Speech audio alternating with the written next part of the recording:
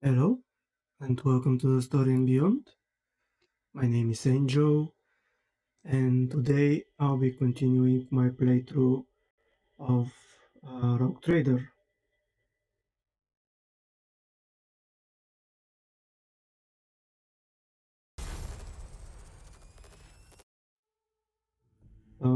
Last time we took over control of the void ship, and we were officially declared the new Rogue Trader. But the mutiny that was happening on the ship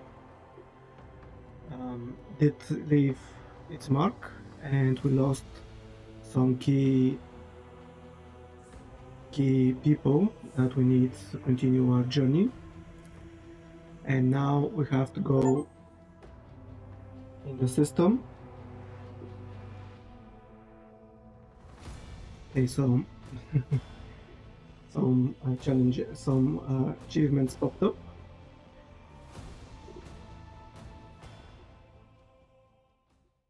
We have to go around the system that we are currently in and try to find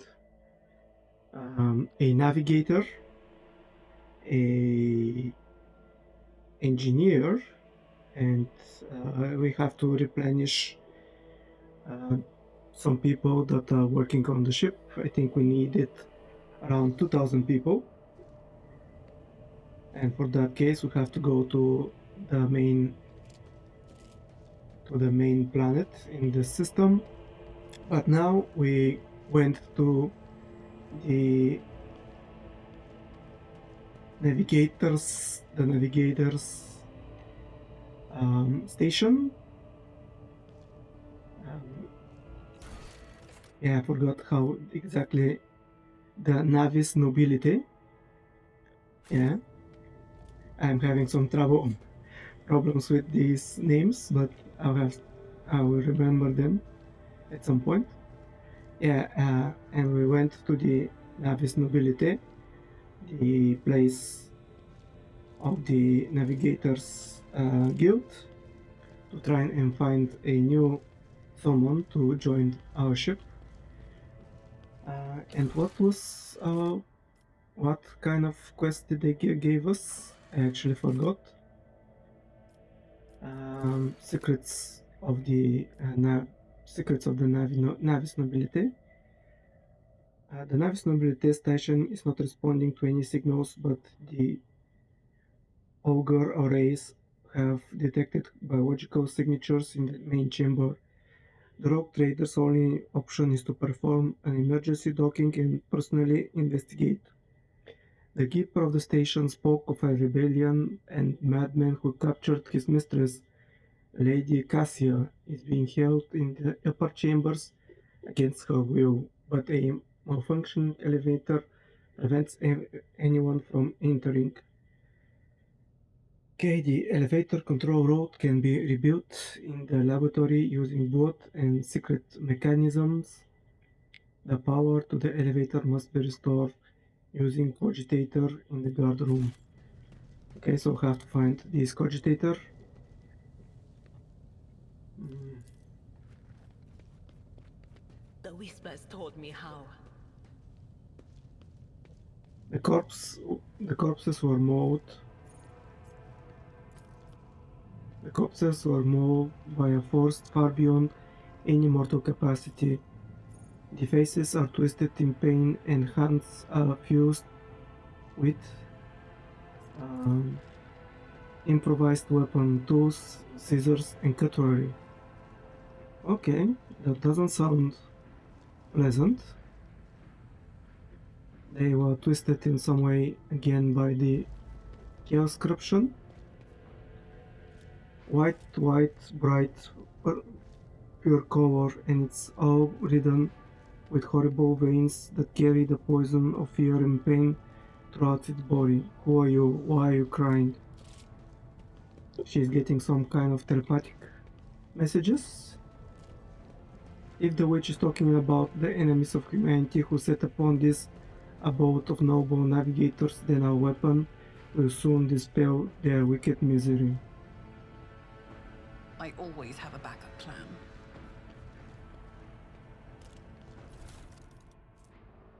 Some goods.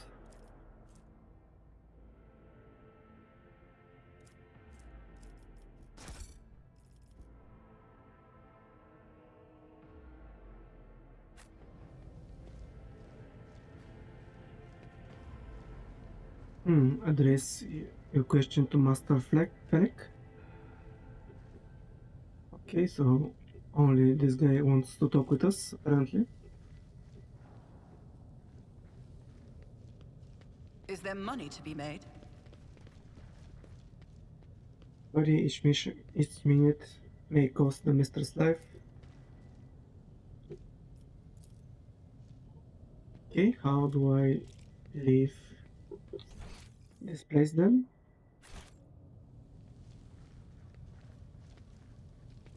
Rise to the top, or get left in the dust. I'll jump over. I have to try to jump over it. Nothing's impossible for this old officer. Alright.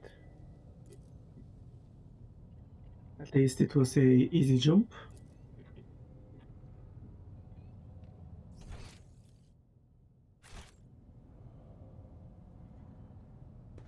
See?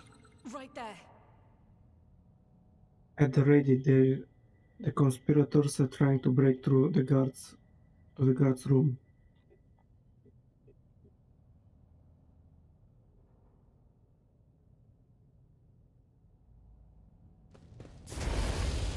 Oh, it was a trap.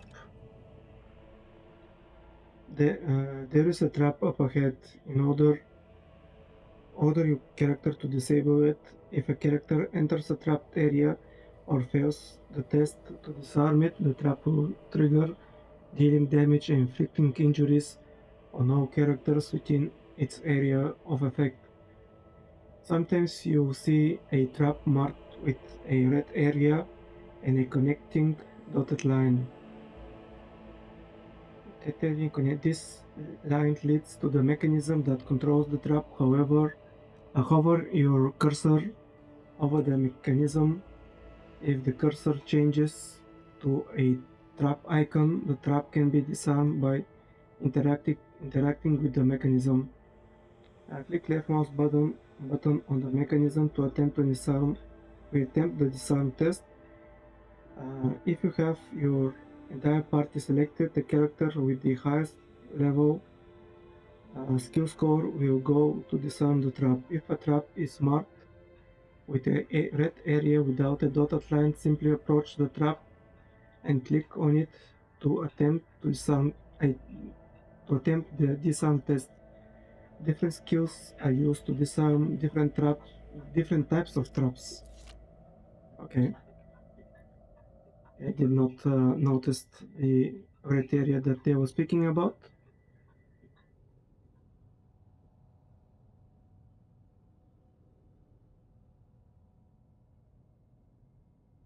At the ready, the conspirators are trying to break through.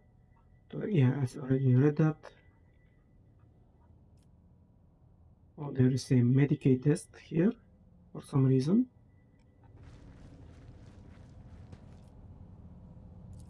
I'll learn from this mistake. All of the servants perished in crossfire. Okay, is there any information if I succeeded? Oh, the test has failed. It could have been good to show me at least that I failed it.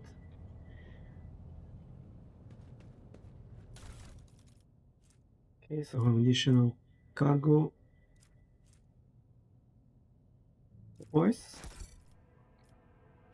Things that I can sell maybe later.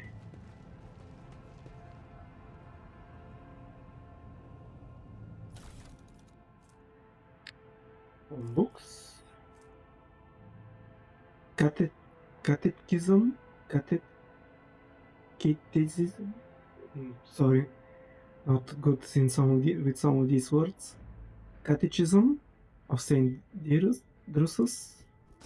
Not sure what it means.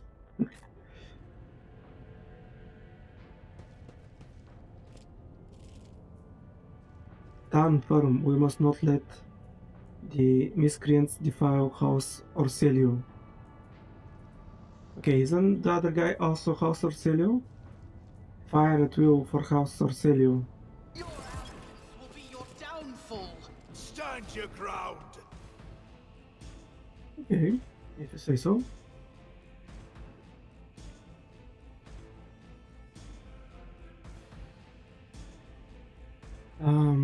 Okay, how will I do it? Okay, Scarlet, you go here.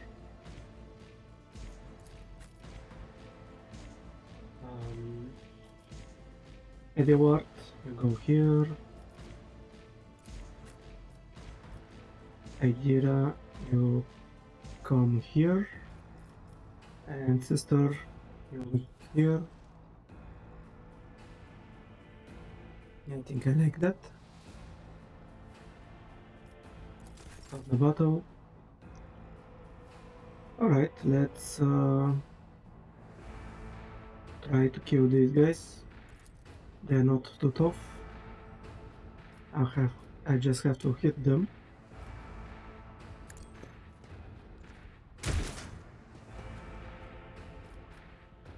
As I said, I just have to hit them. On it.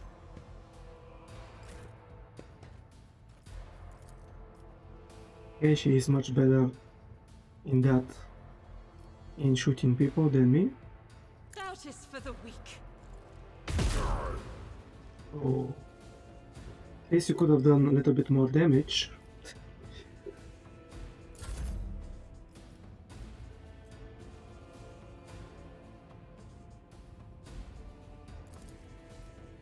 It's as good as done.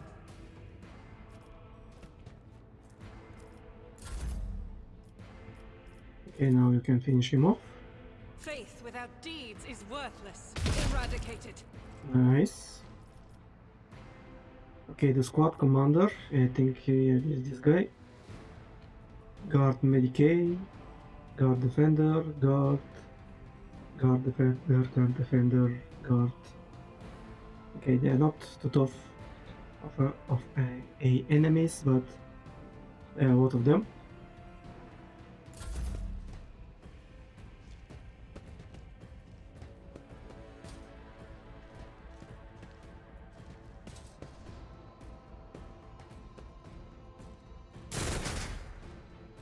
Okay, I don't think that he did the smart thing. Pain and duty go hand in hand.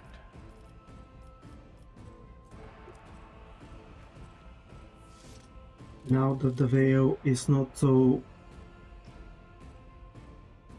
used, I can use my arc lightning to try and kill these guys. On it. Nice, good job. She will be a very useful character at the start until my character becomes more powerful. Okay, let's analyze enemies. Okay, I actually cannot. I'm way too far. And she's way too far away from the battle. Maybe when they come a little bit near, she can use her abilities.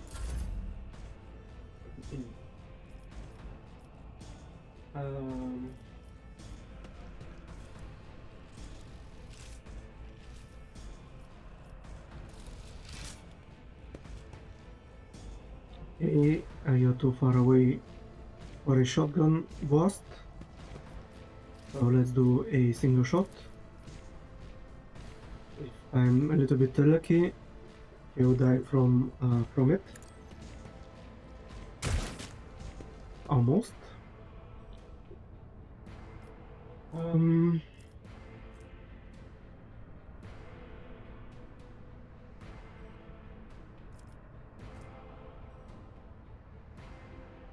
I think I'll use brace for I will impact. do my duty.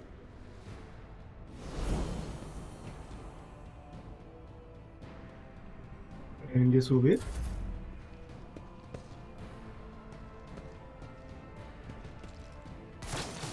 Oh, Brace yourself, okay. How did you manage to hit me from such a distance? And how your weapon managed to shoot? Stop it! Okay, I think they are cheating. That's just incredible range. Okay, how much damage are you going to do with your stuff? Unfortunately, I cannot know because I'm too far away. Okay, let's shoot this guy again. And you cannot shoot him because he's too far away. Okay,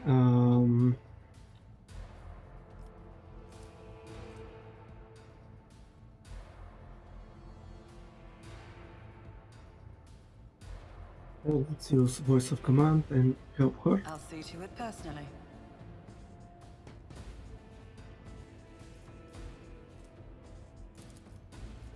Is your weapon going to is reach not this me? guy? Okay, you can reach him. Actually, you can reach the others as well. Okay. Let's try and shoot. Actually, let's try to do a burst shot on them. Maybe you'll be lucky and hit some of the other guys As as the well. Emperor commands, I act. Strike if Oh, nice, nice. That was a lucky but good shot.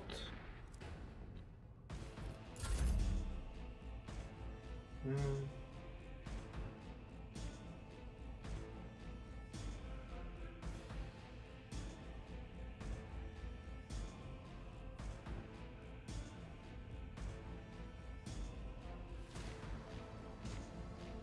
I think you're good where you are right now.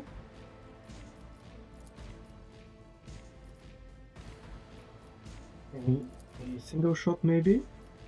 It's more likely to hit. Yeah, let's do some damage on the commander. I'll do it. Nice, good job. Good job, sister. As the Emperor commands, Let's I try it act. one more time.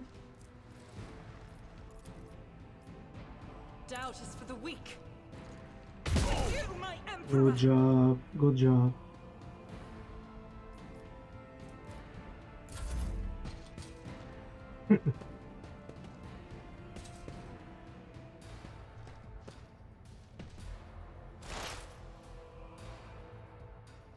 Okay, I think I need to use... I need to move Idira. Let's move her for now over here. Don't want to leave her out of cover. I think next turn I'll move Abelard to somewhere around here so she'll be able to reach one of these covers. For now,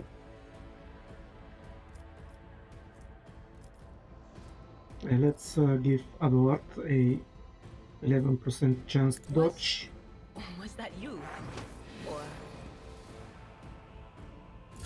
And this will be it.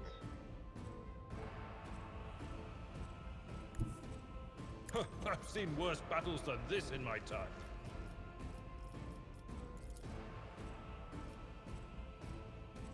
Yeah, unfortunately, you cannot shoot him.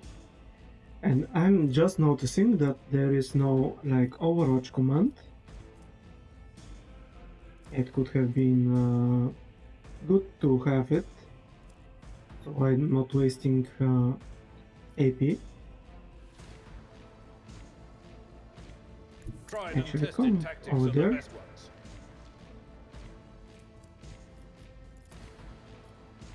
Unfortunately, he is just one square away from my maximum distance.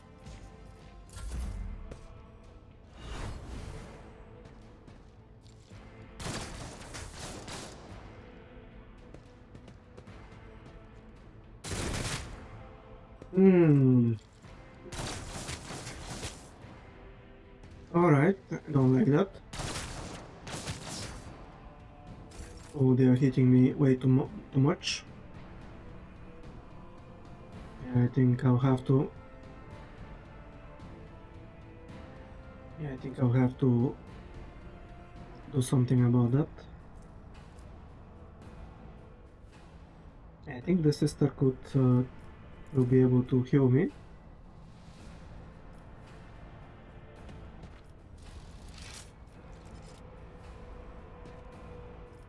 I can do only 6 damage. Why? I'll see to it personally. I was expecting for me to be able to do a little bit more. I won't compromise my principles.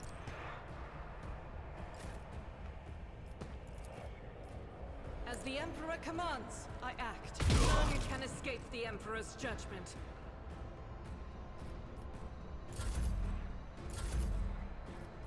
Okay, can you heal her first? Let me tend to your wounds. I owe you a debt.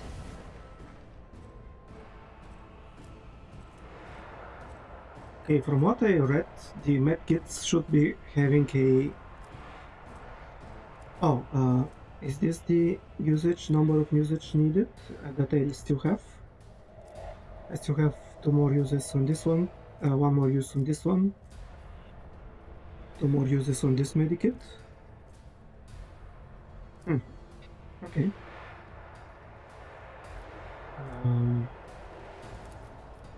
Can you shoot the... I want her to hit the commander, if possible. I'll do it. Oh, that was a miss. That was bad.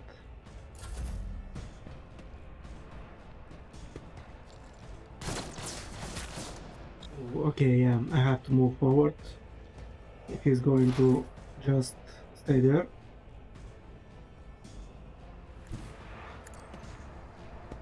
And yeah, I should have moved Sister Argenta to this place. Oh, now you can reach him and you can exploit his... Yeah, to analyze him.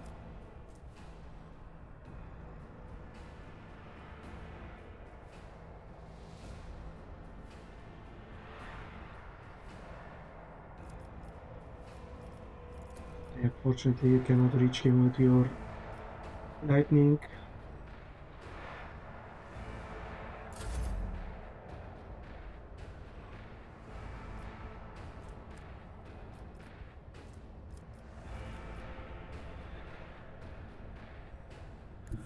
Follow my lead.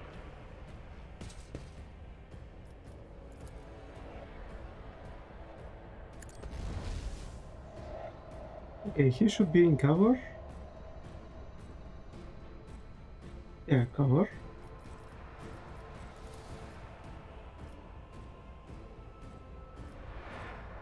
Okay, he is not a good shooter. Yeah, he is better with the chainsword.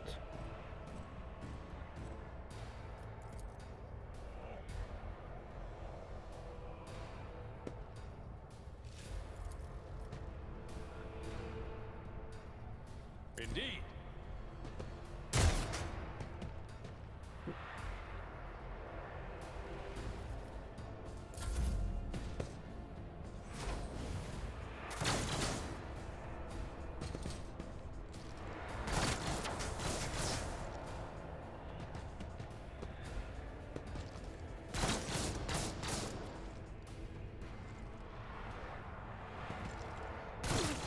Shoot me. Come on. How do you reach so much? That's a little bit I of a am ready cheating, for whatever comes. if you think.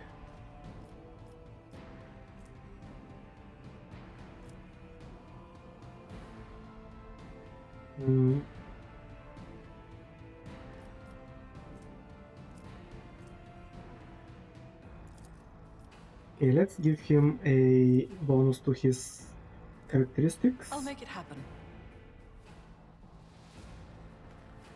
And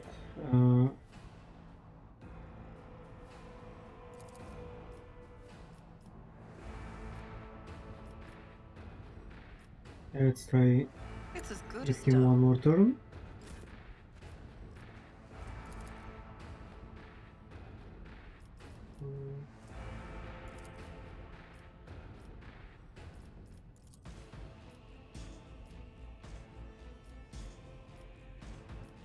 Okay, he has a better chance to shoot the commander than the Medikey who is in the open.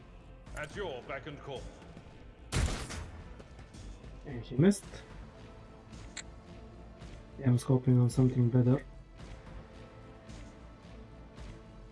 It will be done.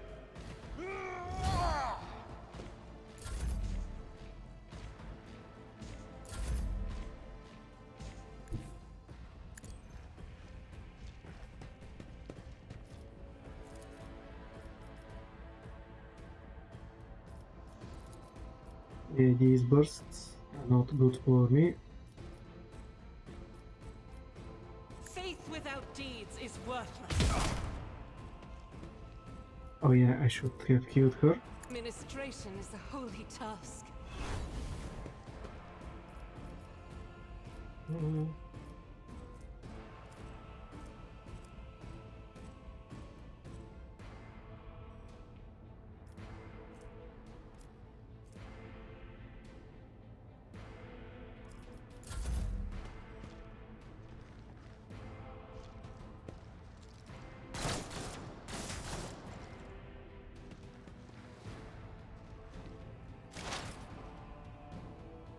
I know what is to come.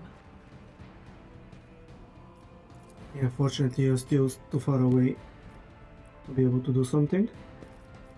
Actually, can you shoot at them? Still, yeah, not enough. You'll have to be way closer. Can you analyze him? Yes, you can. Anything else?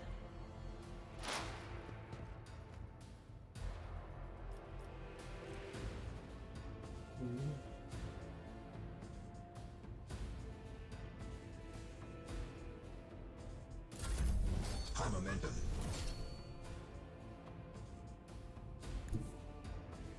A tactically sound approach.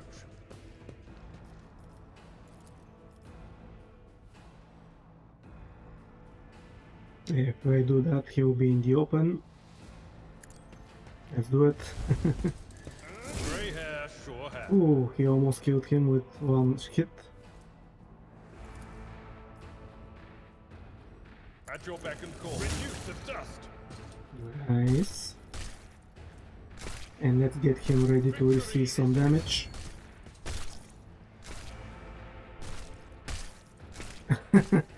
Okay.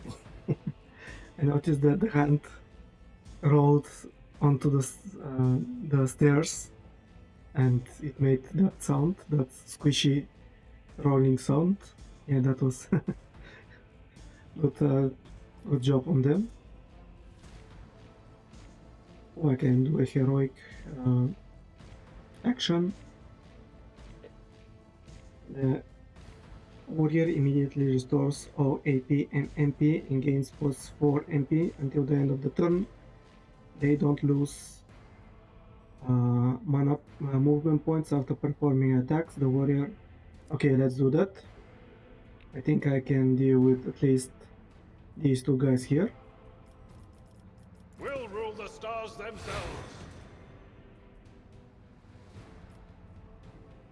I want you to go there. My place is at the fore.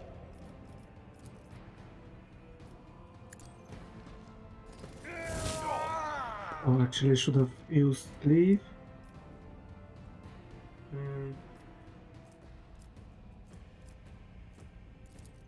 Yeah, I should have used leave. Nice. Nice, nice, nice. Now, okay, this guy as well. At your beck and call. I took care of this one. I got job Abeward. Tried and tested tactics are the best ones. Yeah, I think he's good now.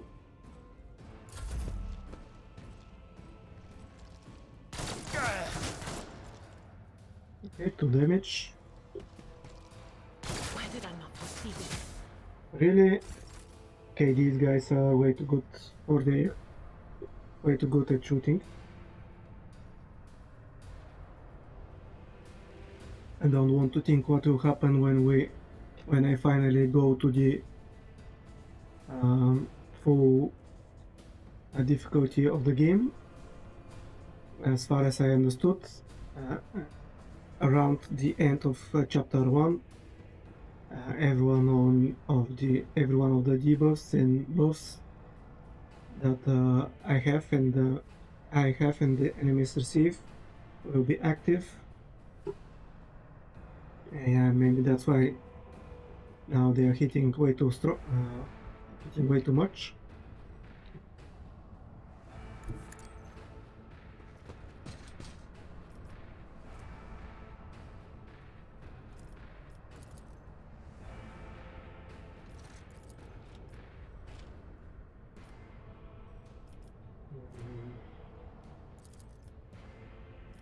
My gut tells me it's a bad idea.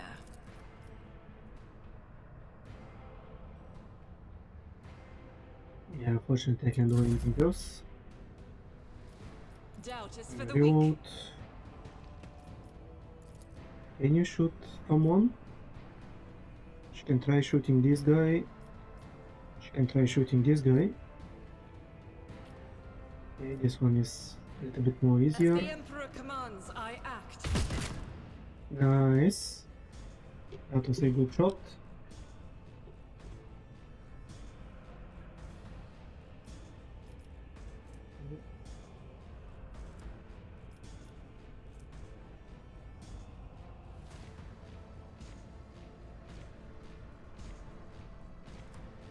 Yeah, I think I should have moved her before that.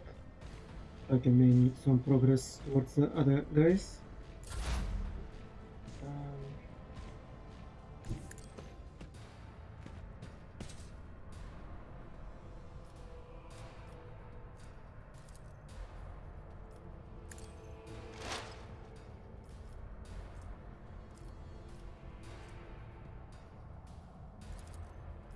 Will do.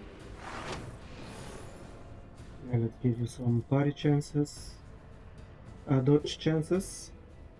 I hope that it will help with you being in the open, and when they're most likely shoot at her.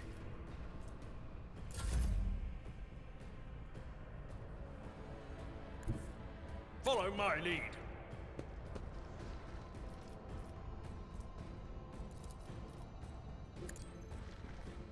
One fewer target. Okay, he is taking hands and he doesn't ask questions. This is the second hand that he took. Can you reach this guy? Fortunately not.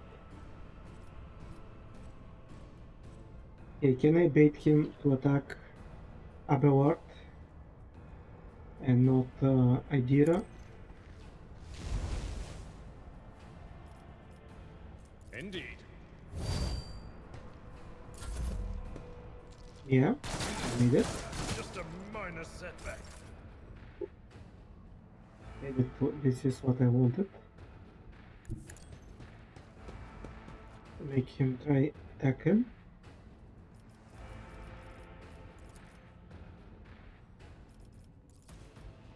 I won't stand for it.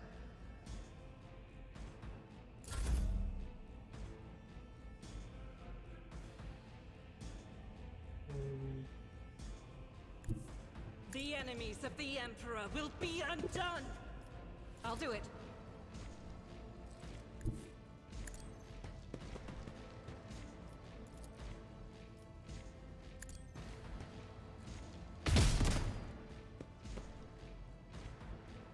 I would have been surprised if she actually made it and shot him.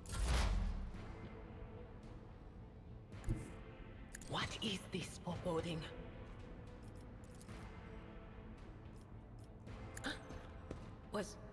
Was that you? Or... But of course.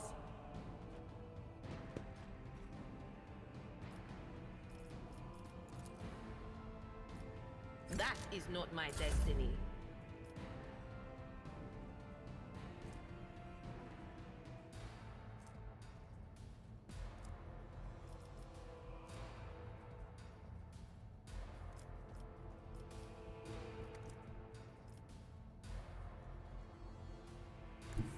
A tactically sound approach. It will be done. Really? Was this one time in combat?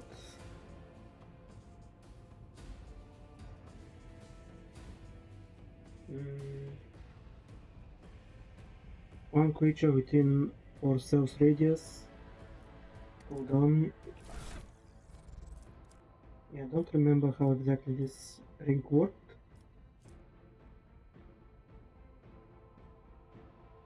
Once per combat. Okay, so it's once per combat. Victory is So imminent. let's deal with him. Reduced to dust. Ho, ho, ho. Okay, I did not expected that. I definitely did not expected that. Okay, so some black chest piece. Maybe I can give it to someone else in my retinue.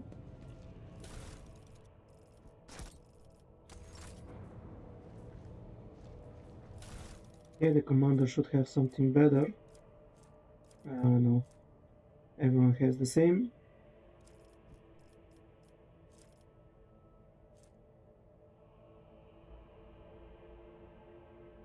Okay, these last guns, they were way too powerful.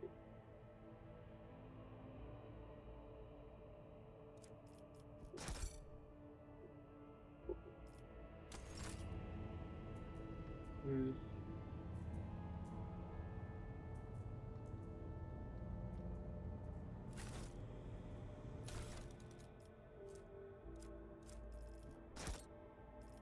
Mm. Actually, let's send some of the auto pistols, actually all the auto pistols to the ship.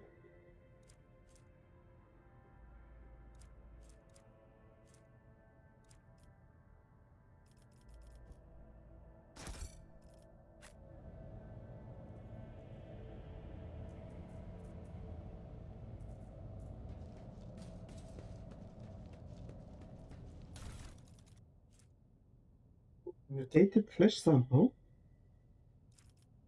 This is some kind of quest item, I think.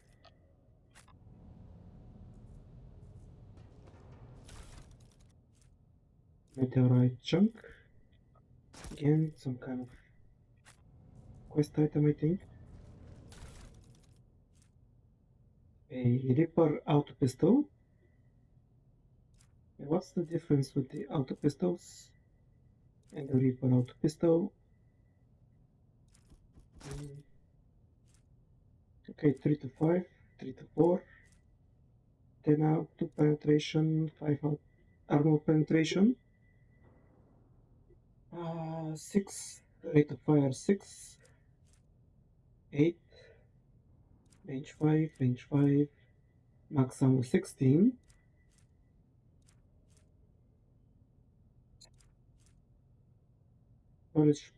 Projectile ammo. Solid projectile weapons have an increase over penetration.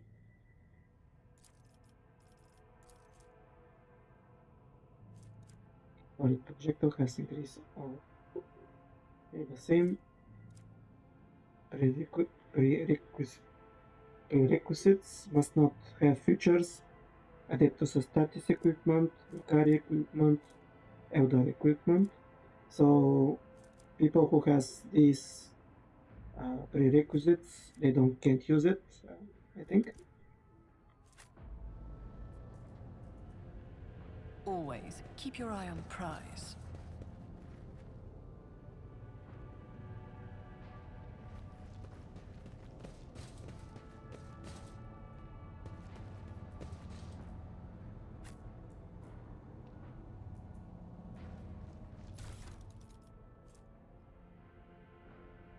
Pontius ciphered Galeus on the training of 40 servants at the court of Navis nobility.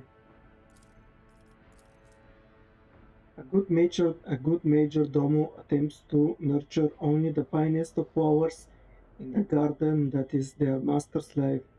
Therefore, new seeds for the garden must be weeded out with the utmost care so that the garden's trees may yield the sweetest fruit. The lessons below will help you separate the precious seeds from the vile thorns to cultivate the perfect garden for any lady navigator. Lesson 1. A faithful servant always makes sure their mistress' rooms and garments are clean. Lesson 2. A faithful servant will never offer their mistress the same dress presented earlier in the cycle. A faithful servant offers their mistress a glass of fresh water upon waking. A faithful servant tastes each dish and every drink before serving it to their mistress. A faithful servant will have mastered the art of styling their mistress' hair. The total time that 5 servants can spend on arranging their mistress' coiffure should not exceed 3 revolutions of the chronometer. A faithful servant lives for their mistress and gladly gives their life for her as well. A faithful lesson 7 a faithful servant that, that's where it ends.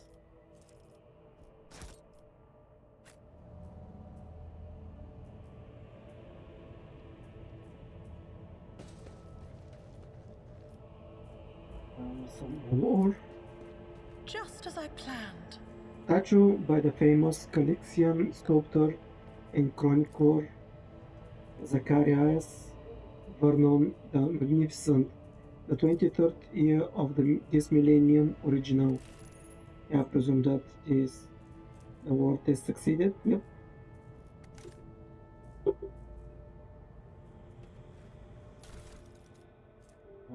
Data Crypt H40KO. Keep your wits about you.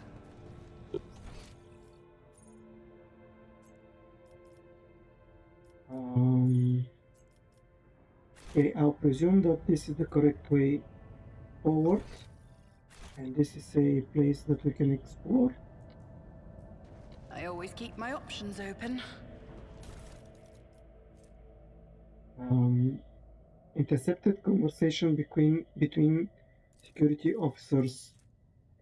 Tremendous honor, yes, but this promotion will transfer the entire squad to the child's personal guard by the God Emperor. Well, you are a strapping lad. You will probably make it for a cycle or 3. It has worn down better men than me. Whatever is the point if your brain turns into mush? I may rip out my eyes like Amos did. At best, I just go bonkers like the little shit stains that kept stealing our you. Oh, what happened to that one? Threw himself out of um, the pressurized chamber because some voices told him to. Calm down, Keeper Felek said the squad will not have to serve the child for long. He even gave us a little leeway. Unlike that fisheye, be quiet, he might hear you.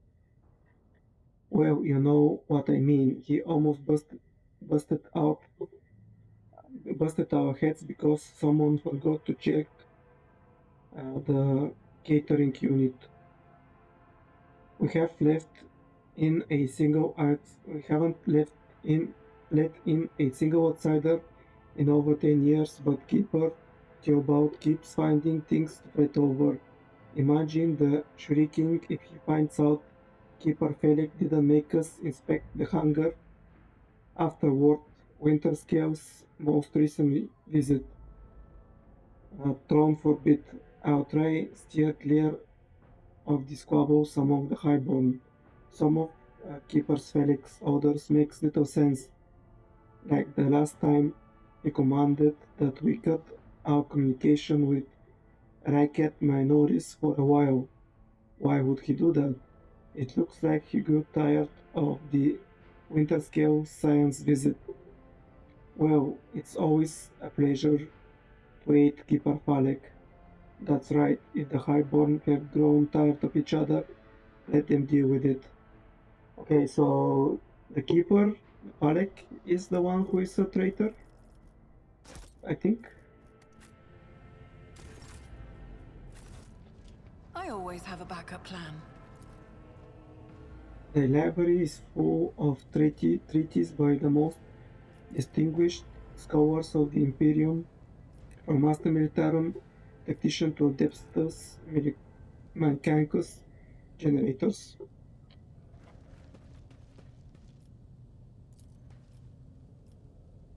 The Lady Navigator's statue looks pristine and new. Right. Is there money to be made?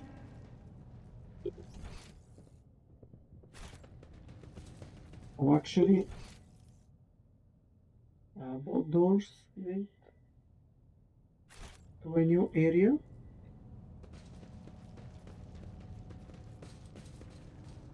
Okay, which one is the correct way and which is the... Okay, I think this is the correct way. What's going on here then? Rise to the top, or get left in the What ears dust. are ringing? God damn it. I noticed it, tried to pause the game, but the game paused and I unpaused it. And we got hit. Navigator flash sample. The crew continues to mourn Lady Theodora. I fear it may affect the performance of their duties in service of the Lord Captain. Let us not dawdle. Bad people grieve Lady Theodora was with us so long that we started to believe she was immortal. Okay, some supplies.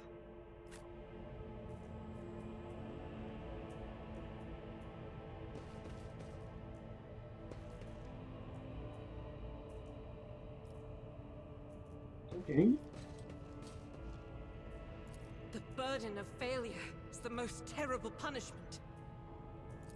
Oh, the irony. Is everyone in my squad? Does everyone in my squad has on 35 athletics? 20, 20, 30, 30. Okay. Apparently my guys are quite weak. Experience. Nothing matters Okay, more. Abelard made it. No. Oh yeah, he made it. Clear, then we got Noble Silk Gloves. The wearer gains plus 5 to persuasion. Alright. Do I have gloves? Yeah, I have some. Wearer gains plus 3 bonus to tech use. Okay, do I have someone better with tech? Unfortunately not. Okay, do I get a little bit more tech or persuasion? Okay, my persuasion is 55. Yeah, I think I'll keep the gloves for now. The tech gloves for now.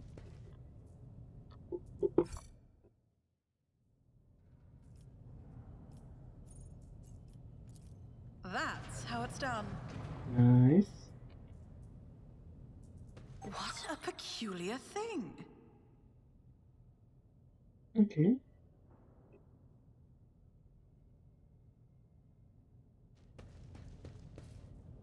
Oh, here's the trap.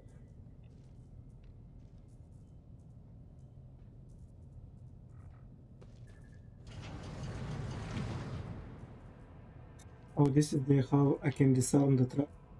I just noticed it. The Emperor favors me today. Nice, nice, nice.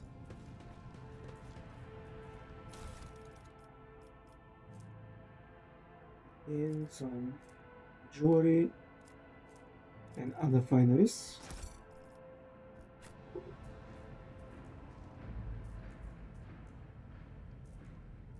Oh, okay, I think I got it. This door could have been opened without a problem. This door, because it's the way to disarm the trap, it needed to be hacked so I can get into it.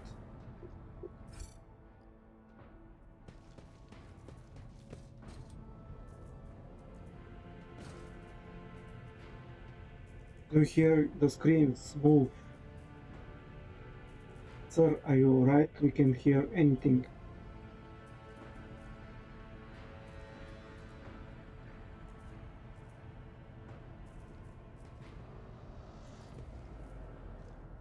Now I see you are in league with them. It is an insurrection. Yes, indeed. Death to the traitors. Sir, what are you doing? Get a hold of yourself.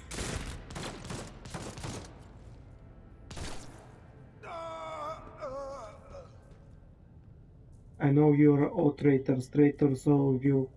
They told me, they whispered, hey, who are you?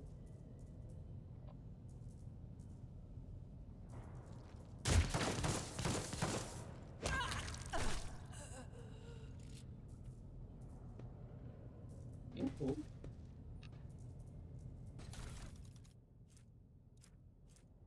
yeah, I forgot to check if these fuck armors will work on for anyone. Okay, I think Abelard has a better armor than that. Yeah, his is post 25%. What is my armor? I don't think that I have some one. Actually, I have.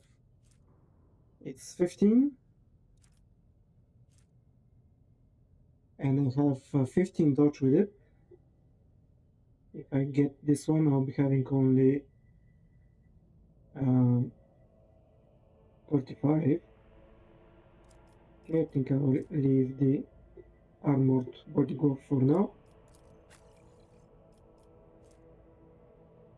Idira has the same one.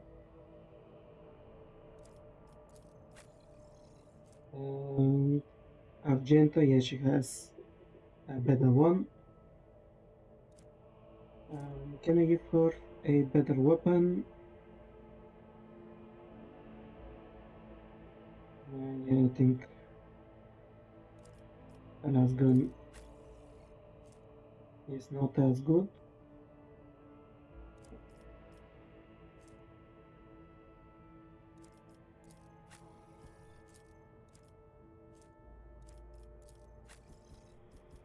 I think they just had a bit more success with the last guns because of the game difficulty, not because it is a good weapon.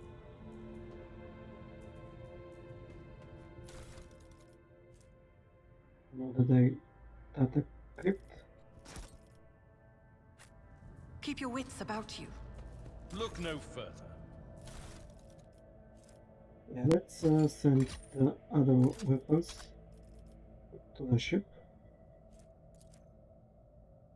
Yeah, we'll be needing them.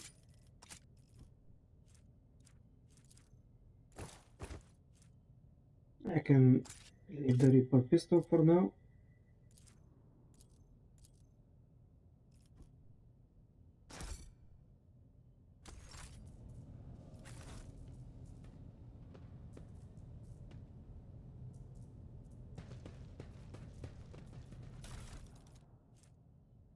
Research notes of Navis Laboratorum Custodian Fortuna Orselio, Part 13. Keeper Theobald graciously agreed to provide samples of his skin growth so we could study the influence of the rebellious Immaterium on the flesh of the Navis nobility. Just as we thought, navigators are positively resistant to the relentless currents of the war. The God Emperor truly does shield some people against corruption and misery. But let us get back to the study of mortal flesh. Another servant will be carried in shortly. I must ready the organ extraction equipment. Adamantine dust and black water. This was the worst idea that could have entered my mind. God Emperor be praised, I am lucky to still have my head on my shoulders after this reckless experiment. Nevertheless, we did make an important discovery. The adamantine seems to protect the frail flesh of the born to a degree. Having said that, not even the malerac- ma- mace- macerator macerator can handle its temper, so we should probably introduce a more complex compound into the formula. All the data related experiment to the experiment we recorded to datacrypt K040H. I will get back to them later once I'm done with experiment H41OK. Yeah, I think I got this datacrypt. I think I can check out what's going on with it as well. Have I mentioned that the chunk of meteorite found by Keeper Felix subjects is completely useless, although its shining granules could be used to make new paints for the child. Yes, I think I'm going to do exactly that. Hmm.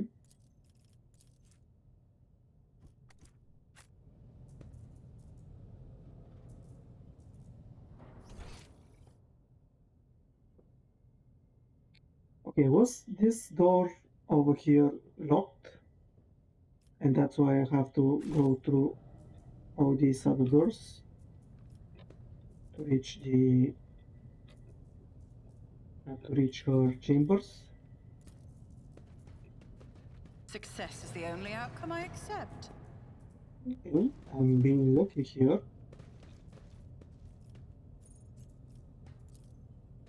Just as I planned. I'm being very lucky here.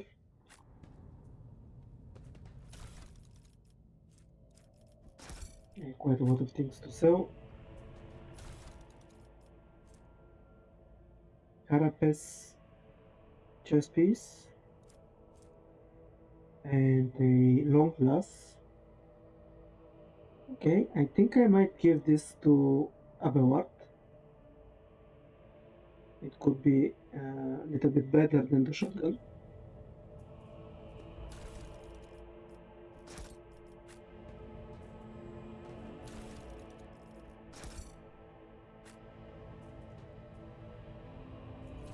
Yeah, actually, let's give it to him.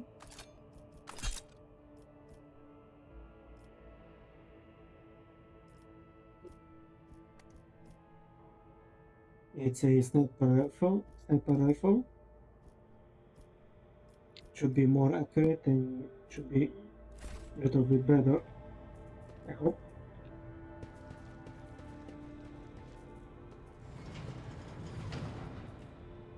Okay, what's going on here?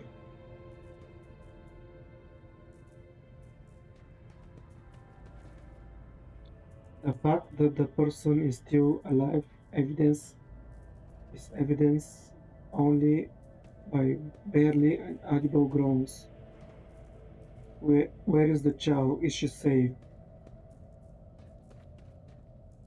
We are done for. They'll kill us all. Where is the child? Is she safe? It's too much. The pain. It hurts so much. The pain in my chest.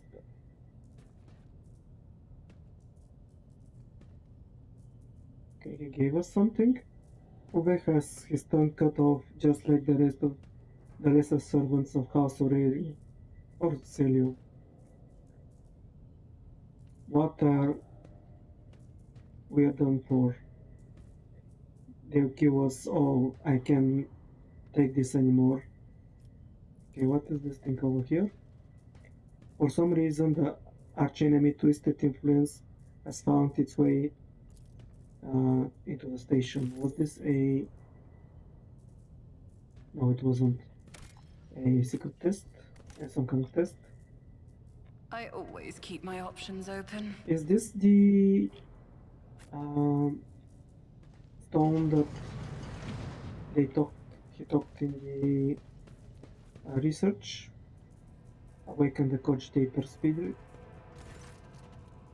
The cogitator's vid screen is covered in cracks and stained with dried blood. The button switches and levers were ripped out of the control panel with exceptional cruelty and scattered around the sacred mechanism that now sparks and hisses in agony, still refusing to perish. Awaken the cogitator. You turn a few of the remaining dials and pull the active lever. The cracked vic screen of the secret engine flickers. The cogitator insides emit creaks and groans, and the lumens uh, oscillate on random. It takes a while, but eventually the machine spirit do grant you access to the cogitator system. A lumen generates turn for a light source, presumably an electric one. A spirit belief by the adherents of the cult mechanicus to inhabit and control any technology in existence. I request data on the station's navigators. After a brief pause, the data appears on the vid screen. Felix Orselio, location the main hall, status alive. Theobald Orselio, location upper chambers, status alive. Kawamira Orselio, location upper chambers, status deceased. Alexios Orselio, location lower levels, status deceased. Ramos Esteban Orselio, location unknown, status deceased. So there are only 2 of the 5 Orselios remaining. The child, location upper chambers, biometric parameters, rapid heartbeat, elevated body temperature, stress level exceeds the permissible limit, status unknown, error, attention, calming procedures advised, attention, upper chambers inaccessible, error, the control rod is not present. If the rod has been misplaced, immediately contact a station keeper or the Navis Laboratorum custodian. Examine the log. The archive data stored on the cogitator's local data crypt is partially corrupted, but you still manage to access the residual data for residual logs for examination. Data crypt. The data repository is sanctified by the Astra Mechanicus to be used in conjunction with a cogitator. So the hard drive. View box report 12AH890. The Vox recording hisses for some time before you hear a voice. This is Officer A282. Do you copy? Several generators overheated on the lower levels. Chambers A to D are unpowered. The tech priest crew sent to investigate the problem is not responding, requesting back. The officer's speech is interrupted by shouting and the recording abruptly ends. Tech priest, the rulers of the Adeptus Mechanicus, they revere technology as the object of their devotion. They direct the endeavors of fabricating and leading the followers of the machine god in unforgiving crusades of fruitless acquisition. Officer H-123 speaking. 200 servants have perished due to explosive decompression of the living quarters. We've located traces of mechanical interference.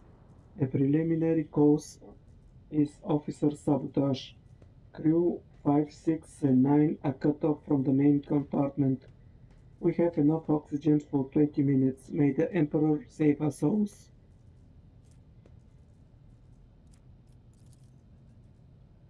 Senior Station Officer, this is the captain speaking. We attempted to contact the Winter Scale Scion for help, but something is jamming the signal. We never received a reply and cannot be sure if it was even sent in the first place. A rescue team is not coming. We are on our own, so remain vigilant. Anyone could be a traitor. You hear me? Anyone. If you are in doubt, shoot to kill. The following vox recording are too badly distorted to make out even a single word. Examine the recent entries of the incident log. Report X880 originator classified date classified. The servants close to the child have started butchering one another. An order came from above to have their remains processed. Report X886 originator classified data classified. The negotiations with the Winter Scales were a success. A new batch of servants will arrive in 10 moons. Escort them to the laboratory at once. It is imperative that we increase the new retainers' resistance to the child's powers. Report X891 originator classified, data classified, date classified, data expunged. Okay, they deleted the entry. Okay. Examine the station's docking log. The log is almost completely corrupted, but you managed to recover the last entry. Identity confirmed. Region Ronto or Celio. Date of visit classified. Reason for visit classified. Date of departure classified. Examine the security and life support logs. The yellow lights above the control panel flicker to life and a singular repeat message streams down the bit screen. Warning, damage in technical compartments A12, B3, D8, and H24 detected. Warning, living quarters L10, L16, L288 depressurized. Warning, unable to access the station docking system.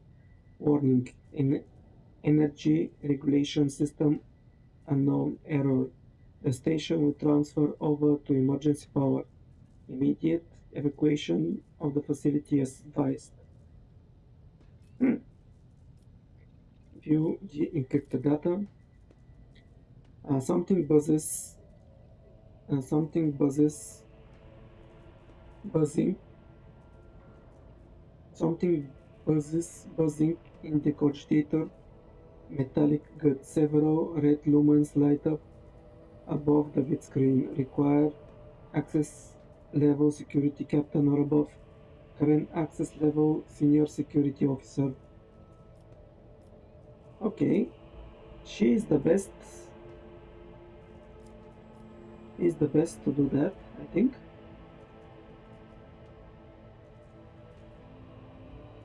So let's try it. Yeah, I succeeded. Nice. You easily bypass the restriction imposed on the sacred machine. A cogitator overloaded processes were unhappy. Most of the encrypted data has been wiped. You find traces of the purge protocol.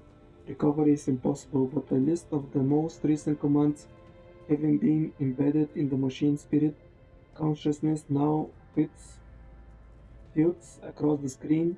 in a single uh, creeping line.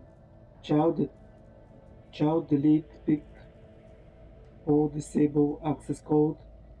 Unknown station controls delete activate shuttle self destruct purge command log.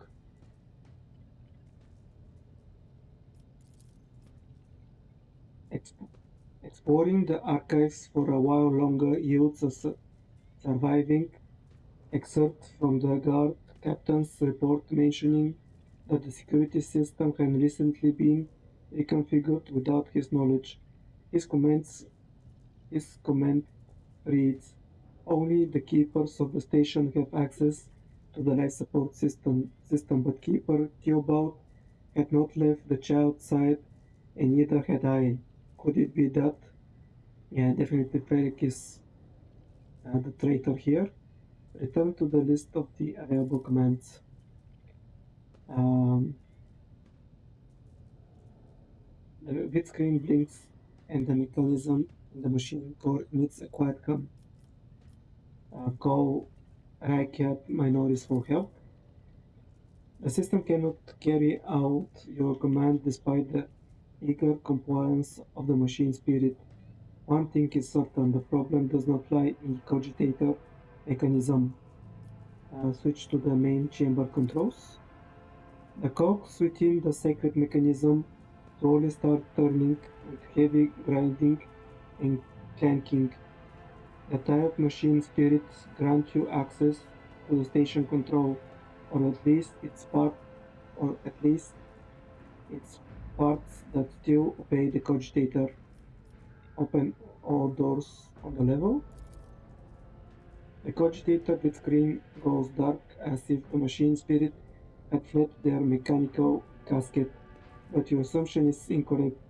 As it fills with static just a few moments later, you can barely make out an inscription amidst the flow of rapid changing symbols. Warning: data corrupted. Processing error. Um,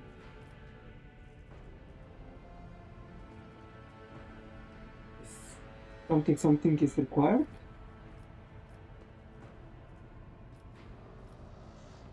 Ooh, what?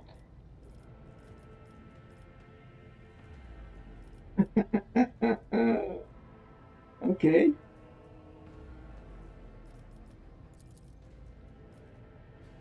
The cogitator takes a few moments to gather the data from the station active systems. According to the report, this door has already been opened. The cogitator view is opened. You push a few buttons on the control panel, but the system rebels and keeps resetting your commands. According to the data, the compartment you are trying to open is depressurized, okay? The cogitator takes a few moments to gather the data from the station active system, the procedures, and produce the following message. Protocol can be executed. The passage has been opened. It's already opened. Okay, I opened. Okay, this gate was definitely locked.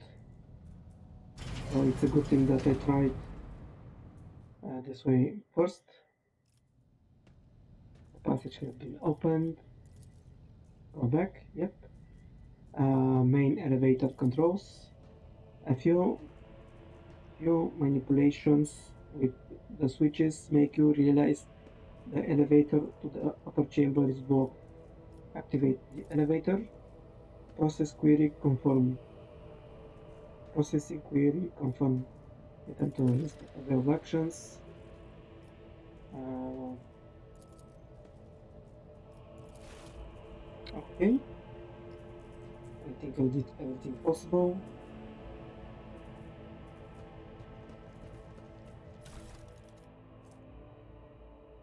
Oh, I did not take the research notes.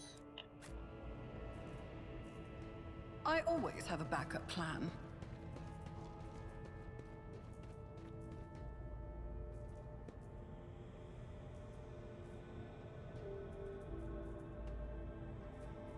Okay, it says that I can talk with. Oh no, I think this guy was the only one who was able to see it for some reason. Is there money to be made?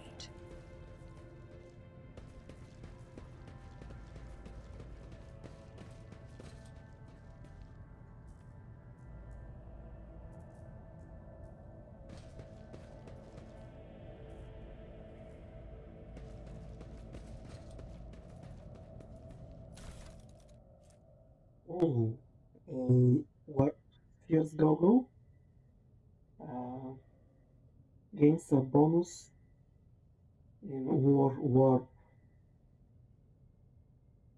Okay, I can give it to someone, but I don't think this someone is anyone from the current crew. Or street logic. Mm,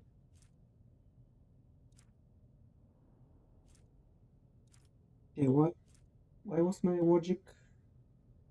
Oh, because my warp is because of the uh, my greatest failure feat that I got, -5. Um, yeah, I think how it is now is okay. And this is a headpiece, so definitely that my other equipment is definitely better than some bonus to the warp, to warp. Oh, I think this was the second door, the first door that I opened with the cogitator. Okay, what's happening? Here say heresy has.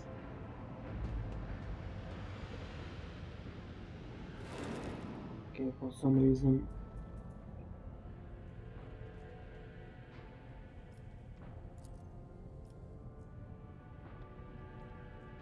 I think this blue hue that appeared is because the a demon that is possessing us wants us to see something, maybe. That's what I'm guessing. Uh,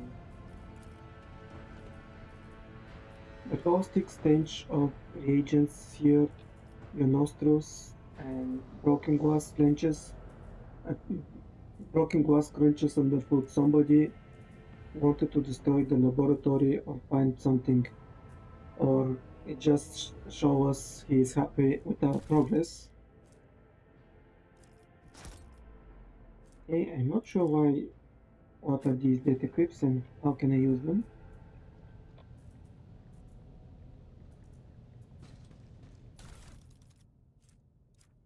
From Biogel.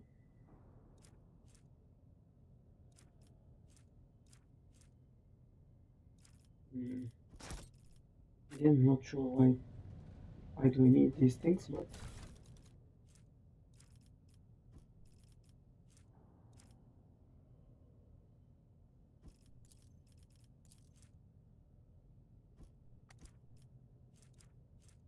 okay, are these things just junk? Is this what the orange borders means? The purple border, I think it means like sellable good, some things that can help with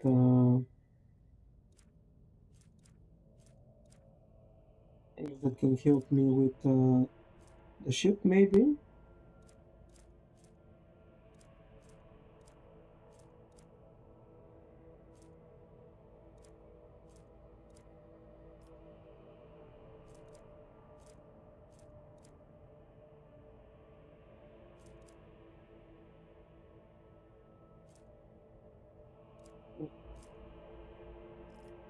But the orange borders, they look like just ordinary junk.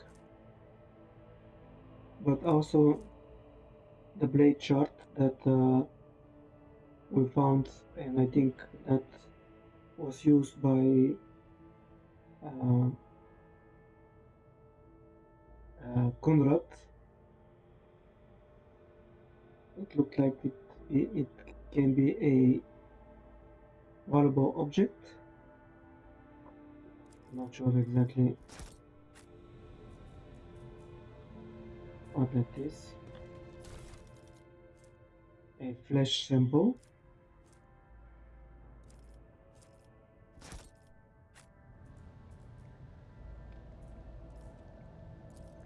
Failure is just a temporary setback. Someone disrupted this experiment in the most brutal fashion. It's impossible to determine what was inside. Yeah, it was a failure.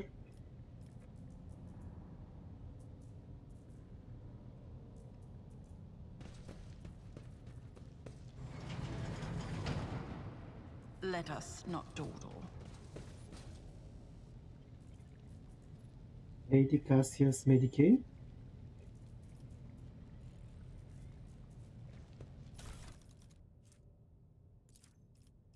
Research notes of Navis Laboratorum Custodian Fortuna Orselio, Part 12. More and more servants are being influenced by the immaterium, and it has nothing to do with the child's more frequent tantrums. We've discovered that the corrupted flesh of the mutated reacts most unusually to the crystals we purchased from the Winterscale dynasty. I strongly recommend finally grinding the reagent to catalyze the reaction. Do not use acids under any circumstances. Trust me, you will not like having to tend to the burns that the next dozen turns in a row, or to the burns for the next dozen turns in a row. This goes for something more basic. Oh, and one more thing. The tech priest blessed the data crypt H41OK for the calculated number of counterns, which means it is no longer necessary to remain near the device while waiting for the reaction to start. The data crypt H40KO malfunctioned for over the course of our research. I should remind the technomats to deliver this secret mechanism into Magus Dioptus' capable hands.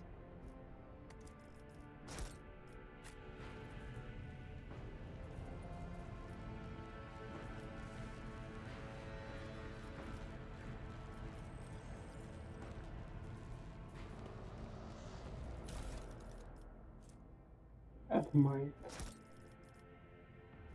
Yeah, I think these things started to look more and more like George Junk. Laboratory Journal H4045 LS. Experimental section. The child's influence on the psycho-emotional state of various representatives of the Imperium. Access level or Celio T prime. Experiment H4545-1. Subgroup Wellborn male. The test subjects exhibit signs of acute stress. The majority perished of blood pools within a day of being placed in the laboratory chamber due to the inability to halt the discharge of ocular secretion tears and the body's subsequent replacement of these secretions with the collective collective tissue of its eternal environment. The individuals with the greatest resistance to the sacred child resonance died several chronoterms later. Extensive wounds in the abdomen, presumably inflicted by a jagged piece of metal. Death was caused by strangulation with subject's own intestines. The subject's final shouts exhibited concerns over abdominal tentacles and void worms, hallucination prescribed to their own eternal hallucinations prescribed to their own eternal organs. Experiment age 44, 45, 45 2. Subject no born female. The test subjects died within an hour of entering the laboratory adjacent to the child's chamber. Most had their tongues bitten off or their jaws badly dislocated. Some test subjects lacked the physical strength to separate it from the rest of the skull. Cause of death: severe head injuries caused by implicating the walls or the floors, caused by impacting the walls or the floor. Experiment age 45 3. Subgroup: a paralyzed patient who lost the ability to speak due to the shock caused by a manufacturing accident. Male. The test subject noted a tingling sensation in the deteriorated tissue. During Regent Aronto Orcelius' visit to the child, the test subject smiled and started humming, most likely trying to carry some plebeian tune, and then attempted to address the servant who brought him food. A lengthy conversation was prohibited due to the servant's lack of tongue. Experiment age 45 4. Subgroup: a defective offspring of ward P. Orcelio, pronounced unfit for studying the high art of navigation, owing to the mutation of tissues required for installation of the obligatory augmentations that merge one consciousness with the vessel. Additionally, they display an overall feebleness of mind. Female. The test subject mirrored the child's action for 3 days. On the fourth day, the child became upset after hearing the news about the untimely demise of Amos Cantarelli, an officer of her personal guard. As a result, one of the test subjects peeled away several layers of tissue from her face and died from the resulting massive heart attack. The last surviving test subject was executed for attempting to contact the child. Okay, so they were sending person after person after person to talk with her, to do something with her, and they all died because of her influence.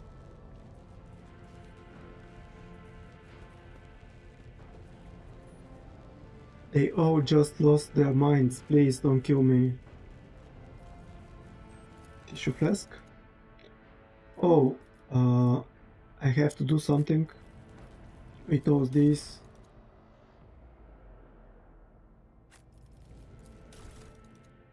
Hmm.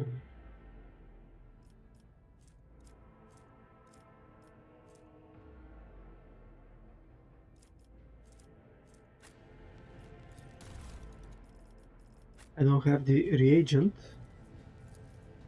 transducer. Okay, I have to do something to, I think, remake the rod. I know I remade it, but I can do some things here and now get something in return, I think.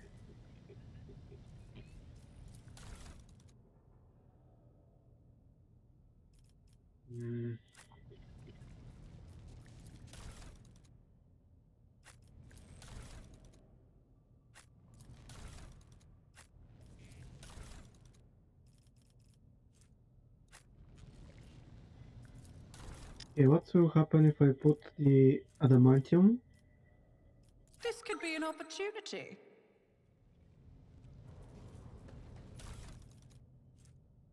adamantine dust. Oh, I can do different things apparently. Meteorite dust. Oh, this might be the reactor that it's needed. Crystal dust. Yeah.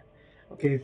For us, if I remember correctly, it's not good to use the adamantine dust. Oh, okay.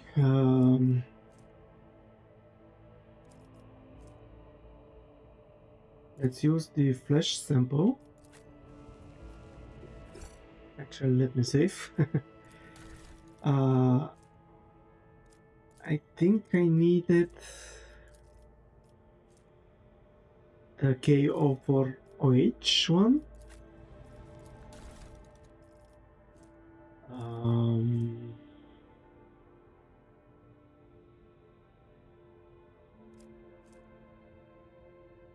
Black water.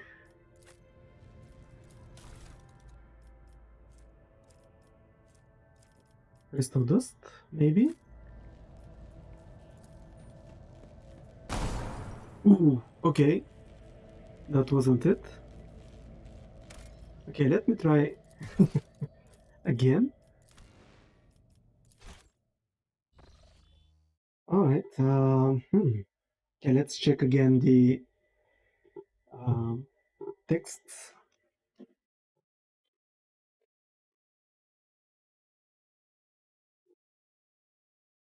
One second.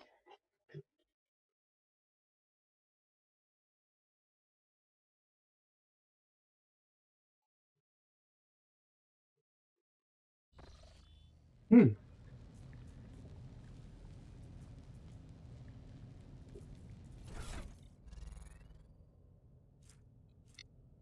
Um,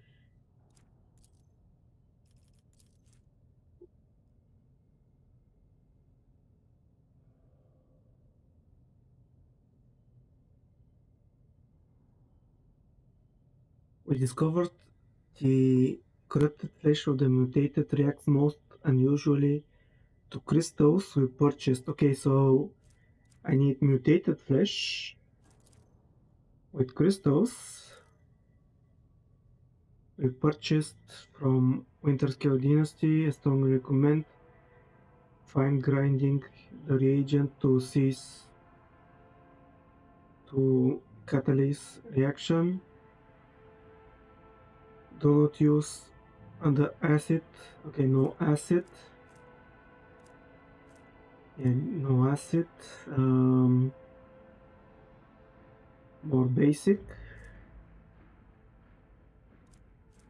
Water is more basic. Purified sample from oceanic world. Hmm. And one more thing, the tech priest placed 41 okay. Okay, so this one.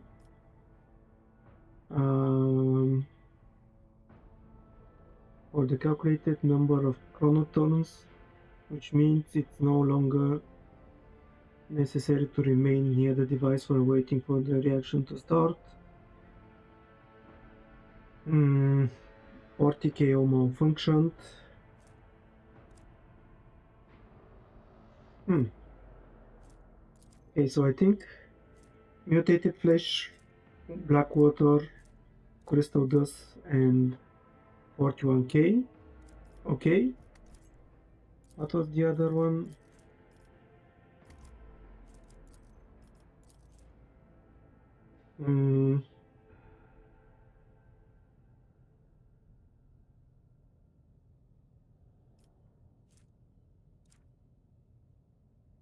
The adamantine seems to protect the frail flesh of the wall-born to a degree. So adamantine, fresh sample,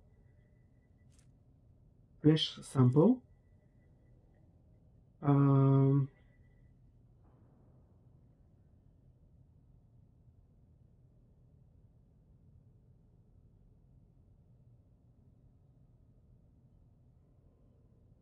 more complex compound into the formula.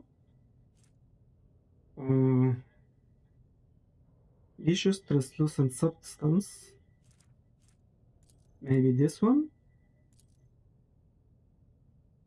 And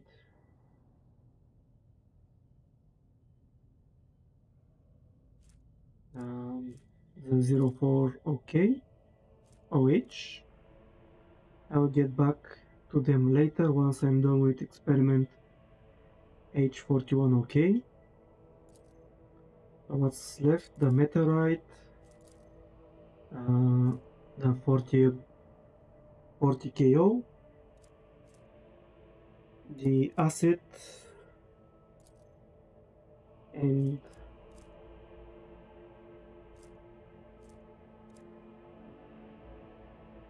okay, did I lose a item?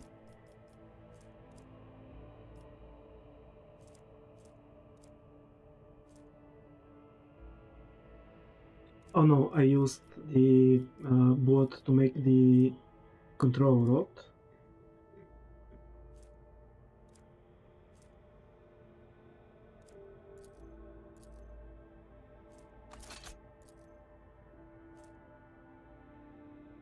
Rough body sketches, a crumpled sheet of paper with a drawing of a tall woman with dark-eyed and a dark-eyed monster painted in fresh wood.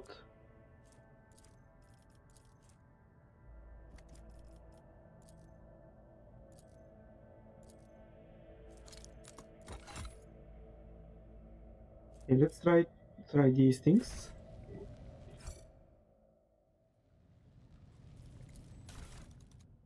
Oh, here is the boat, actually.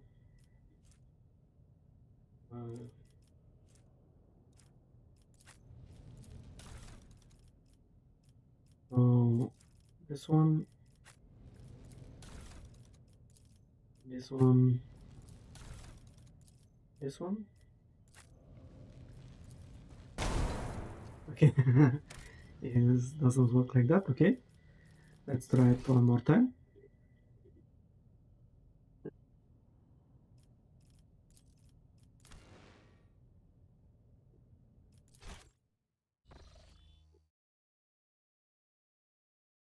So maybe I should have used the translucent liquid with the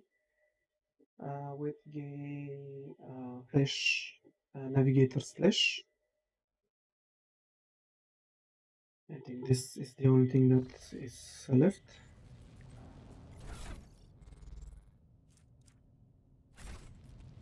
Rise to the top, or get left in the dust. Yeah, let's try it. Switch it up. Flash sample, flash sample. 0, okay. Biogel. Oh, actually, let's try with the acid and adamantine dust. Okay, that worked. This is intriguing. 6 elixirs of warp neutrality. Elixir of warp neutrality grants immunity to warp damage and inflicts -10 penalty to fellowship, but the user can deal with warp damage until the end of combat. Okay, that worked. Okay, can I do it again with the flesh, mutant flesh? 41 okay. Black water and crystal dust. Okay, that doesn't work. Is it because something is wrong, or is it because I cannot do anything else? Not sure.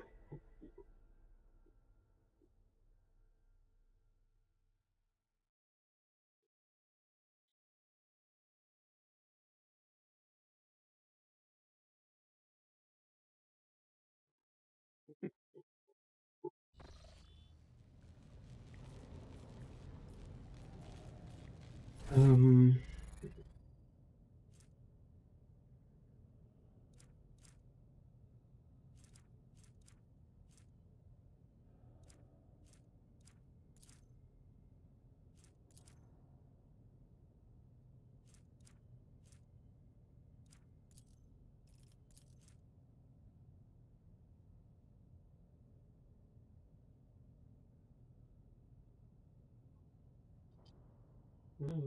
don't use acid in any circumstances. Yeah, so the crystal dust should not be used with acid. Something more basic. Let's try to use the translucent substance then. Viscous translucent and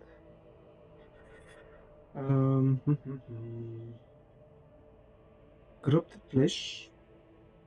We discovered that the corrupted flesh of the mutated reacts unusually to crystals we purchased. I strongly recommend fine lining the reagent to catalyze the reaction.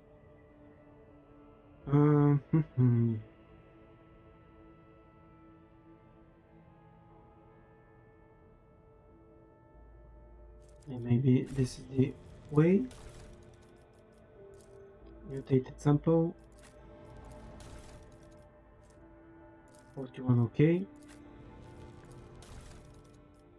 Viscous and crystal. Okay, yeah, that worked. Well, what do we So have the here? viscous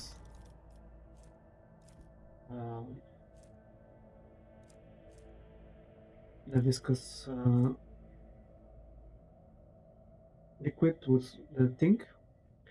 Adaptive antidote grants immunity to toxic damage and inflicts -10 penalty to toxicness until the end of combat. Actually, let me grab it. And the final thing is the Navigator's Flesh. Data Crypt H40 KO. Black Water and Crystal Meteorite Dust. Okay, this is not. Or maybe there isn't anything I can do with them.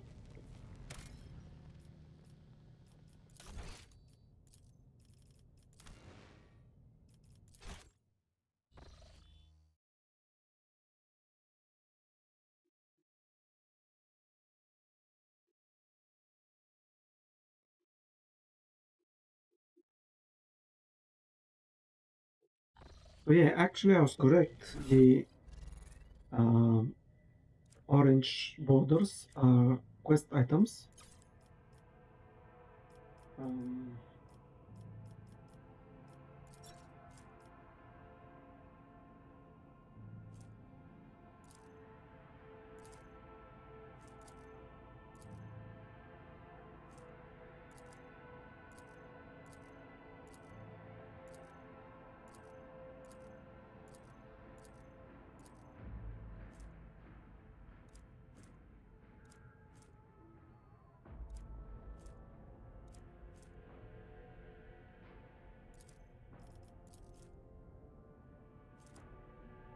So 40 KO malfunctioned over the course of our research. Oh, because this is malfunctioning, someone has to repair it. Because it can do something, I think. So this is the problem, I think, because the data crypt is malfunctioning.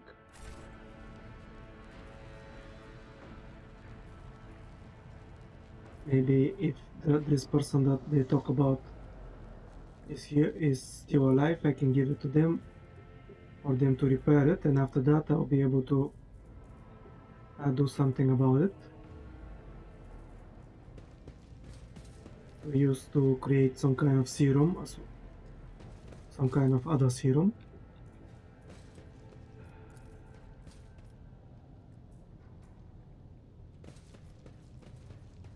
Always keep your eye on the prize.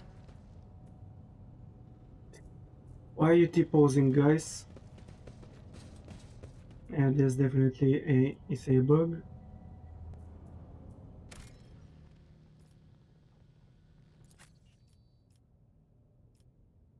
Mm.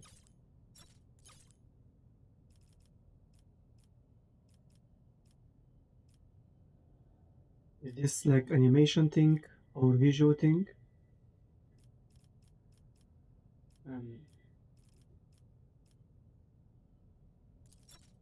Let's say it's an animation.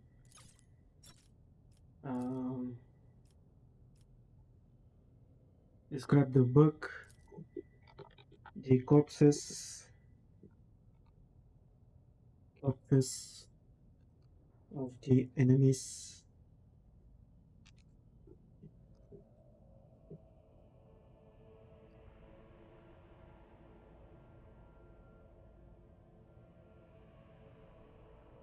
Is this how enemies are spelled? I'm bad at it. Excuse me for that. R T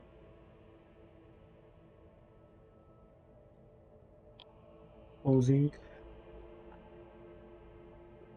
after a revolt. I think it's because of the revolt. Critical, normal, all other issues except for critical issues.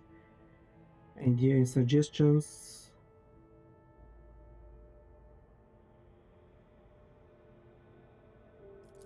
I can check that. By checking this box, you agree to receive updates related to the game and other news. Okay, I don't need that.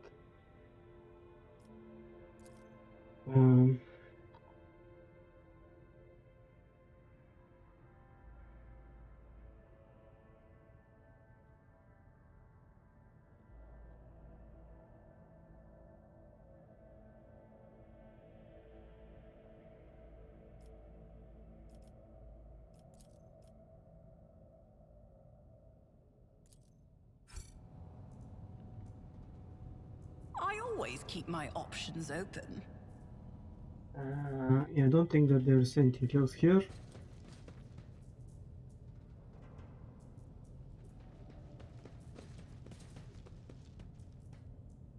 Okay, servants.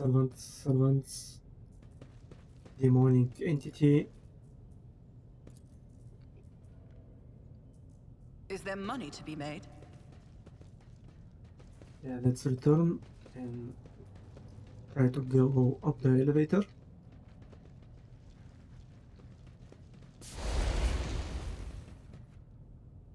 God damn it. I won't let it define me. Compared to naval service, that was barely a challenge.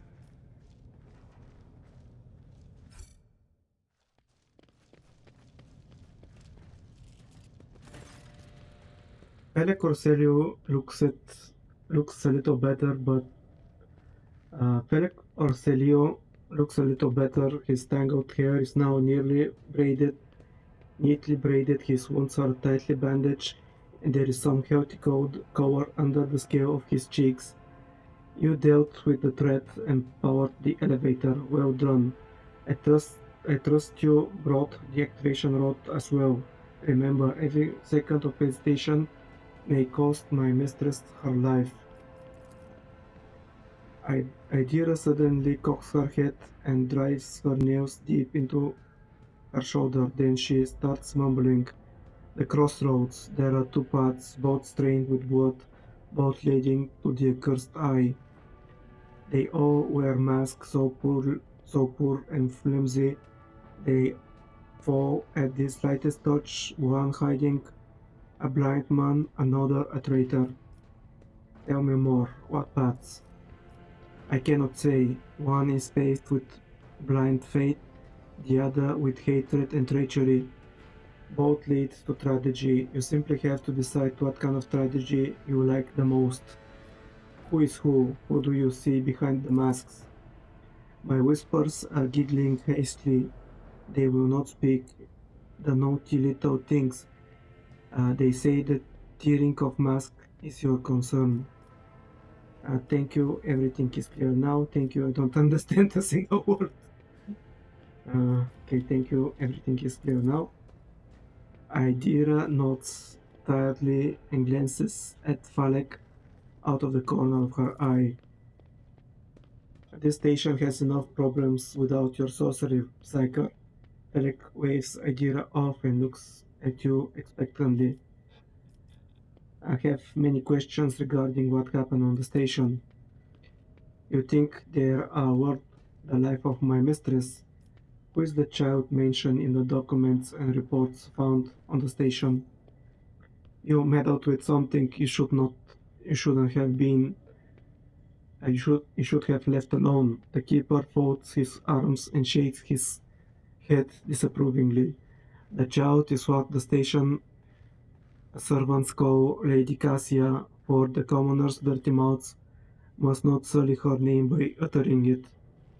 You see, it is not beneficial to our servants to have their vocal organs altered. Some prove to be more useful when they are still able to speak. The madmen I thought were convinced that we were traitors. Felix gives an indifferent shrug. That's why they are insane. You will you really need will you really heed the ramblings of retainers who dare to raise their hand against a scion of a noble bloodline? The servants alone cannot be blamed for what happened on the station. Most corpses I discovered were either unarmed or feeble. Did you really think mere servants could plan a coup? The senior officers are just as guilty. Half of my guards butchered the other because they suspected treason. As for the real culprit, the coup was staged by those closest to the mistress. Destroying the shuttles, shutting off the power, and disabling the security systems to many things required special access available only to the keeper of the station. As I'm sure you are aware, there were two keepers of the station. Your guess is absolutely correct. Theobald Orselio, the demented old man obsessed with Lady Cassia and her power, and also the one to blame for the woes that have befallen Uruk 5, our noble line. I listened to a recording of a private conversion between the station's officers. You are very lenient toward them, purposely, purposefully neglecting the security protocols. I saw a security captain report only the keepers have access to the station systems, but Theobald stayed at his at his side the entire time and could not have initiated the self-destruct protocol. Yeah, you're too lenient. I was lenient, this is true, and in the end I paid a steep price for it. Just look at the destruction around us. The insurgents have left almost nothing of my home. The keeper spits out the few last words with particular bitterness. I saw a security captain's report, which means he did it before the report was filed, or maybe later, or Felix turned face twist in disgust. You dare suspect me of what happened, the one who is going out of his way to preserve what little there is still left. By the God Emperor, you will keep these slanderous accusations to yourself. Um,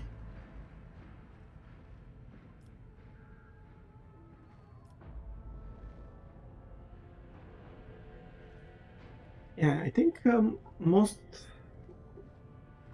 from what I'm seeing, I think this guy is more likely to be the traitor, and from Idira's prophecy, The other guys looks more he's the blindly loyal servant. Yeah, I think yeah, I'll say no flies. I'm certain that you are the one behind this coup. Felix nods weirdly. I suppose it's time to remove my mask. Congratulations, you've got me. But did you really expect me to be sincere this entire time? Welcome you with open arms to an ally of Tisiphone, an ally of Tisiphone and her monster, the cursed child who has tormented the navigators of House Orselio for years. Don't make me laugh. You arrived to help her completely destroy our house. You arrived to help her completely destroy our house, and I cannot let that happen. What are you babbling about? I know nothing of this Tisiphone or monster of any kind. You do not?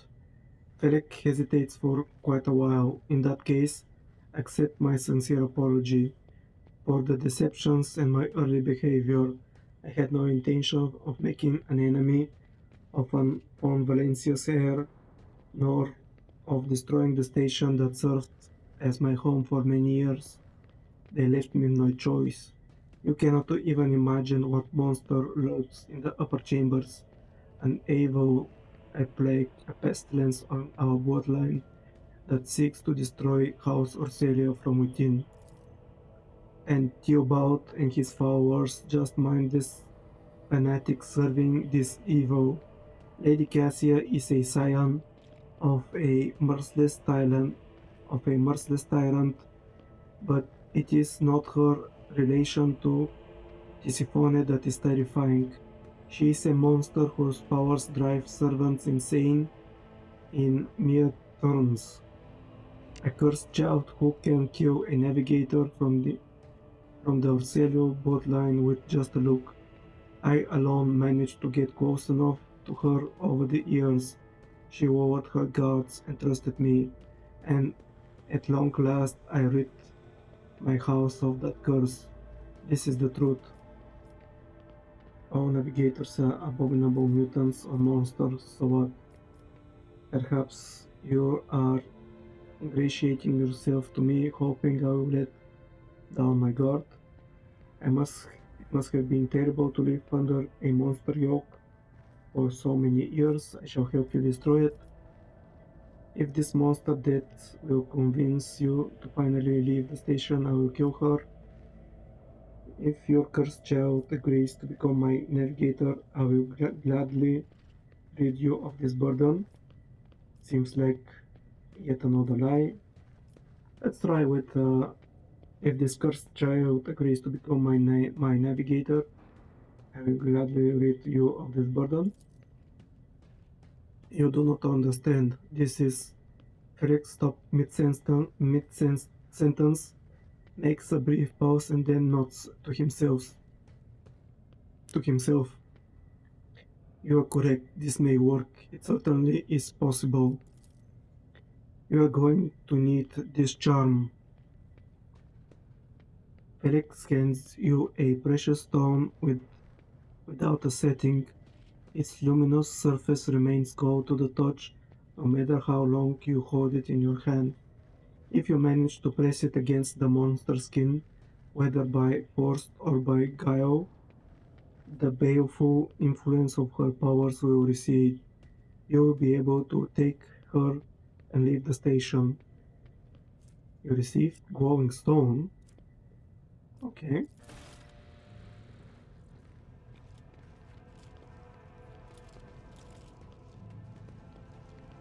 So I um, managed to escape the battle, not to battle with these guys.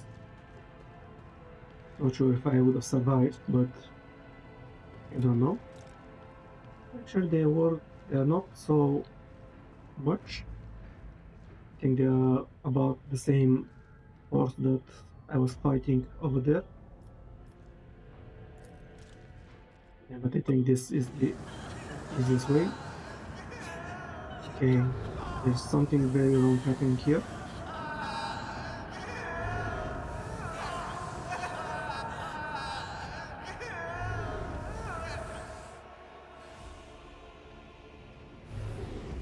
The pale figure with unnaturally long limbs stands with her arms raised, her hands deformed with talon-like nails. Her deadly pale face is coated with blood that continually streams from her scarlet misted eyes. Her spiny gills, uh, slightly hidden under her disheveled hair, twitch nervously at your approach. Only now do you notice the third eye on the young woman's forehead, hidden by a jewel ornament, and when your eyes meet, you sense overwhelming soul-smothering power. Ooh, okay, I succeeded in a willpower test. Okay, how well did I do? Okay, it wasn't as hard. I had good chances to do it. You are enveloped in despairing grief, and an invisible hand closes around your throat, cutting off your breath. Your limbs seem to fill with weight. Your heart hammers in your chest, and the desire to turn and flee from this room, from this station, almost gets the better of you. At the last moment, you master your emotions, and you will push back against the illusion, forcing it to retreat. Idira emits something between a moan and a drawn-out whimper. Ow, ow, ow, ow, ow. As if my own little pulse weren't bad enough, now this is one barging into my head. Somebody stop her. Heresy. Argenta looks at the tall figure with a strange mixture of anger and sadness. Then she lowers her head and her white hair veils her face. Aber, what is this? What vile creature is this? Argenta read the word of this heresy. uh,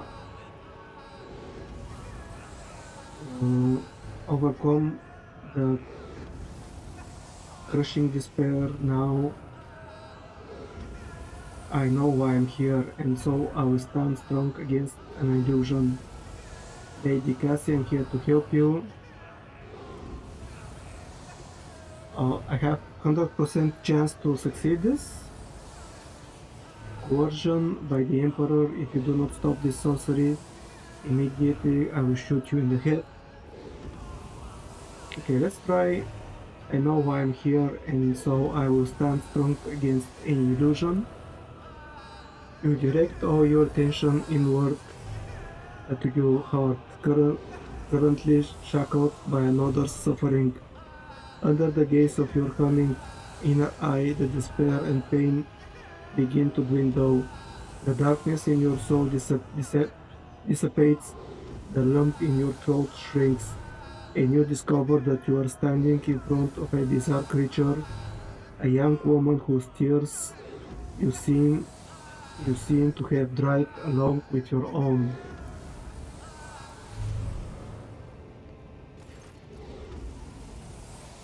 She wearily shakes her head and lets out a drawn-out sound similar to both a sob and a howl of a small wounded animal. What is happening? Was someone calling my name? Are all the betrayers dead already? And you? Who are you? Um, Scarlet Angel von Valencius. It's a pleasure to make your acquaintance. Unease settles over her features and she nods consciously. Pardon my manners, Scarlet Angel. I did not expect to make such a gracious acquaintance in such a time of great sorrow for our house. What is this? I feel faint.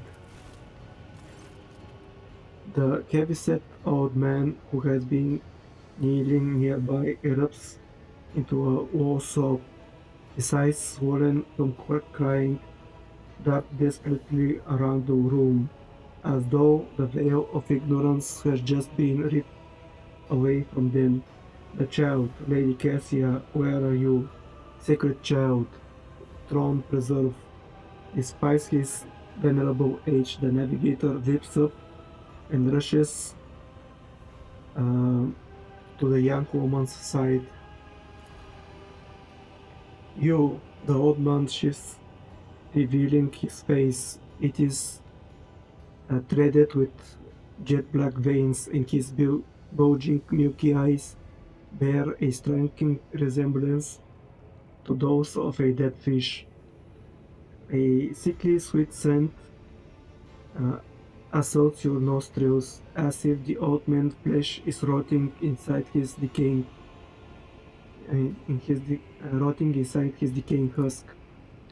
My eyes failed me, for they are unable to make you out as either enemy or ally. I'm warning you, one wrong move will bring the wrath of House Celio down upon your head. Watch out, war captain. This one is this one so deranged is making the whisper shriek like crazy. He might just open that eye of his. Threatening the head of the dynasty is great offense, esteemed whoever you are. Abelard places a hand on his weapon. Um, at present, I'm trying to determine what is happening on Urak 5. I mean no harm. I came to seek the navigators. In the name of House von Valencius, I sentence you and this monster to death. Yeah, I won't be doing that. And let's try to persuade him.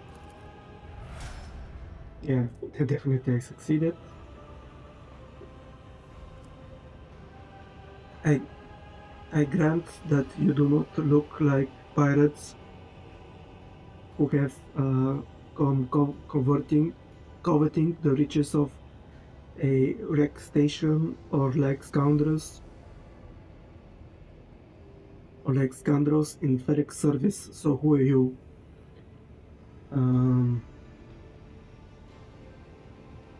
Carrot Angel von Valencia's rogue trader. Another rogue trader in our corner of the galaxy. How interesting. You can't always make an appearance in desperate times, ready to cut a deal that benefits one side alone. Given that you have not so far drawn your weapons, your intentions are probably peaceful, and so House Orcelio now ask a service of you. Save the life of the child in exchange for future cooperation. Do not hurry to answer. Think of it, you can make yourself an ally or an enemy to our house today. You decide. What is the curse that has taken hold of everyone in this room? Theobald frowns. Curse, you do not understand. The sacred gift given to a child. When the child is sad, we all weep. When the child smiles, we all laugh giddily. And if the child wants blood, the world the world turns crimson. The child's will is the will of the great Tisiphone, for she is the heir of House Orcelio. And they call me dangerous with my witchcraft. Adira mutters under her breath. You look frightening. What service do you ask? I want to know what happened between you and Pelek. What service do you ask of me? Actually, let's try first. I want to know what happened between you and Felek. Felek is my wayward student. He came to Europe 5 as a callow youth I personally mentored him and entrusted him with the care of the child. He was like son to me, but he proved to be just another traitor. He sought to steal our most precious treasure, the heir of our house, our sacred child, to revel in power with others like him, casting our eyes at our house into the abyss, to prevent the centuries-long traditions of our family. You can see the fruits of his villainy for yourself. He decided he was not bound by his duties to the legacy of the greatest of our novators. A novator, a patriarch or matriarch that ruled over a navigator house, the figure and often biological father or mother of the dynasty. Tisifone or Celio, who led our house to prosperity for countless years. Foolish boy, renegade squad, the renegade squandered his mind. He sought to seize control of the dynasty before the sacred child had come of age and taken up the novator's throne. So choose whose side are you on, a murderous traitor or the woeful scion of a noble house. Theobald speaks those words softly, looking at the unconscious young woman with reverence. Uh,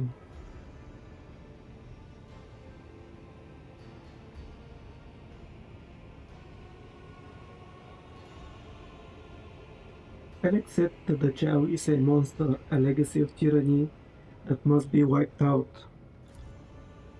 And you believed him? After everything he has done to the station, Felix only wishes to dispose of the heir and take the reins in his bloodstained hands. Do not besmirch Lady Cassia's good name. The child is the holiest and most innocent creature in this station. Mm.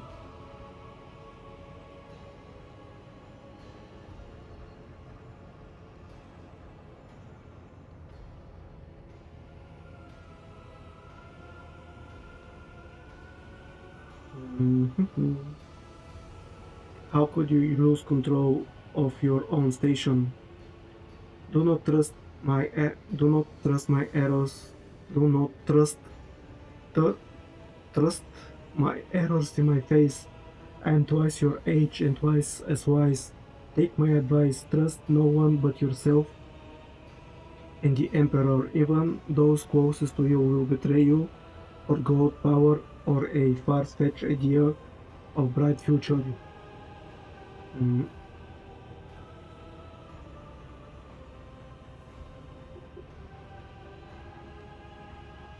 you look frightening. The fish eye, the fish eyes look at you with unwavering dignity. You are not supposed to see me or Felix or the sacred child. Navigators are highly paid for their loyalty service to the Imperium according to his will. No one would dare judge the guides of humanity, the chosen of the galactic sovereign himself. Okay, what service do you ask of me? Hope glimmers in the navigator's milky eye. Save the sacred child, take her away from the station. I fear I do not have long. A boyish rivulet trickles down the old man's chin, and he wipes the mutated blood briskly away with his sleeve. A dim strange burns covering his flesh under his clothing. The slightest movement must be causing him unbearable pain. Save the child and deliver her safely to Regent Aronto, acting head of House Orserio, at the coroner's expense. Rest assured that the reward will be worth your effort. I know we came here for a navigator, but after everything we've seen, I've got some reservations about this girl. Argenta looks at Cassia, and a painful furrow appears in her brow. Such a fragile thing with such a heavy burden upon her shoulders. Um, you are talking as though you expect to die here. Theobald shrugs indifferently. My service, my service to the house is coming to an end. The wounds Felix inflicted on my flesh will never heal. I am dying. Praise the throne. Slowly enough to see the child is taken care of. You need help. There is a Medicaid deck on my ship. But Theobald only shakes his head. No, I am the keeper of Europe 5, and I will perish along with my station. On that note, I have other matters to attend to. I believe I made my decision. Is that so? Please share your thoughts. Felix is a true monster. Do let's do away with him together. The last thing I need is a monster on my ship. Cassia shall remain here, and you shall serve as navigator on my vessel while you still live. I should bring Cassia to Felix as promised. I'm sick of this station. I'm taking Cassia, and you and Felix shall suffer a less evitable fate. Okay, was I? Why is there no option that I just take her and leave?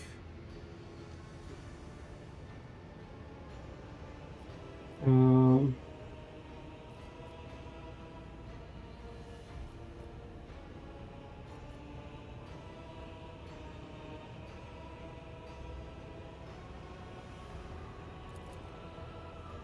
Rash words that you rash word that will cost you your life.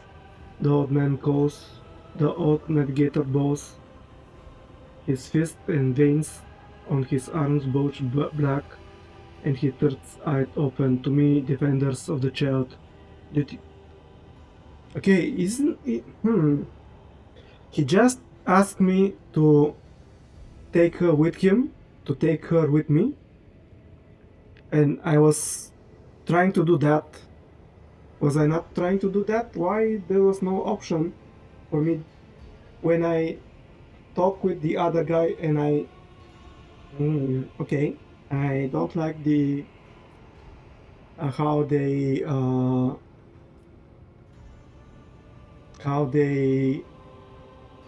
did this. I was a okay, so I promised the other guy that I will take her and leave.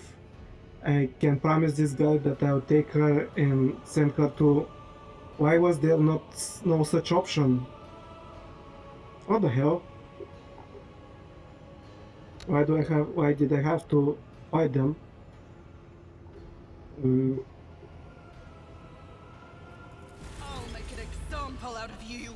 You dare cross the faithful? Okay, these guys are tough.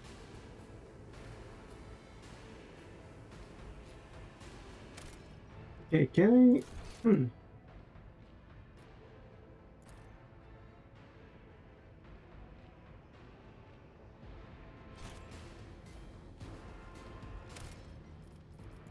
Can I save this on this place? And I want to reload and try to see if I do the things a little bit differently. What will happen?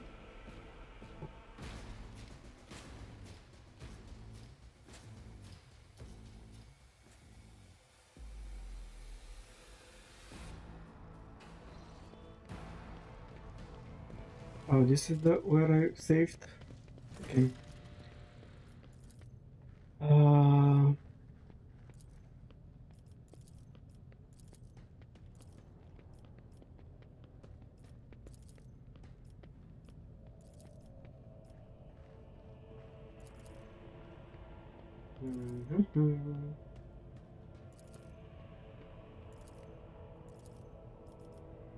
Okay, you're the traitor.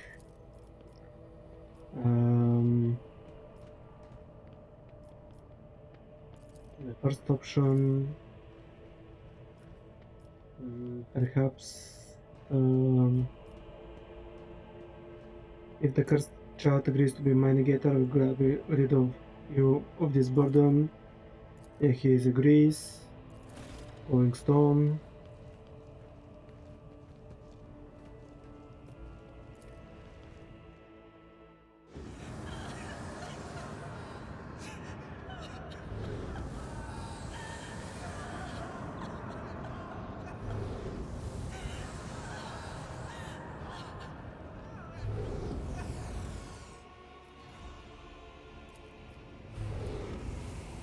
Yeah, succeeded again. Oh, barely. I barely succeeded this time. Okay, I cannot save at the moment.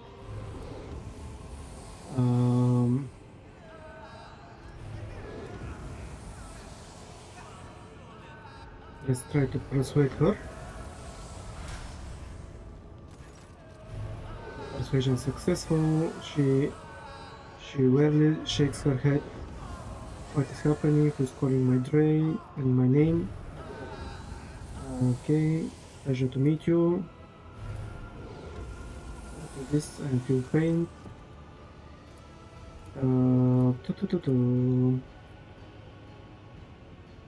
Try to persuade him. Yeah, we succeeded again. Another rock trader.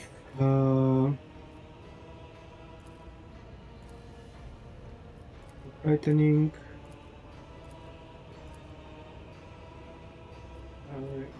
You're talking as though you're about to die. You need help. I have Medicaid. I want to know what happened between you two. How can you lose control?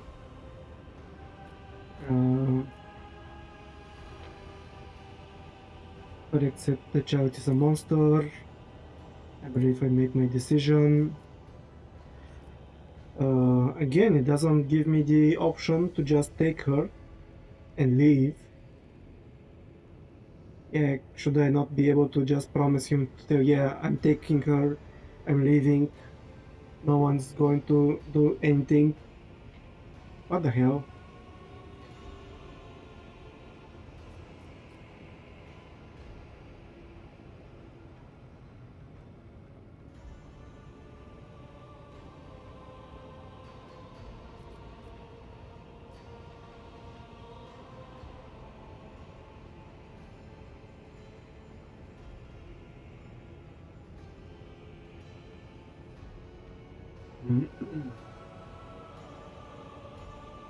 Yeah, I'm a little bit disappointed about this course of events.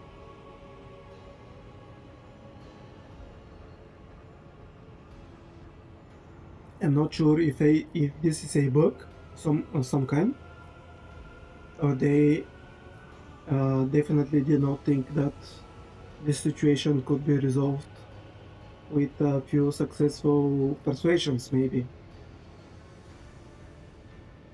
I should have had a option to try to persuade him that I'll take her and do his quest. Felix is a true monster. Let's do away with him together. I'm sick of the station. I'm taking Cassia, and you and Felix shall suffer a less evitable fate.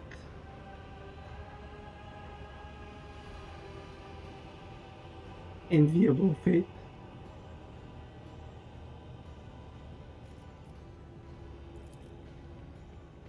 Theobald dips his head in favor of the proposition. Allies are always welcome, even temporary one. I will revive the child. Do not be alarmed. The powerhouse of Celios' help will help us to destroy our enemies and shield us from Felix Navigator forces, but you rest a time before the battle.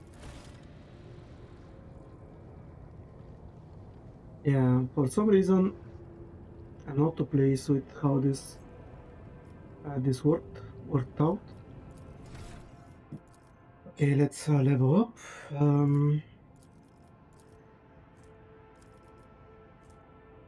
Commanding voice. The range of the officer's abilities increased by 3. The range of voice is increased by 6.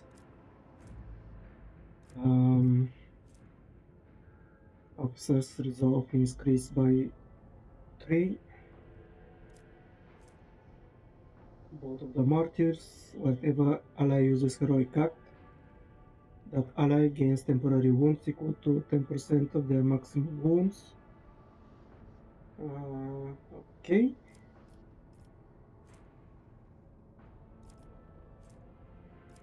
Inspired courage. Whenever the officer targets an ally with an ability the first time in the round, that ally gains willpower temporary wounds.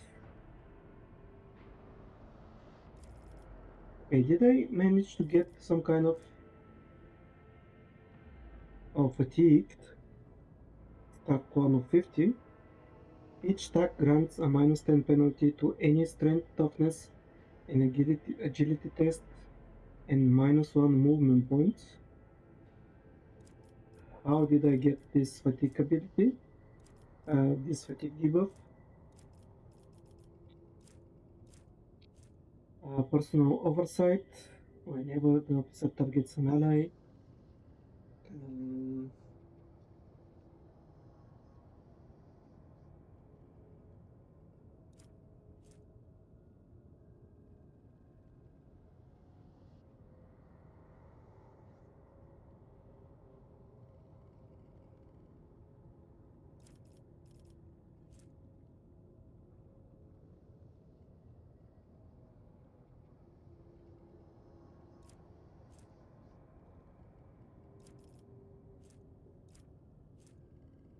Actually, I think I like this Blood of the Martyrs, but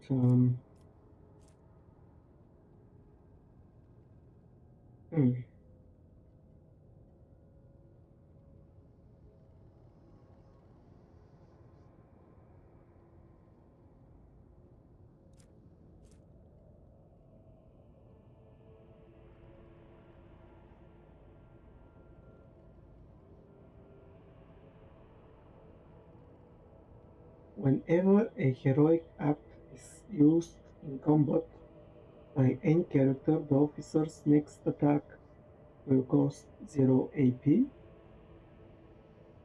Okay, it's not very good. If it's not considered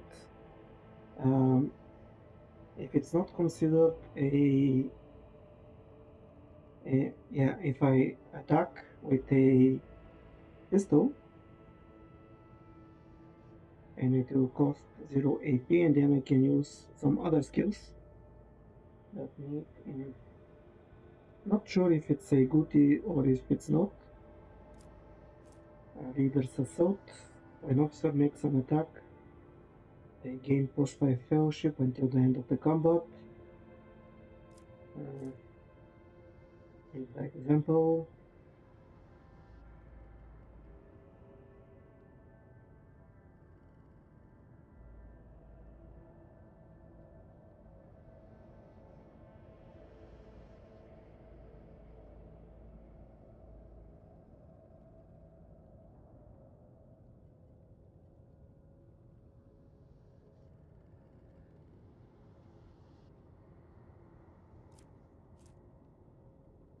Armor of Contempt.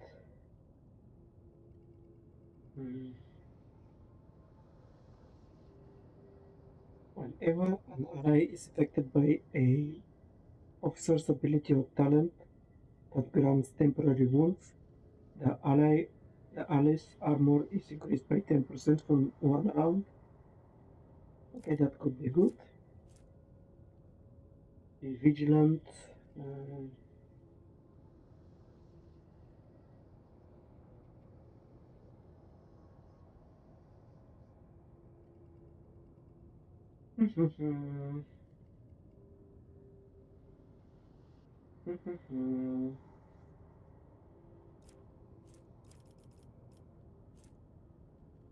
is the initiative. At the beginning of combat, the officer gains an extra turn. During this turn, they can only use officer's archetype abilities. Hmm.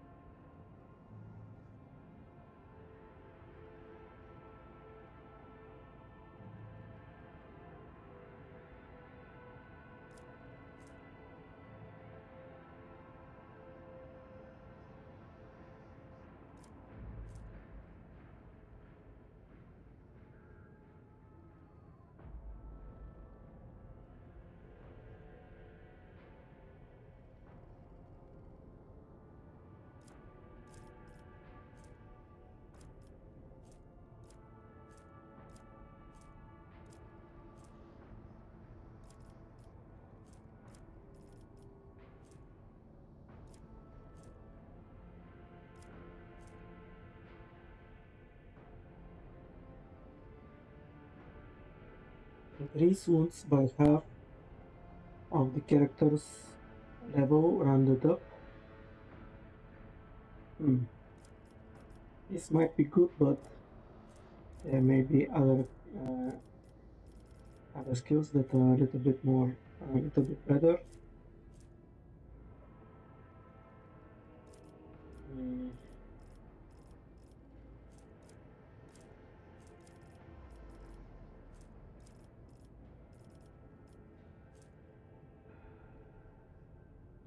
Character gains plus 13 tech use. Soldier toss grenade used in combat does not spend AP. Anytime a board-born character scores a critical hit, there is a 10% chance to double the damage. Okay, that was good. Using non-damaging ability on an ally grants the ally the ability to reroll any failed attack, dodge, parry, characteristic, or skill test with 20% chance to succeed for one round. The chance can be greater than the base success chance.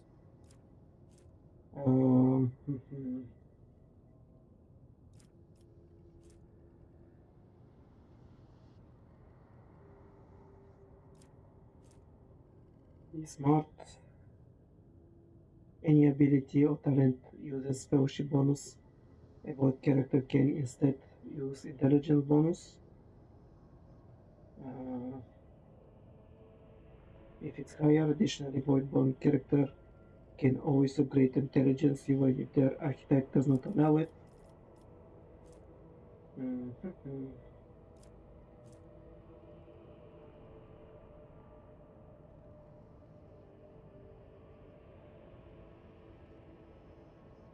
The Psyker gains the Inscribed Soul ability. It costs no AP but deals direct damage to the Psyker equal to 25% of the maximum wounds. The next psychic power used after this ability will not trigger psychic phenomena or perils of the war and will not degrade the veil. Okay, I think I see how this can be useful, but maybe on the later levels. Psychic power, you have 25% to regain AP on psychic powers when veil degeneration is lower than 10. For second attacks, deal use heroic attack by cycle decrease veil degeneration, and the cycle uses a damaging psychic power. The targets that are 6 cells or further from the cycle. The targets have additional basic ballistic skill damage. Okay, more psychic power on the target that are 6 cells or further. Okay, this could be very good if I keep them away from me. Second sight. Physical powers, psychic powers that have range of 2 cells or more have their range increased by the perception bonus.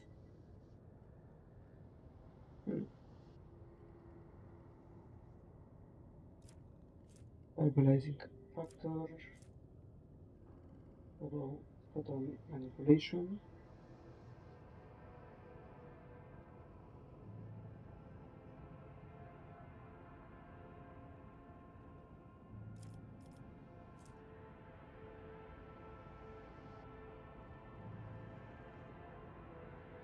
The psyker is not in the target's line of sight, or the psyker is in cover, all resistance tests of the target suffer a -4 plus 4 times psi rating penalty. Okay, this is good after I increase my psi rating.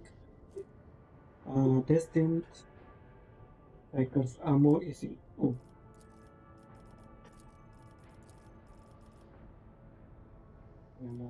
Almost to the bottom. Destined the psyker ammo increased by 5%. Bonus increase by 5% at the start of every turn of combat except the first. Okay, that's definitely a good thing. The more turns the combat continues, the more my armor is increased.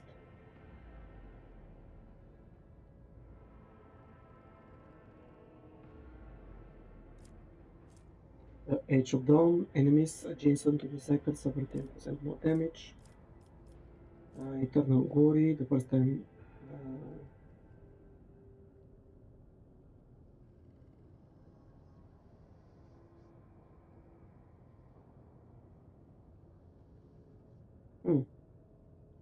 Internal Glory is also something I like.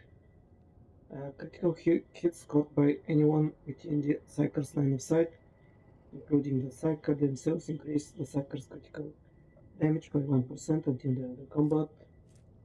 The Psyker Psych rating increases by 1 until the end of the combat every time an ally uses a heroic act. Sanctified Slayer. Okay, I like some of these ones.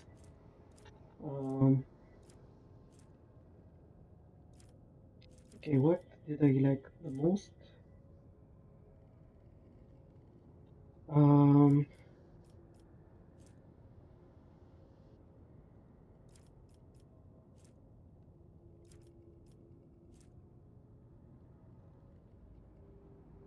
I think the Contagious Walk is a good one, and I think I should get it.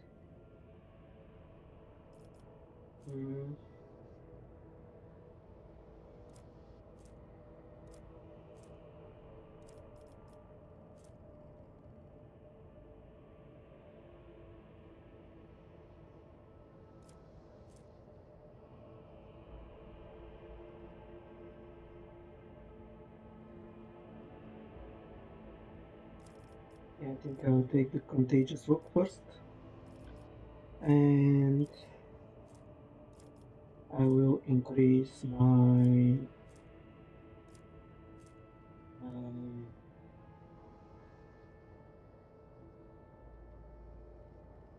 willpower.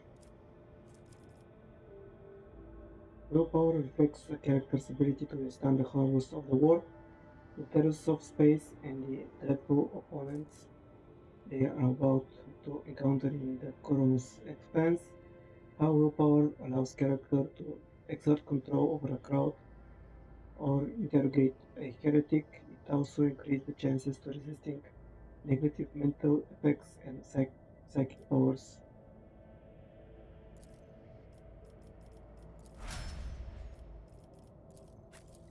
Alright, other word.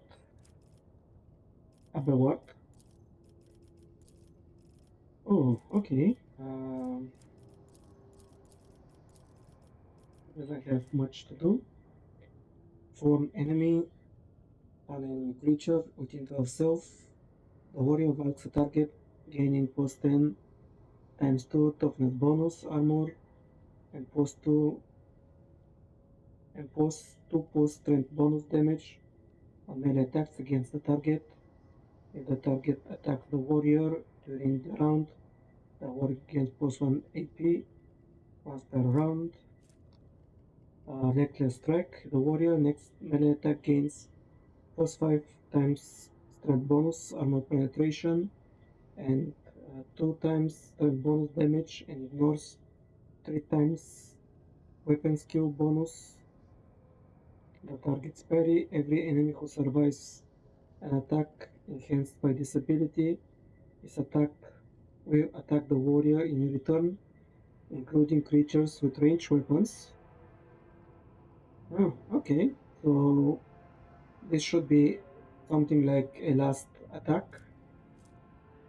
Forceful Strike. The warrior gathers all their strength for a crushing strike. Their next melee attack pushes the enemy away. The distance for the push is equal to 1 plus strength bonus.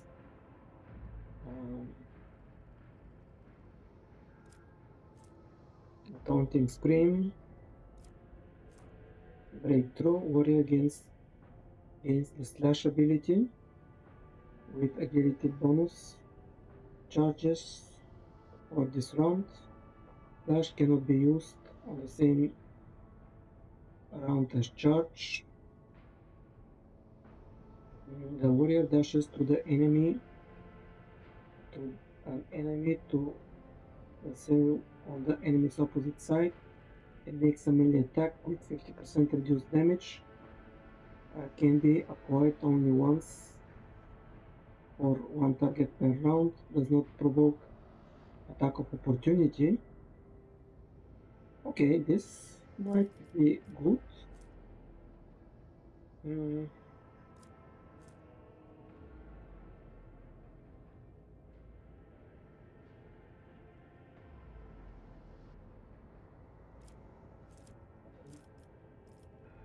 Okay, let's take Reckless Strike.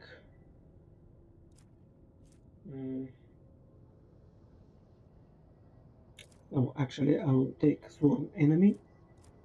I think I like it a little bit better. And let's take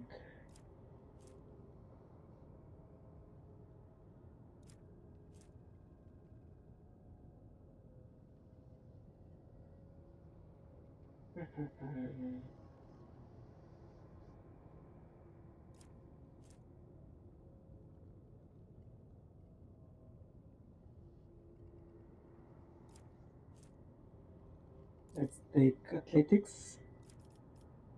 I think it will be better for him. And the carols I can do with it. Actually, carols was resisting negative effects. Okay, if I heal my trauma, you will get a little bit more athletics. So yeah, let's take carols for now. So they'll be on the same equal in points value.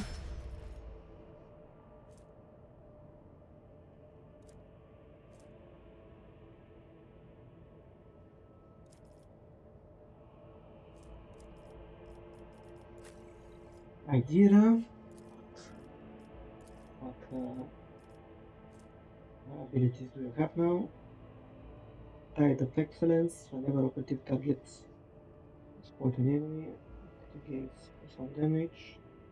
Goes to armor penetration. Weak body, weak soul.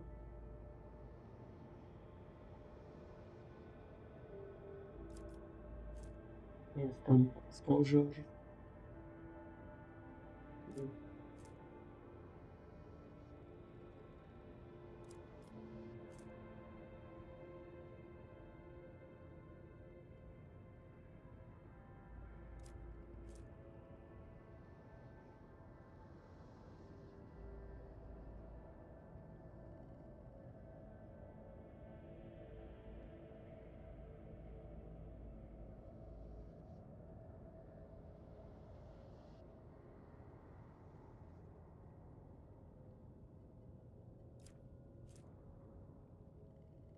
In the first turn of combat, the operative randomly distributes the same number of exploits as when using analyze enemies among all enemies in 10 cells radius. Let's see pattern prediction.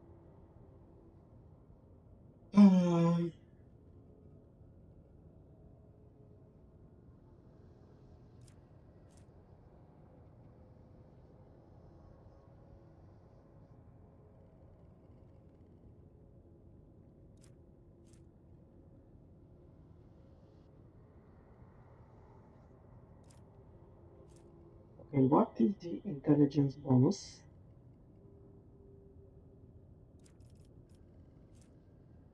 I'm a little bit, I don't understand when exactly I can see this bonus.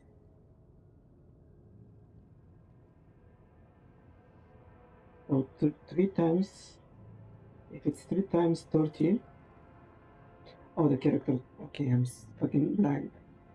So it's 2 times 3. It's 2 times, 3 times 3 is 9% less damage from enemies affected by exploits. Yeah, this is an ability that I should take only later on.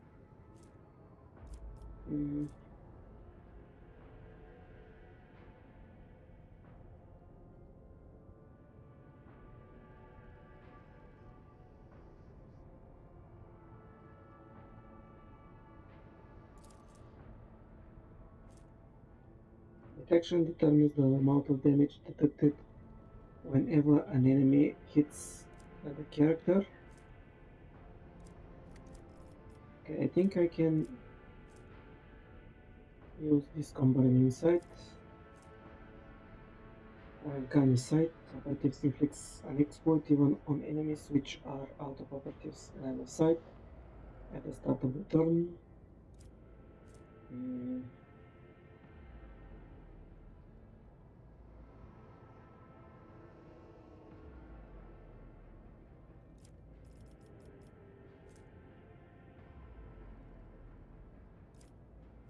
Yeah, with so many abilities, it's definitely hard to choose the correct ones and the good ones without checking every one of them.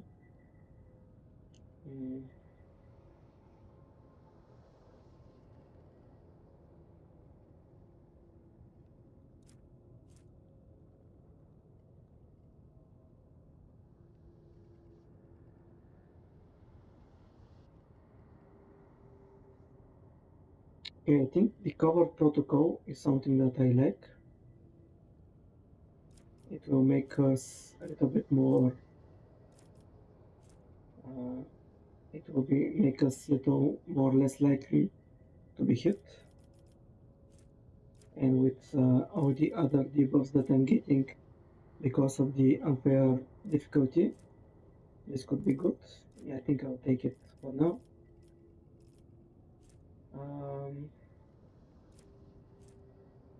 I think I will upgrade her intelligence. No.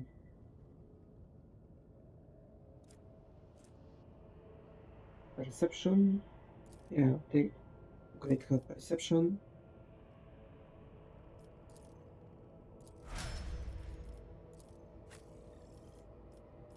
And our Argenta. Oh, ballistic skills or agility. I think my agility is good for now. Actually, and my ballistic skill is also good. Let's do agility.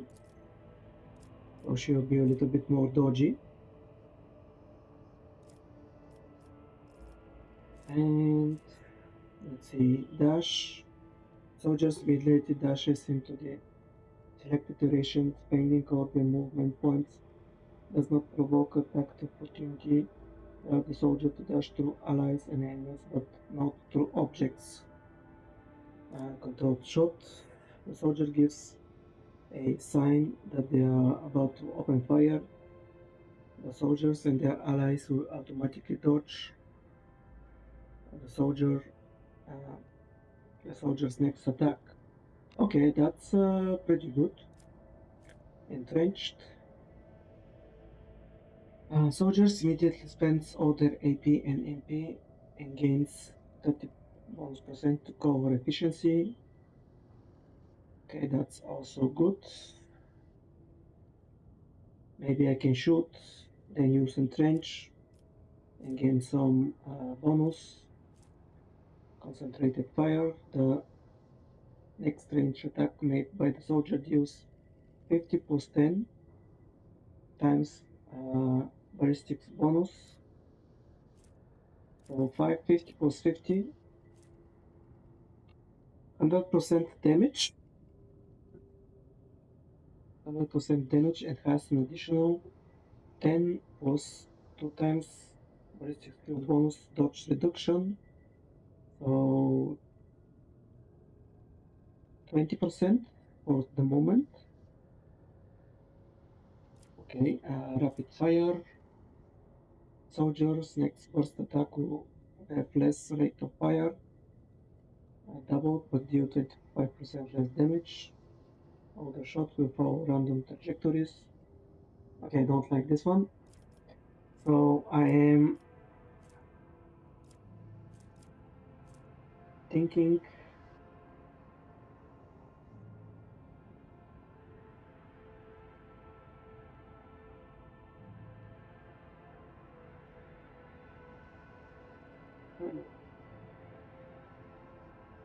I really like this one, but the entrench skill is also very good. Let's take the controlled shot for now, and next time I will take the other skill, the entrench skill. Alright.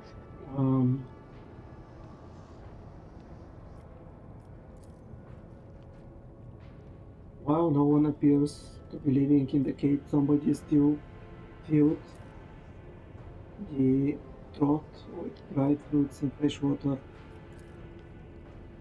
It is as if the painting was rendered by several different hands. The timid, uncertain lines are interplaced with rough and furious strokes coming together in arcane shapes.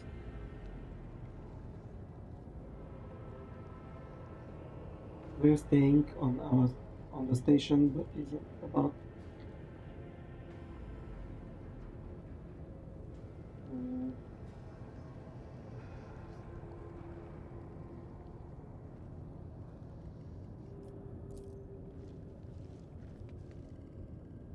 the luxurious feast was left untouched. Okay, some other curiosities and books and stuff. Out quills, Asian rosario pieces, solemn reliquaries.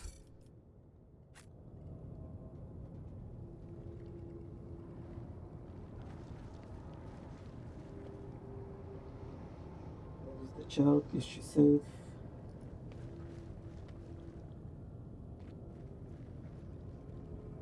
It hurts so much, the pain in my chest. Are we staying on the station? But it isn't about to. Hurts so much, the pain in my chest.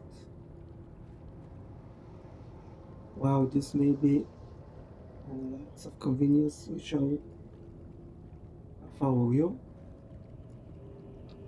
Is there nothing else that I can do here?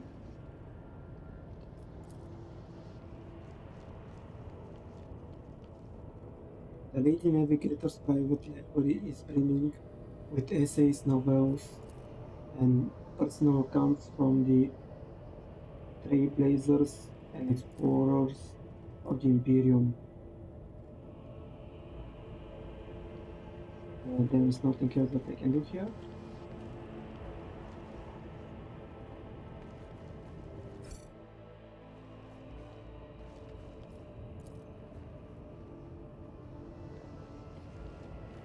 Okay, come and join me. Oh, she's already up. It's about time to repay those who betrayed our house. Come.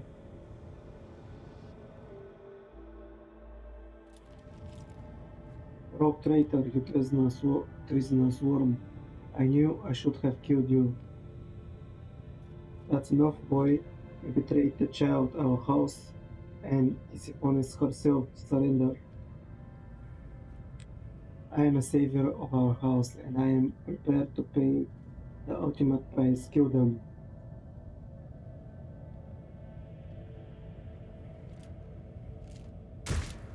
You will beg for mercy, but I will grant none! None of you Okay, shall survive. Okay, this guy definitely has to die pretty quickly. Out of her. Okay, now now that I don't have to kill them, these guys are so squishy.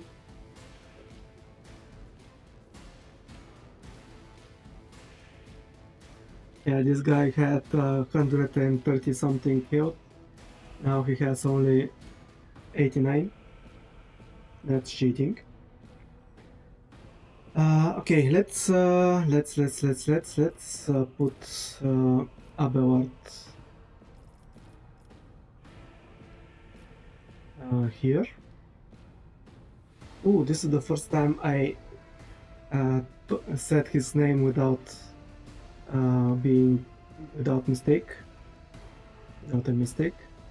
Let's put Cassia. Oh, I'm not controlling Cassia. Let's put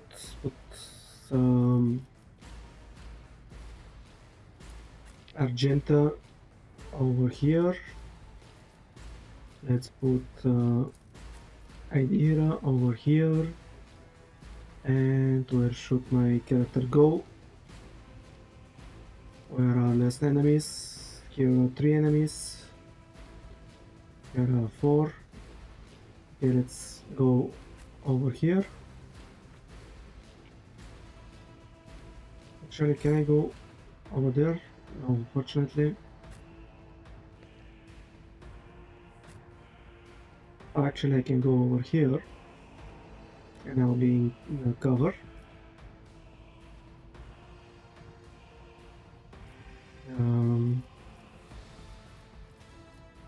Okay, who is first? Oh, Felix is first.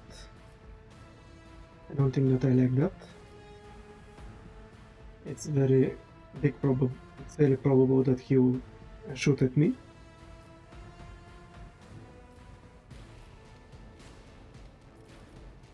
I'm hoping that he is not so powerful that he'll kill me with just one attack. Let's see.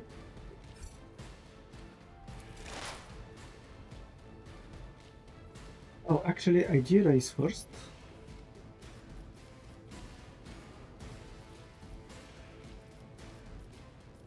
Okay, I won't say anything about it.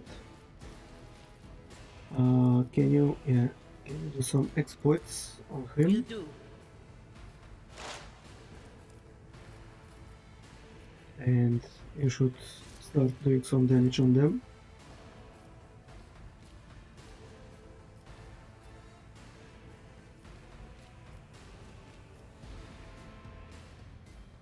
Not the scryer's job. No can do. Why?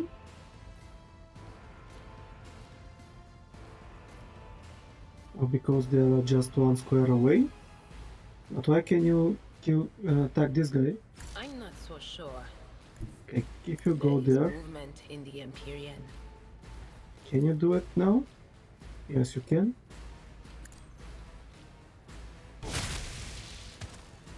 Alright.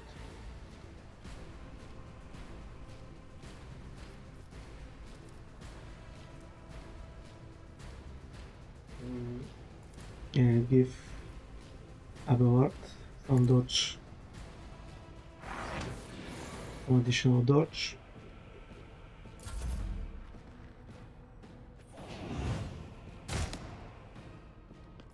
What did he shoot at?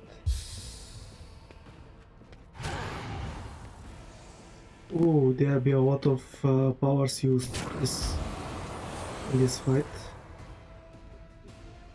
Oh, actually, their powers are not not in the veil. They don't affect the veil, apparently. Okay, I like that.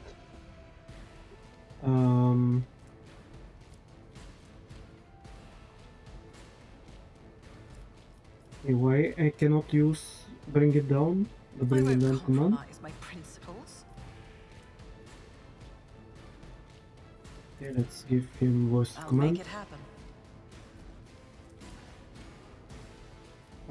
And let's attack. Who is more likely to be hit? Okay, this guy. Yeah, this guy is more likely to be hit. Who, if not me? Nice.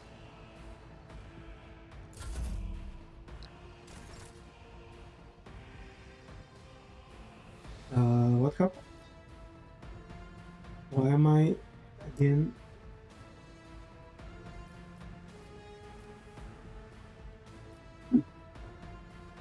Apparently something happened and I'm not sure what exactly happened. Give her... My gut tells me it's a bad Okay. idea.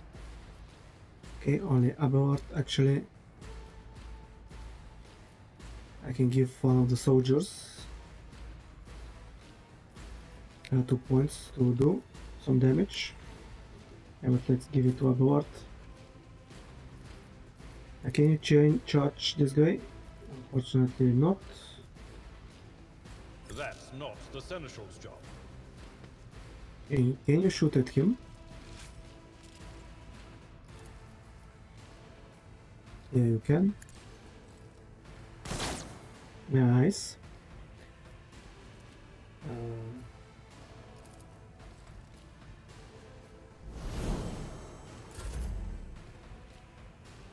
Okay, and you shoot at this guy again. Okay, this time I missed.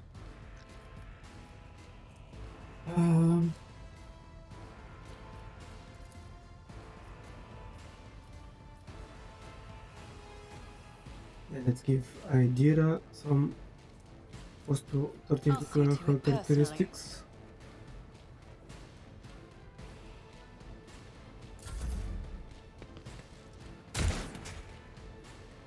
Come on, be more accurate. Ooh.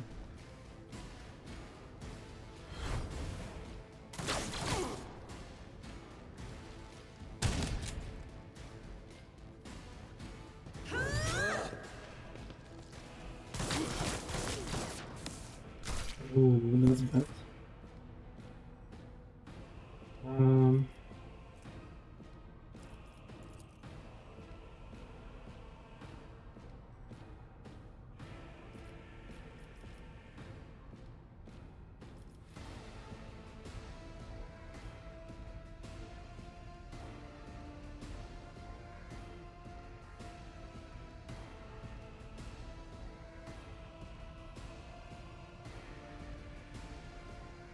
Let's try a burst attack.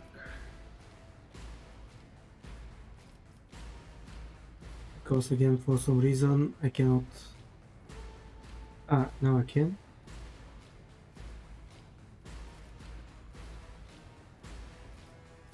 Let's do just single shots.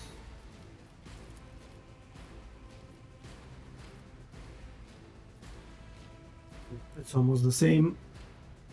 Oh, this guy is 76%. This guy is also 76%. Yeah, let's try it like that.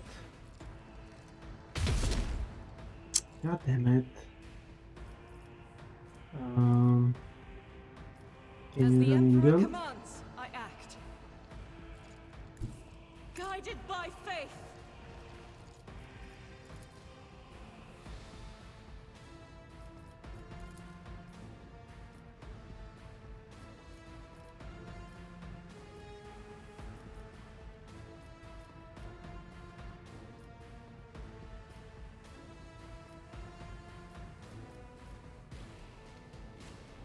Okay, let's try this 80% shot. If she makes it, I'm not sure what I have to say. What can I I'll say? do it. Yeah, she missed. Alright.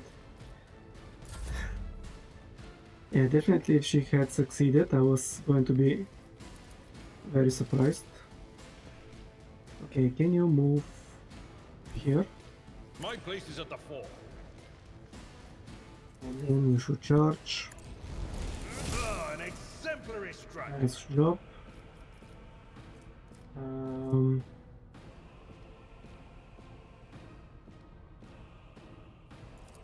Okay, let's make him a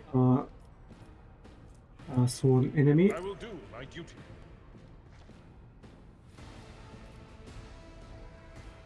And unfortunately I cannot do anything else.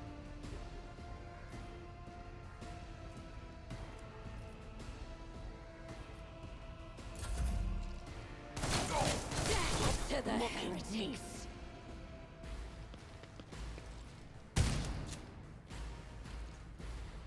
Oh, they dodged. Nice. Why are you shooting the... This is a very strange AI decision to shoot at someone who is covered by statue, pillars, what was this called, I remember, and you don't shoot at people who are in the open.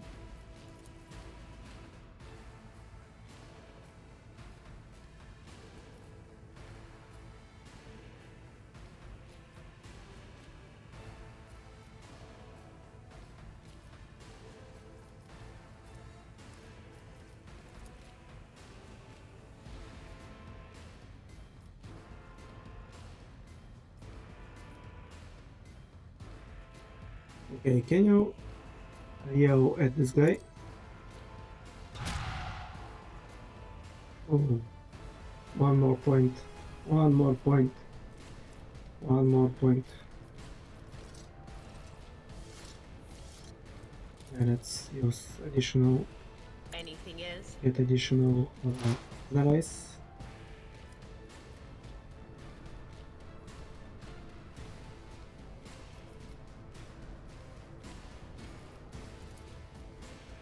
Will do.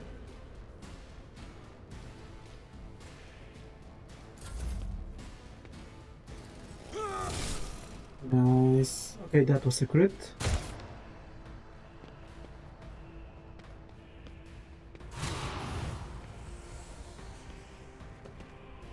Another fur painted black. Okay, that was good.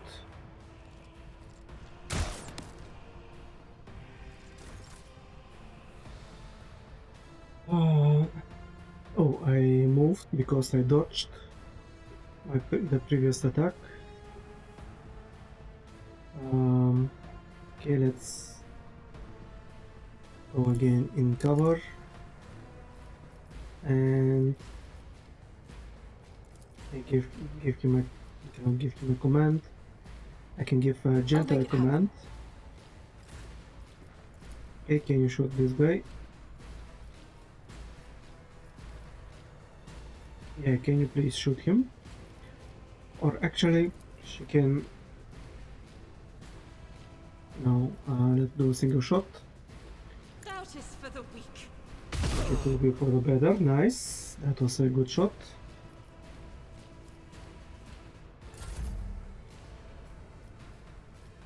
Can you shoot him as well?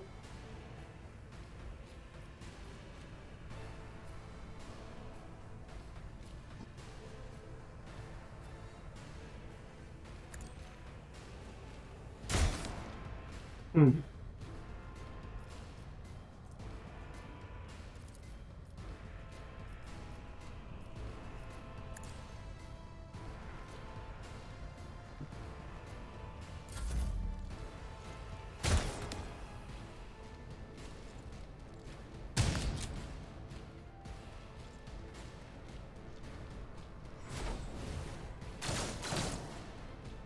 And that was a bad shot.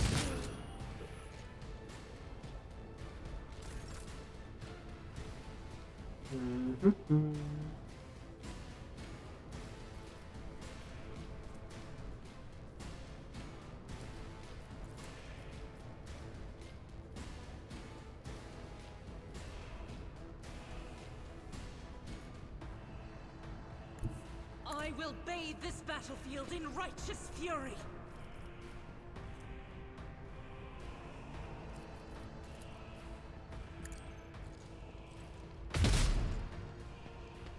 Okay, one more shot, please.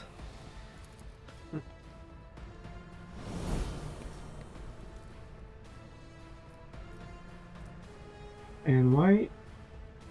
Okay, sometimes some of these skills disappear, and I'm not sure why exactly.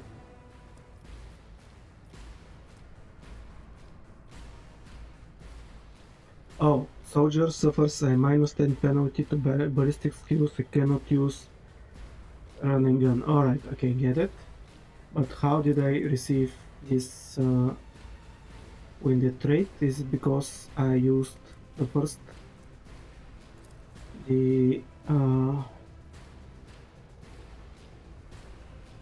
yeah, because I used it once. Okay, now understand. Okay, I just have to read to understand why some things happen. But I don't do that and start complaining before I ever do something. Okay, that's good.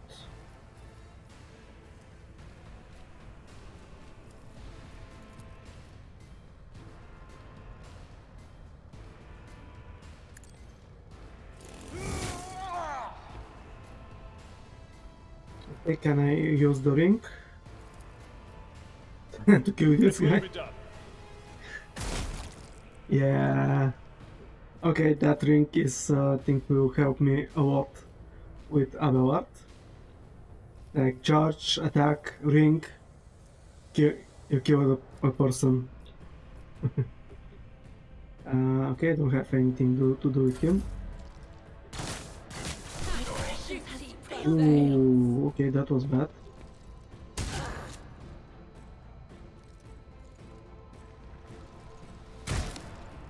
Why? What the hell?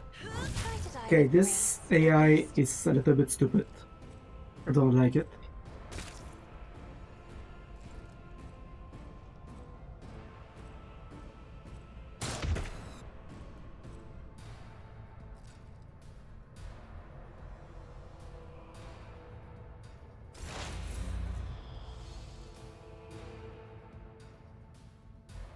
At least do some good decisions. Okay, why? Bug report. Another bug report.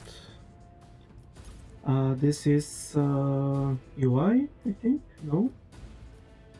Localization. Mechanics, narrative, UI.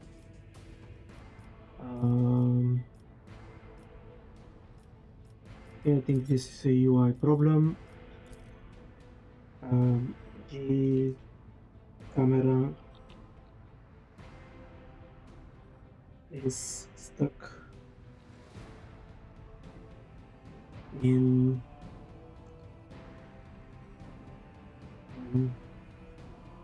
place. I think this is a critical issue.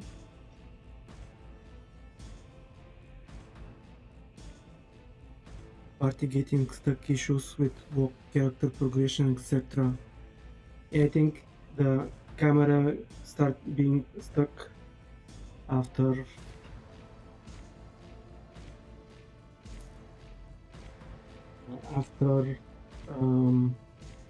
what caused it?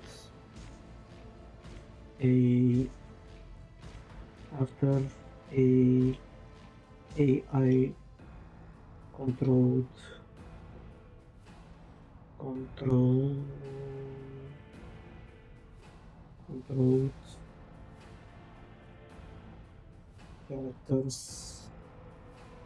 characters turn. I think this is a critical. Yeah, I cannot move. They who discern the future own the battlefield. Let's save and reload. I hope that this will help fix it.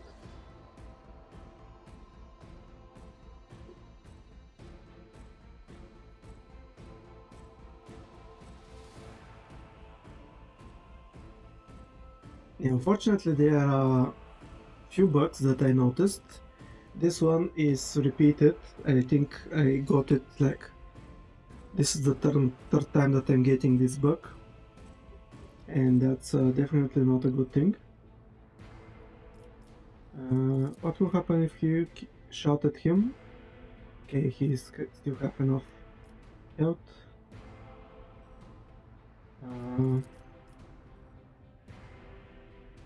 Unfortunately, the lightning will hit Abelard, so yeah, it's definitely not good thing. Okay, can I try hitting these guys?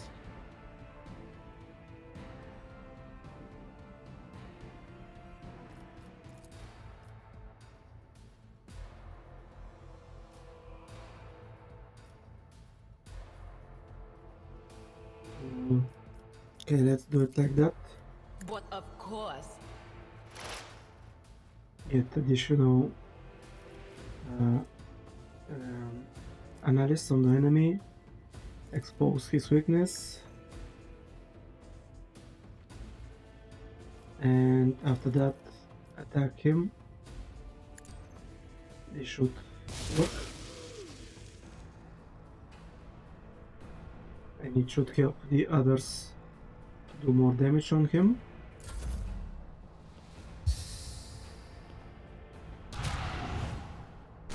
Oh, that was powerful.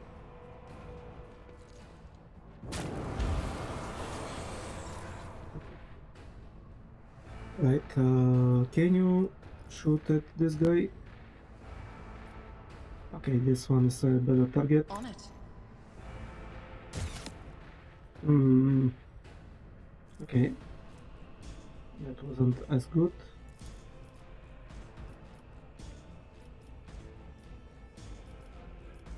Okay, where is yeah, this Who is if the- not me?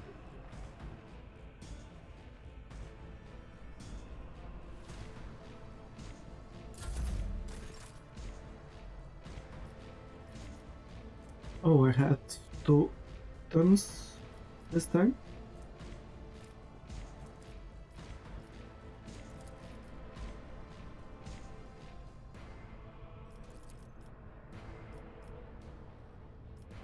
I try shooting at him I'll again. make it happen. Okay, that was better.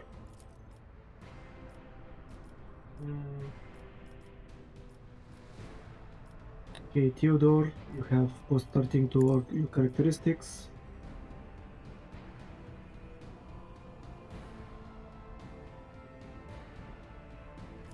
And yeah, let's give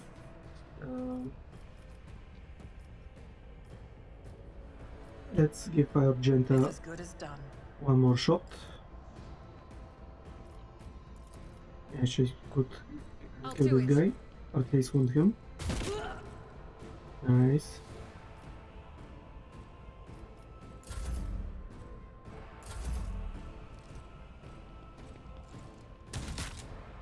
Ooh, that was dangerous.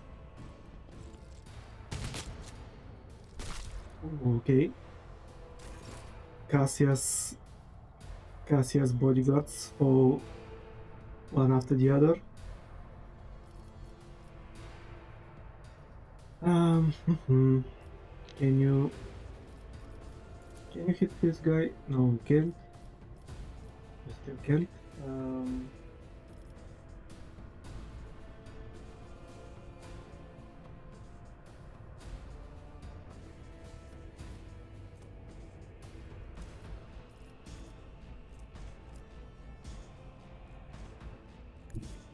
Rejoice in battle!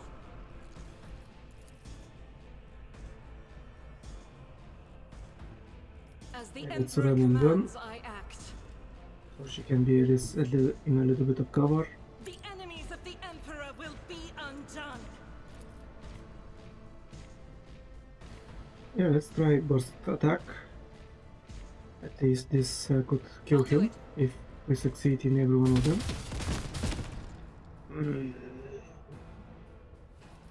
Okay, apparently we won't be able to do it. Can you do it again? Faith without deeds is worthless. Okay, if one additional shot had succeeded, he would have been dead.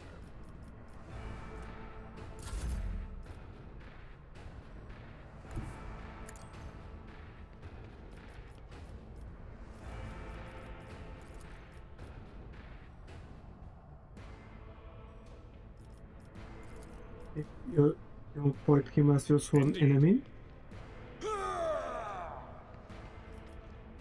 And now you should be do to him more damage. Yeah, a little bit more. One to a target. Nice. That was good. At your beck and call.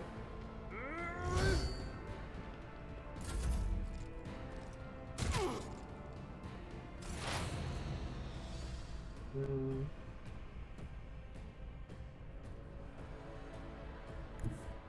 Cover me! Can you just shout him to death? Yes, we can. Farewell. Nice. Mm.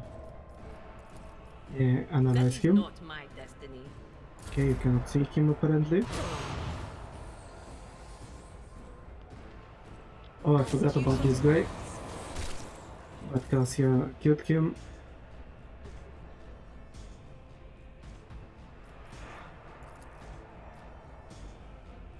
Unfortunately, you cannot hit him.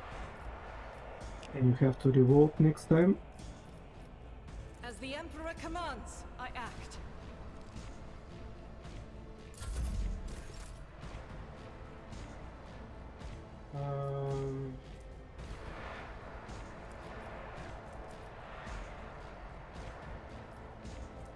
We give him another chance to shoot. I'll see to it personally.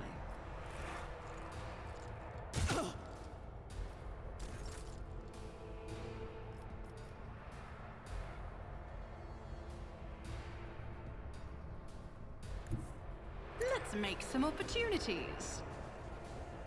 On it. Who, if not me? Somehow we managed to hit him. So yeah, we shot from here straight to this hole between the pillars, and we shot him. Yeah, we are marksmen like that.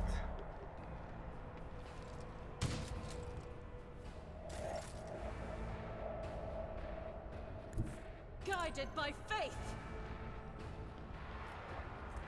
Doubt is for the weak. As the Emperor commands, I act.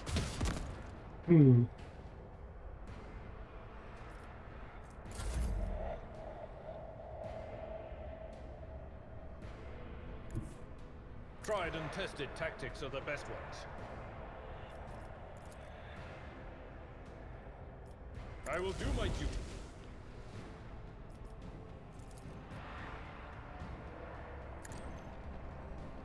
Reduced to dust. Nice.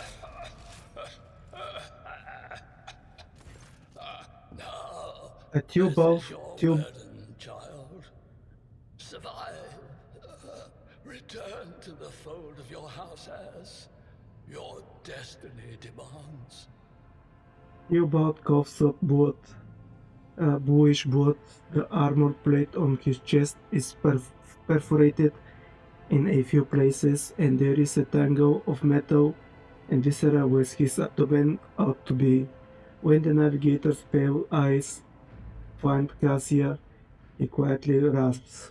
No! Don't leave me alone in this violet-brown haze! Wake up! Your mistress is giving you an order! Do you hear me? Cassia looks at the navigator's body in bewilderment, and you are overwhelmed with an inexplicable sense of loneliness and grief. He was a fine seer of the war. He fought for his mistress until the end. Abelard salutes the fallen man. Yeah, no. Enough's enough. I've had my fill of waterworks, thank you. Adira briskly wipes away her tears with pointed determination. Um, I regret that we had to meet under such circumstances.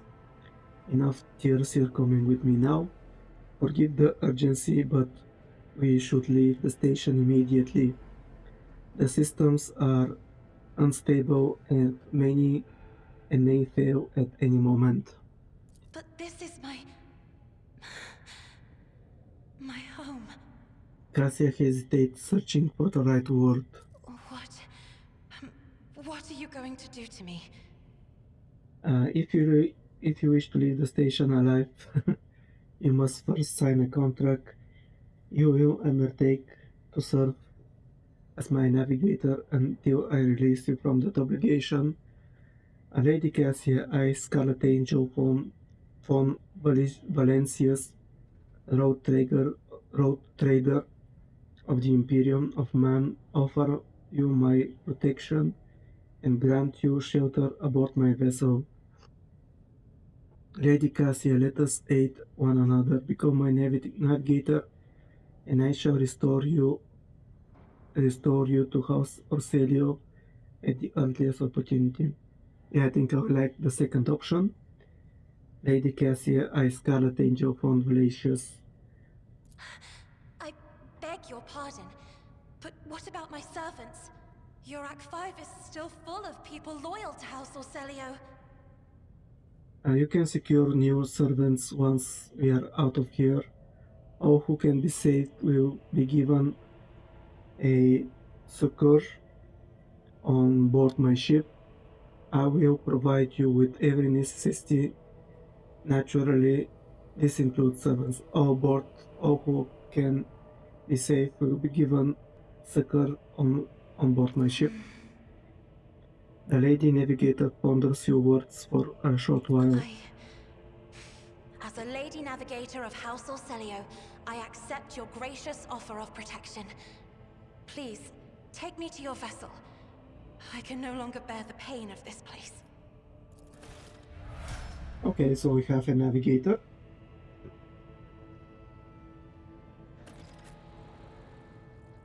Oh, and she leveled up. Okay, quite a lot of armored body gloves, quite a lot of chest pieces, autoguns, dead shot, not revolver. Okay, this one is better than mine. Improved enforcer light carapace. Okay, I don't think that I like this one. Top guns. Oh, better psychic stuffs. Stuffs of House Aurelio. Yeah, unfortunately. Oh, this one is better. Stuff of Orselio's Guardian. 8 to 12. Yeah, I think I'll. Oh, but this is not. It doesn't have a lightning arc. Hmm. Okay, let me take it. Just to have it. Okay, I need strength for the. That's not. That shot stop revolver. Tactical glasses. Okay, let's take it.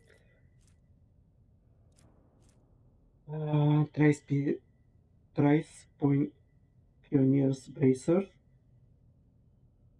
Yeah, let's take this one as well.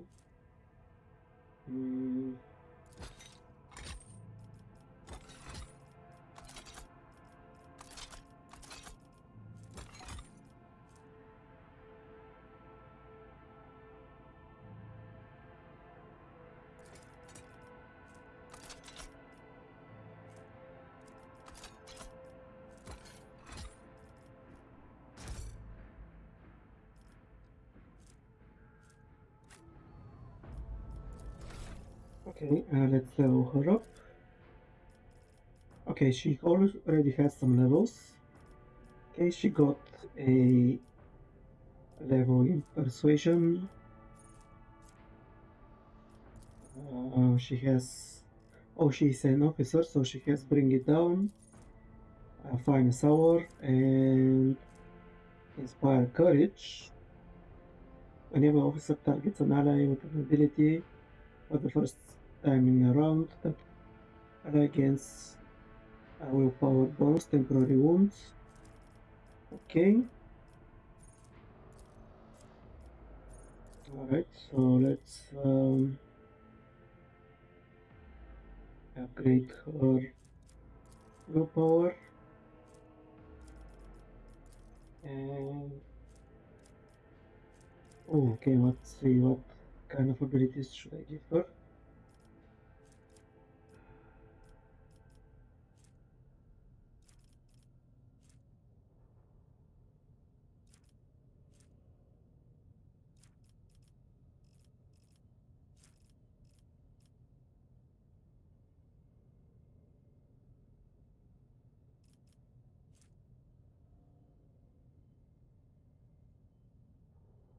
Deters and traveled. When the navigator uses a navigator power that hasn't been used in this combat, the navigator gains plus 2 perfect perception until the end of the combat.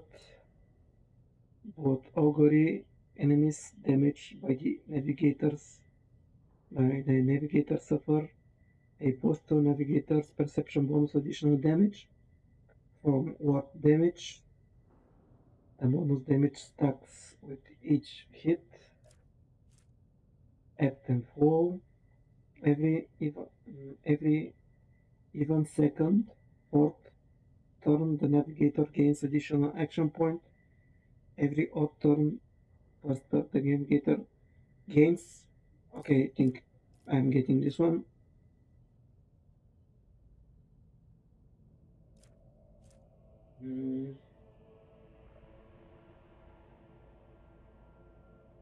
Every enemy in navigators in the, in, every enemy the navigator has in their line of sight has its dodge and hit chance reduced by 2 times navigator perception bonus.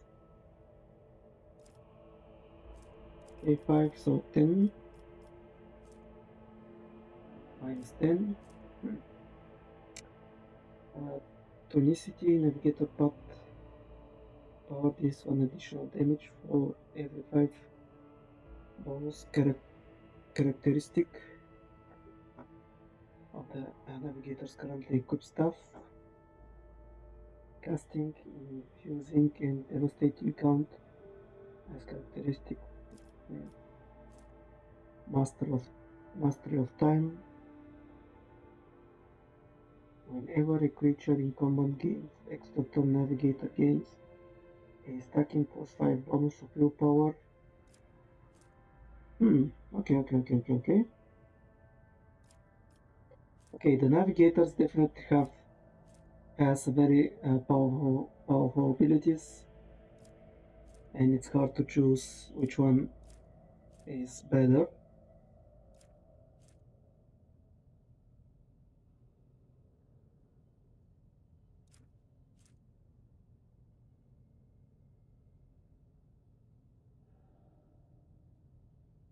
If the navigator's perception is higher than their agility, their dodge is calculated using perception instead. Okay, that's definitely true.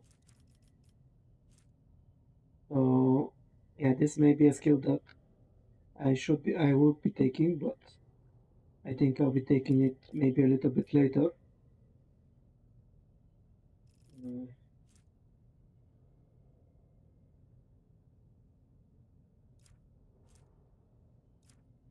So the navigator's abilities can work against the degradation. So if I bring her with me and use her abilities every turn, they will be repairing itself with 2, not just 1.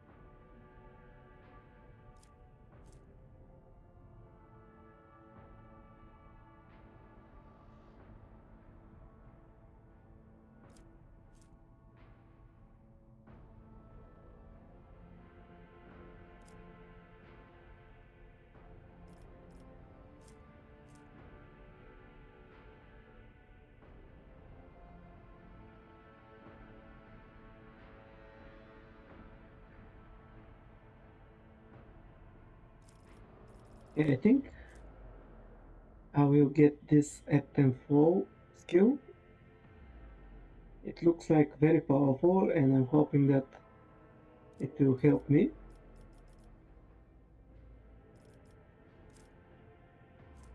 Maybe after that I will take the one skill that helps with the dodge, the pass and scratch, and this will help with being more dodgy.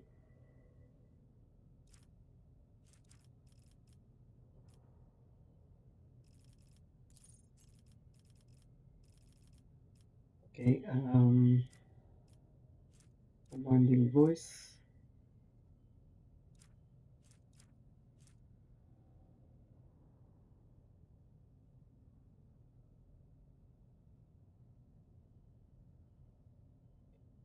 Whenever an officer uses an ability on an ally, that ally gains a bonus to their perception and ballistic skill equal to fellowship bonus. Those bonus stacks, but half of the stack rounded up are lost at the end of the target's turn. Mm,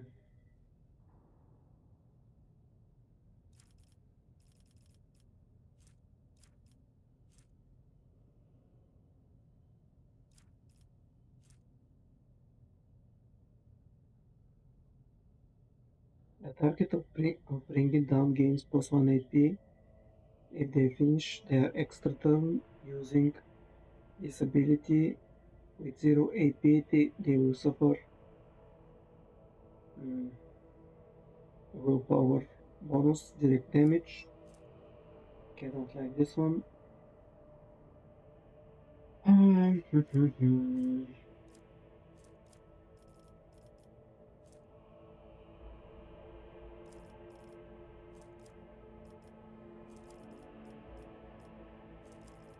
Okay, what was the...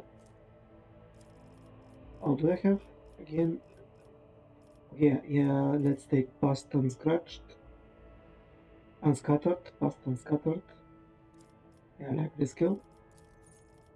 And let's level up her perception. Oh, her will.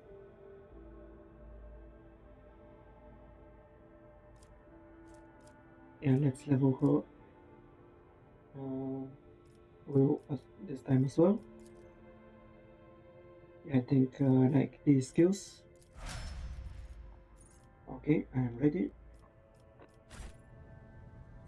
Actually, let's see my characters and what are these items I can use. Mm, Post 3 hit chance, post 3 critical chance, tactical goggles, or should I keep my post 3 logic? Um, okay, she does not have anything at the moment. Um,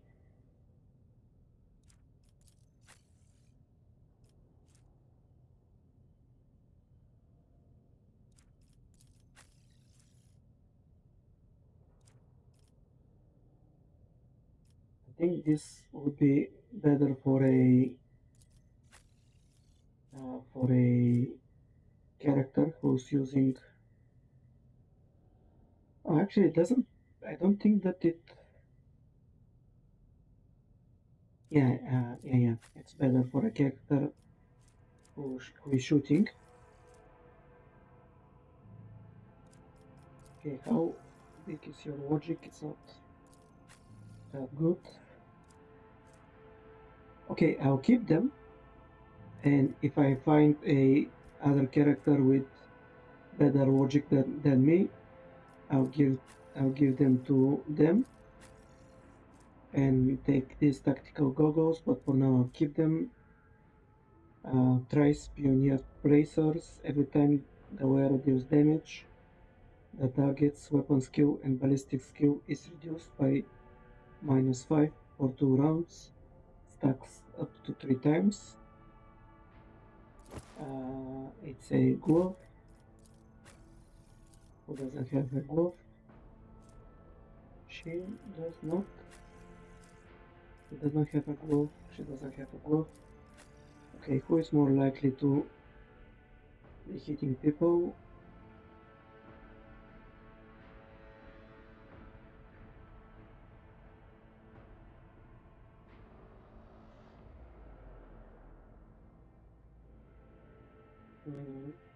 Yeah, I think I'll give them to Abelard. And let's give these gloves to Idira.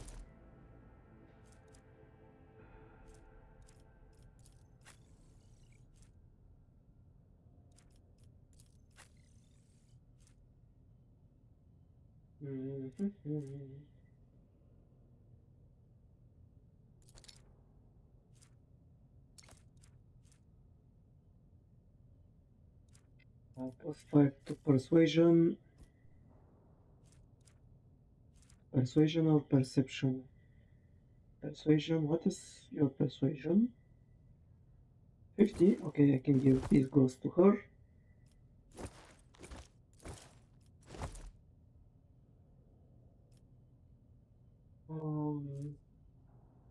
Yeah, let's give you some fellowship. Not sure, I'm still not sure how this works exactly, but yeah, this stuff is the same as. Oh, yeah, I just noticed her red eyes. Okay, is this stuff better than mine?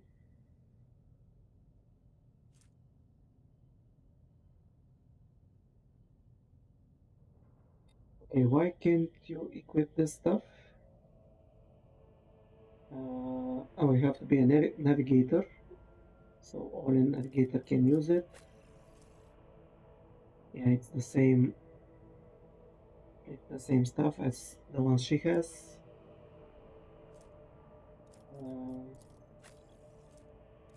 Do I really don't have 35 strength?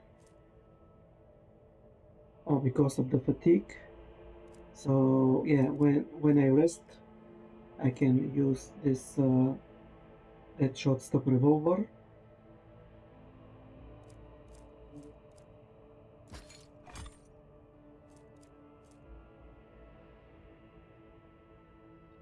Oh, now I get what these numbers meant. These were the estimate time. Oh no, it was from somewhere else. Not sure what exactly that meant. Okay.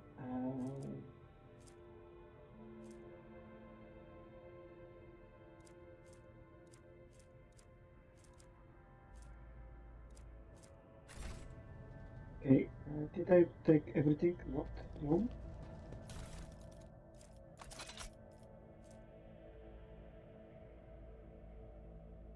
Reporty pattern last gun. Shotgun. Yeah, these are the same flak chess pieces as the rest of them.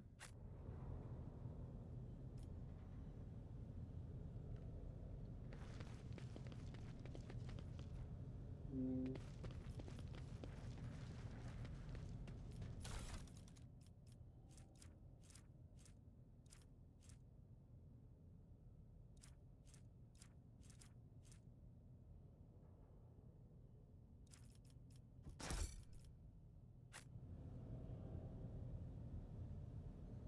You think I'm done?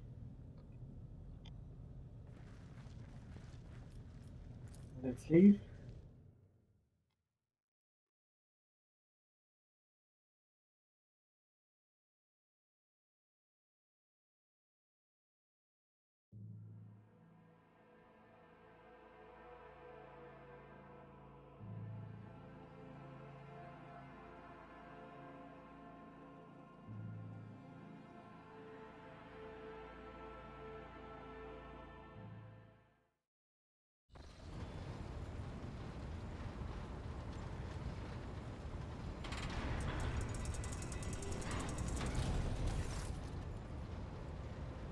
My world captain, Lady Navigator, welcome aboard. The Sanctum Navis has been prepared for the communal ritual, but if the Lady Navigator wishes to rest in her quarters first.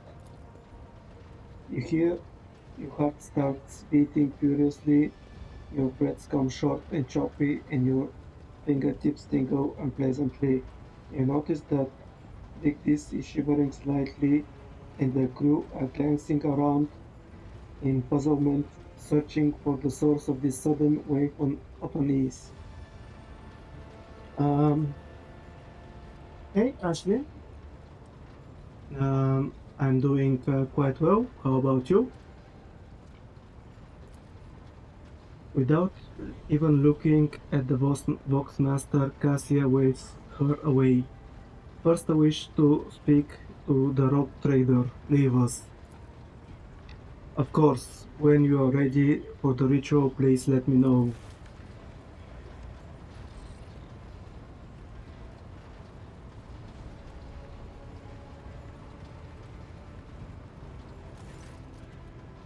Cassia sweeps her pensive gaze over Vigdis, then lowering her lashes slightly turns to you. Yeah, I'm trying to. I'm trying to stream every day. Uh, what did you wish to speak about? Before I begin the ritual, I wish to look once again into the eyes of the woman whose fame is so great it managed to penetrate the impregnable walls of Urak 5 long before we ever met. If truly it's you, Scarlet Angel, the person the whole expanse of Calix's sectors are talking about, and now a rogue trader as well. After a few seconds hesitation, Cassia lets out a small exhale and then raises her pointed chin. I have not yet thanked you for saving me on the station. My thoughts were clouded with no with so much mournful ash when Theobald's heart stopped, but you acted honorably and did not exploit me in my wretched position, and for that I am immeasurably grateful. I'm usually trying to play different games. Recently, I finished Mass Effect, the Mass Effect series. I finished the Return to Moria game. I'm currently playing two games. This one, Rogue Trader, and a strategy management game, Last Train Home, and other games. Usually, I like to play RPGs, but sometimes a game with a cool concept arrives, and I uh, I play them if they have good story. I am also deeply grateful that you saved my servants, especially my valet. Ove served on the station for more than 5 years, much longer than any who preceded him. He knows how to properly attend to me during journeys through the Immaterium and what to serve me for breakfast. His presence envelops me in a cloak of amber. But now Cassia throws back her shoulders. I am ready to go to the Sanctum Navis and perform the sacred rite. I require brushes, canvases, and the best paints you have on board, but no red. Um, Hobbies. Yeah, I think most my hobby mostly is reading and yeah, playing games. But Yeah, I think these are the two things that I do the most, that I use them to relax, and when I have time.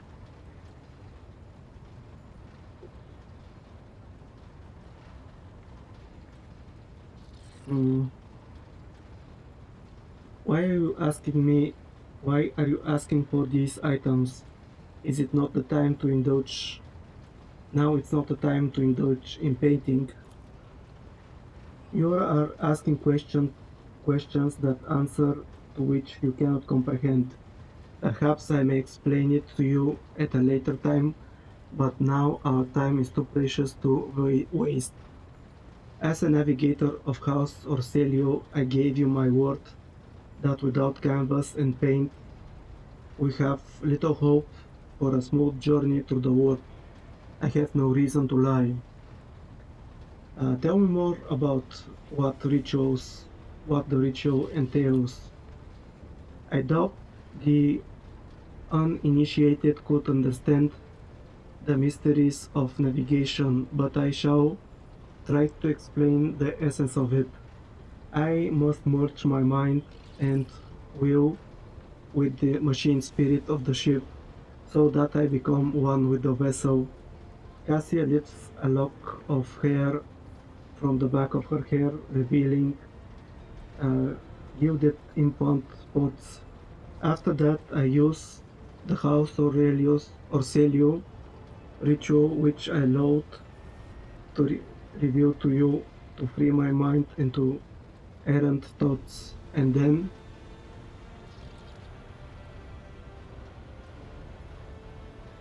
yeah, I can check your work.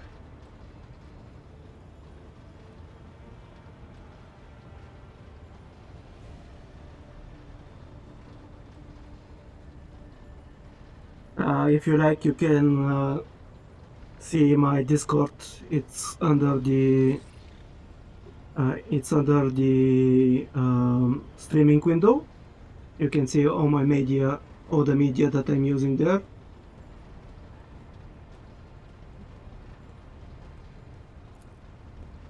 Then it's time to open my third eye and peer into the depths of the warp. Uh, into the depths of the warp itself. Among the nightmarish visions, mirages, and creatures of the abyss, only the light of the Emperor is the truth that will lead me from star to star, from system to system. Oh, the light, the guiding thread, so fine it can slip from one's grasp at any moment. Cassia unfurls her hand as though dropping something, but you have nothing to worry about. The navigators of House Orcelio never lose their course. Why do you refuse red paint? Cassia's gesture towards the servant standing beside her. Uwe will give his blood before the ritual, as always.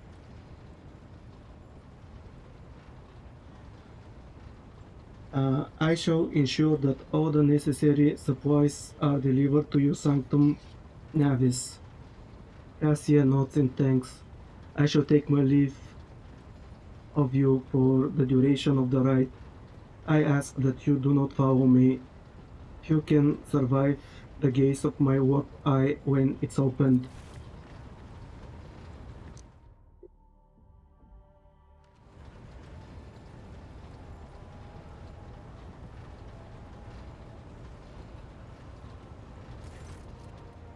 Lord Captain, I will oversee the open channel between Lady Navigator and the bridge, and may the Emperor lights help us all.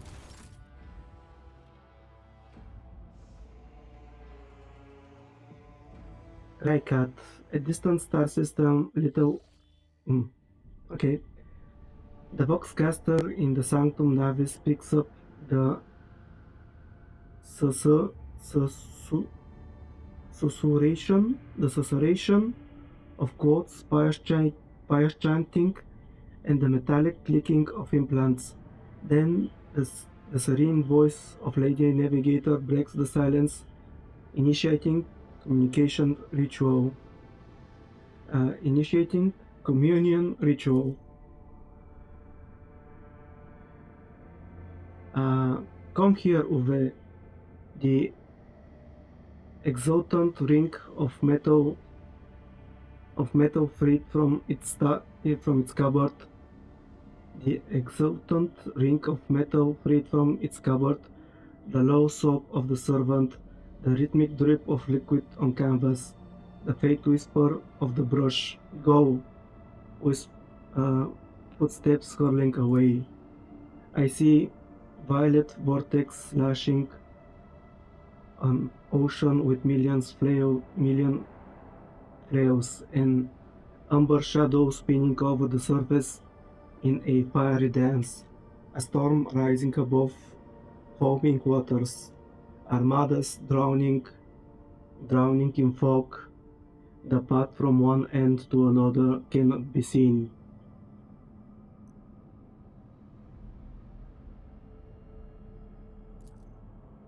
And here, beyond the wall of glass, a daughter forsaken by her father yearns for her brother, and the sun pale disk goes in tireless pursuit of her, no, of me. Its frozen rays lie that spring its frozen rays lie that spring is here. The light is deadened, the great ruler is gone. The Voxmaster recalls at Cassia's words and accidentally snaps one of the cogitator levers. The panel beneath her fingers emits spark and the Voxcasters falls silent. She quickly flips a series of switches and bows guiltily. My abject apologies for cutting off the broadcast, Lord Captain. I have never heard the warp speaking through a navigator before. The connection is restored. It will it will not happen again. Voxmaster, see to it that you receive 5 lashes for this show of clumsiness. What is happening to Cassia? Mm.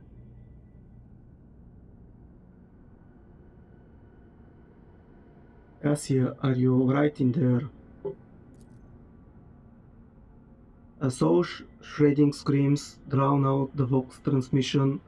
The servants in the Sanctum Navis are howling and shrieking like wild beasts, moaning in pain. Their throats raw from strain, and then sudden silence.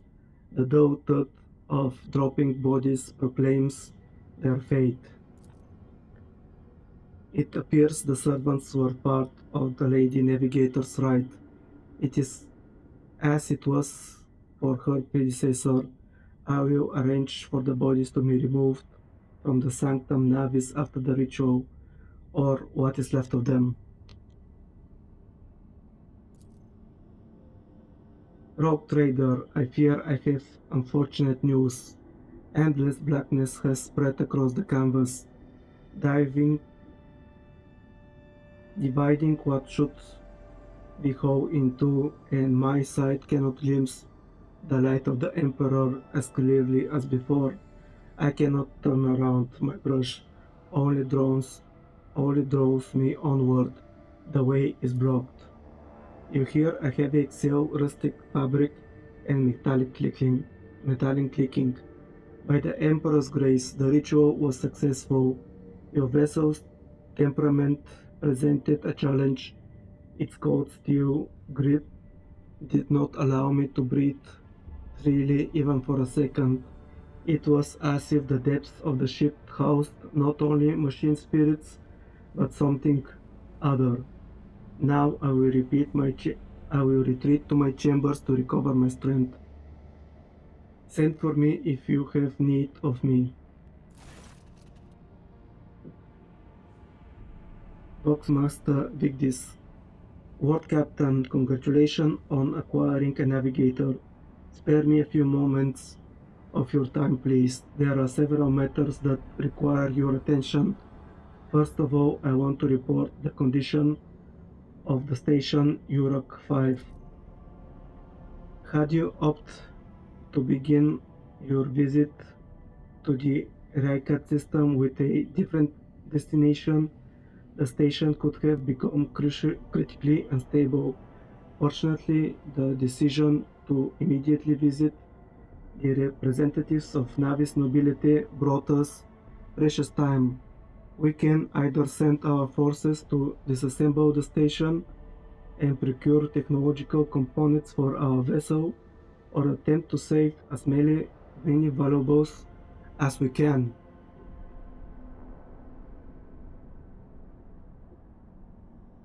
Um, I will not stop.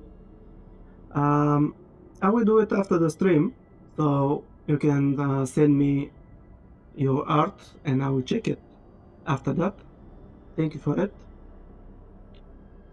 I will not stop to pillaging, abandon the station we are leaving, gather many components that may be used on the ship, loot everything from jewelry to the very last manuscript. Oh, that's interesting. Which will be more useful? Okay, let's take any component that can be used on the ship. This may be a little bit more valuable.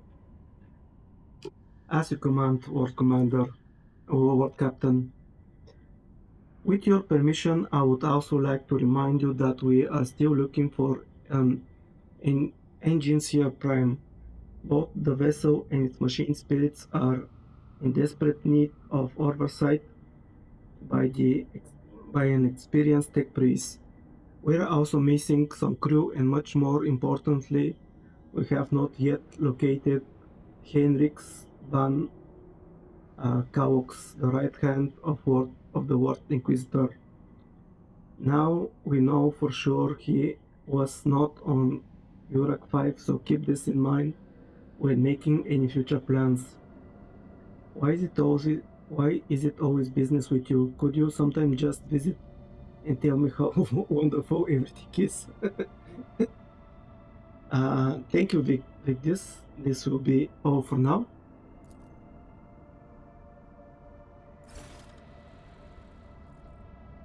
Okay. Void ship management. Okay.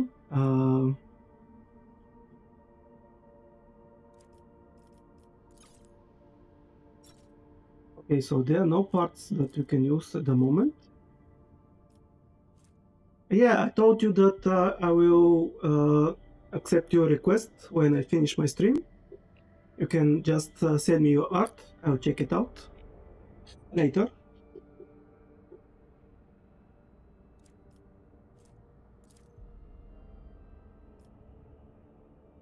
Oh, is this maybe the scrap that we gathered?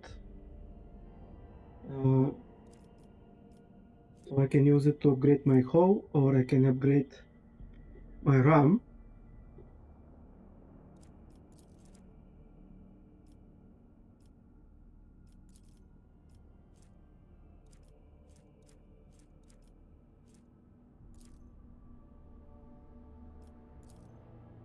Okay, let's upgrade my hull.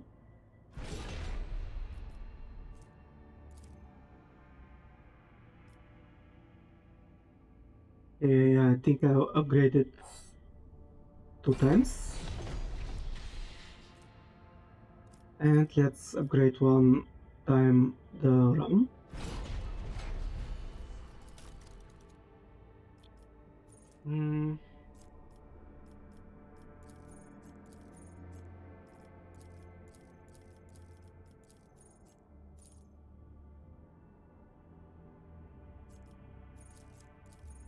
My ship is out also leveling up. All right.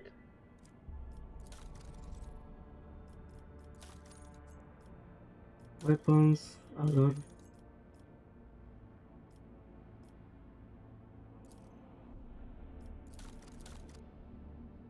Oh, I can put some people in in different positions.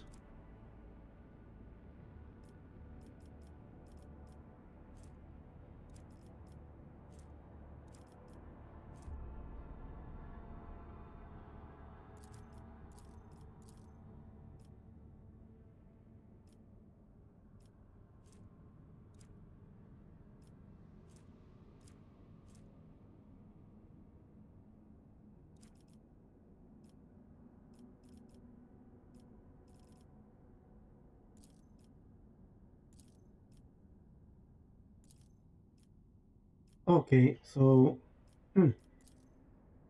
not exactly sure how these abilities work and how I can assign someone to these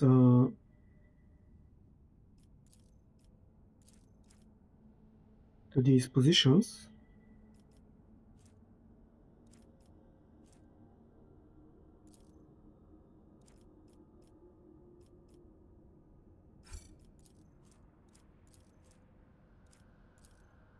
Oh, it's just like that.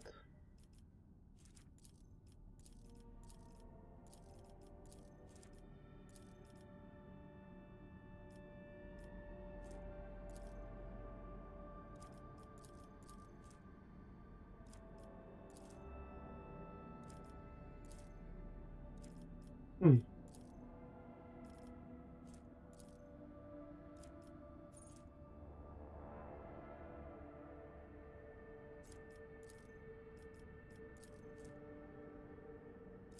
Okay, but looking by of their skills, yeah, Cassia looks like she will be the best in the position of Supreme Commander. For Master Cannoneer, it looks like the Argenta will be better. For Shield Master, me. For Master of Maneuvers, Abelard looks like he'll be the best one. For Warp Channeler, the better ones are me and Cassia, but we are already assigned in different positions. So maybe Idira. And oh, actually, Idira is better in the Master of Ethics. So I need a sixth person for the Warp Channeler.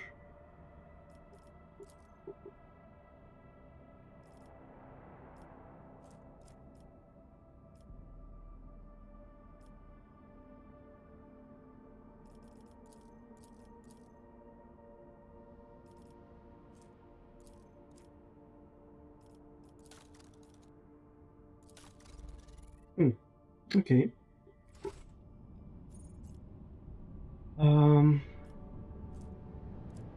Okay, I'm just interested to see how exactly can I rest, because I want to remove the the traumas that I'm currently having. Okay, it says that I don't have them, but I still cannot use the Death Snap Revolver.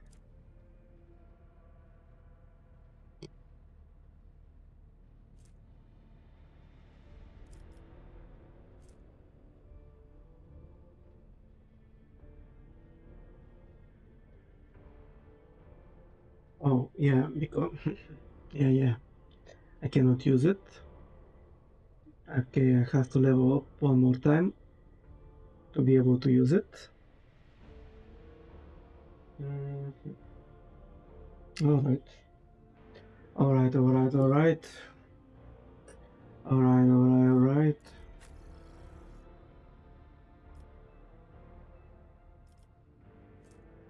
Okay, let's give her the tactical goggles for now. She's the only one who doesn't have a headpiece.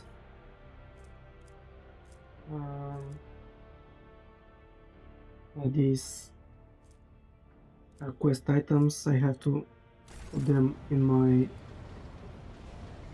my storage.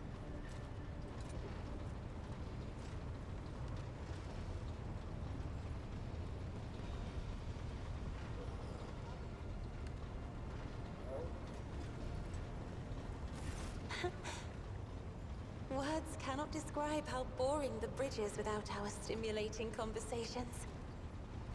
Acacia offers you a reserved smile and waves you in greeting.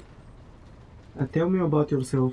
I am a Orselio, an ancient dynasty of the Navis nobility.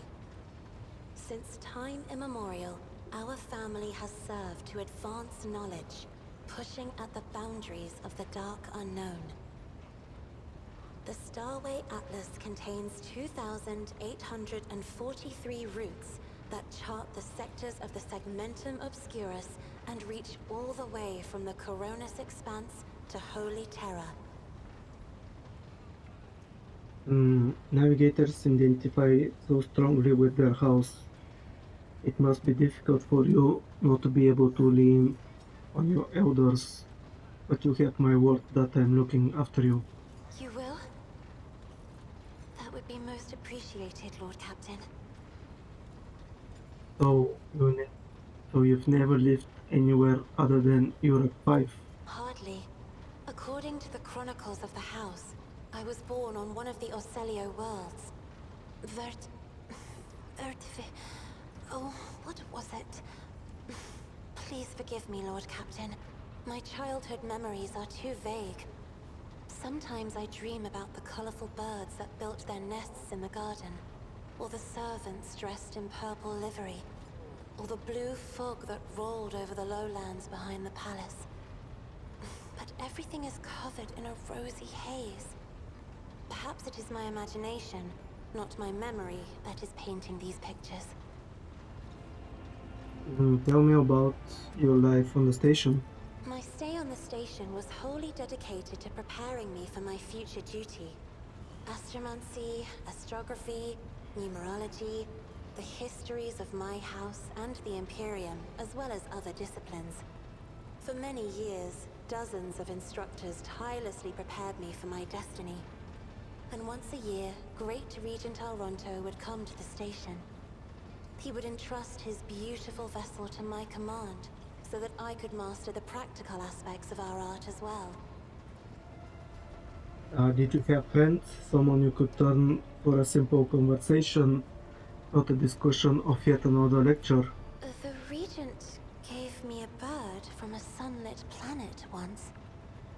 I tried to befriend it and make it sing, but for some reason, it refused, and died soon after.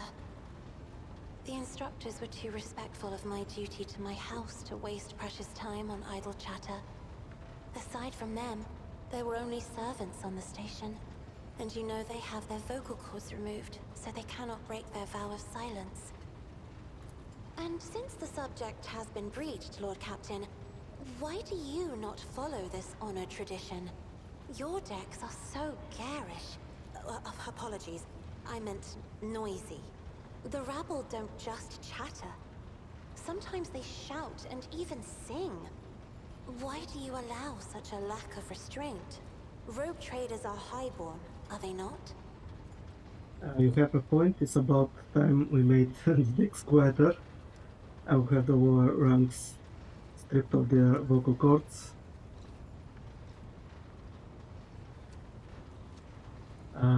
Ruler cannot maim people just because it is in our power to do so. On the contrary, it's the duty of every ruler to look after her subjects.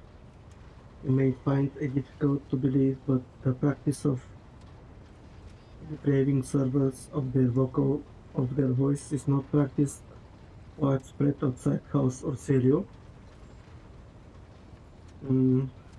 I like the noise people make here. It fills the ship with life. I think I like the second option. Your words sound amazingly blasphemous. If a ruler's duty dictates the need for violence, would dispensing it not be their responsibility? I will contemplate your answer in solitude. Your third eye, do you always conceal it? The Navigator's open eye is baneful to whoever the warp's ruinous shine falls upon, and therefore it is the symbol of our power. We are the guiding stars of humanity, found worthy of an uncommon gift, and one of the duties that we bear is to guard our eye, even from wayward glances that may bear evil.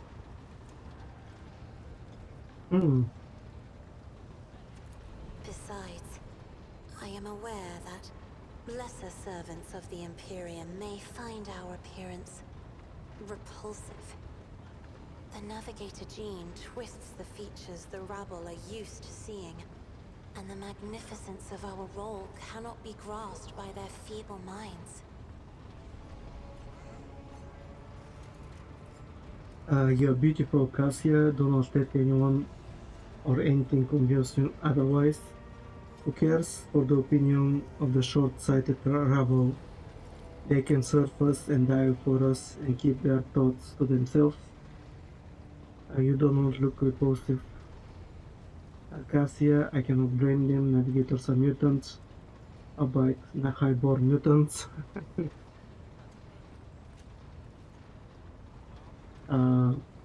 You are beautiful, Cassia. Do not let anyone or anything convince you otherwise. You are much too kind to me, Lord Captain. Allow me, for my part, to note the beauty of your shoulders? Yes, your shoulders. Pray let us change the subject. I told you that I will do it after I finish my stream.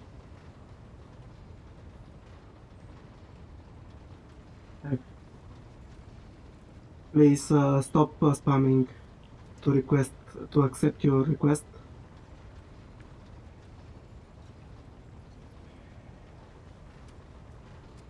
What does it feel like to guide a vessel to the warp? It may be difficult to describe. You see, every navigator perceives the warp differently. My mentor, Great Regent Elronto, always described his travels through the Immaterium as a journey through a vast wood with countless paths. And I, assisting him in the first voyages, futilely tried to follow his example. But the wood would not reveal itself to me. But everything changed when I found my own key to this mystery. You see, I've always brightened up my rare moments of leisure time by painting. You may recall there was a workshop in my chambers. As soon as I imagined the warp as a blank canvas, an indescribable feeling came over me. I moved the brush, going deeper and deeper into my own painting. Visions were hidden within the vibrant colors of my palette, and something inside me knew which should be brought out and which should be left behind. I woke up several days later, after the voyage was safely complete.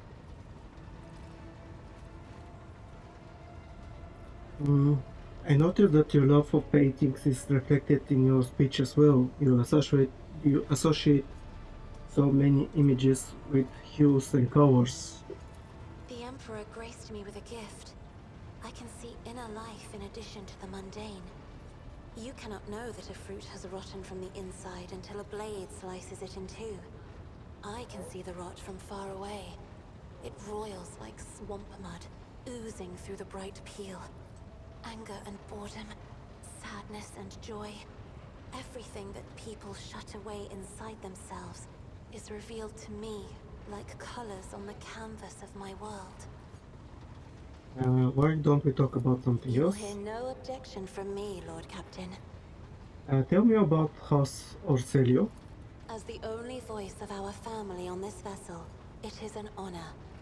As long as your questions are courteous, I will answer every one of them. I take it House Orselio has a rich history. Oh, yes. The navigators of the house came to the Coronis Expanse fairly recently, a mere 208 years ago. Before that, our ancestors expanded the borders of humankind's dominion for the glory of the Emperor, blazing trails to different corners of the galaxy. Who rules the house? Just as a rogue trader stands at the head of a protectorate, a Novator heads a navigator house. It is the Novator who decides where to look for alliances and which path their bloodline is destined to tread. As for our house, the transfer of power to a successor is currently underway. In the meantime, Great Regent Elronto Orselio is ensuring the stability of the house. You lived in seclusion on a coast station until Perek committed his sabotage, so then you must be the Navigator's successor. So, says Regent Alronto. Nothing is decided yet. Some people in the house become enshrouded in rolling grey clouds at the thought of me becoming the Novateur. But even more are bound with dull leaden chains. They think I am not ready for such a burden.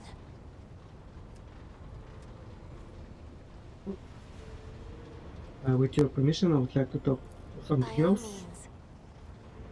means. What does your special sight reveal? Sister Argenta shines like a guiding star, inspiring resolve in those around her, seemingly inexplicably. However, I see a dark and ugly fog billow behind her, contrasting sharply with her shining light. It burdens the Sister of Battle. It drags her down. Yet Argenta herself is hardly aware of it. Okay, that's interesting. Seneschal Viserion is among the few whose colors are a pleasure to look at. Whenever the Seneschal speaks, heavenly crystal clarity spreads around him. And whenever he is angered, dark blue clouds condense over him. And in his rare moments of joy, a pure gleam of sunset pink caresses the souls of those near him. Out of your entire retinue, Lord Captain, he is the only one I would trust with my life. Okay, that's something that is good to know. He seems like the purest of them all. At least the most reliable.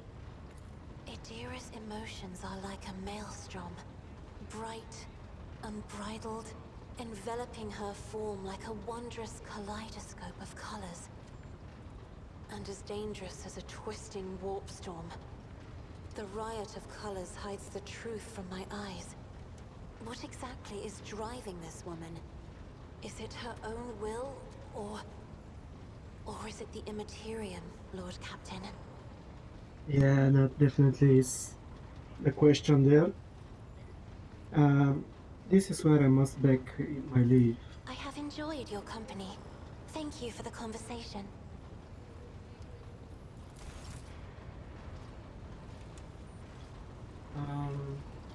Can I speak to Uwe? The servants' docked vocal cords were recently replaced with a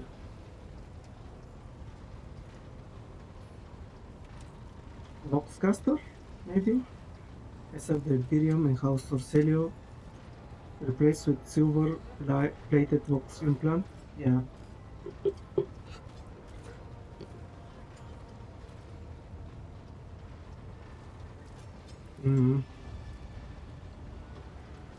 Okay, I won't be talking with the other characters at this point. Maybe after the next mission.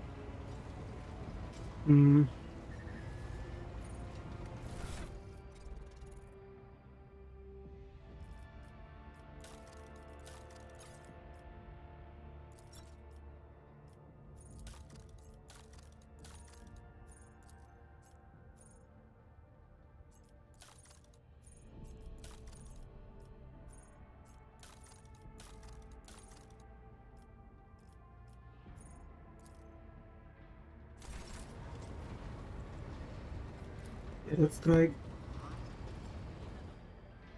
Actually, it shows that I don't have debuffs. So yeah, I'm hoping that in my next mission nothing will show up.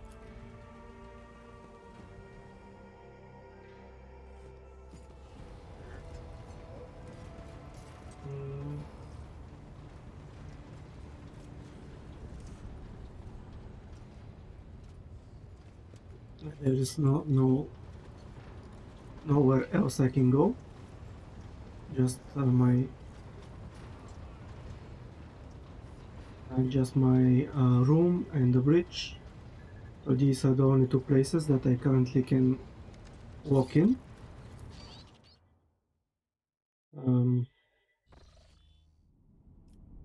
Okay, I think the second place that I will go is going to be um, the prison.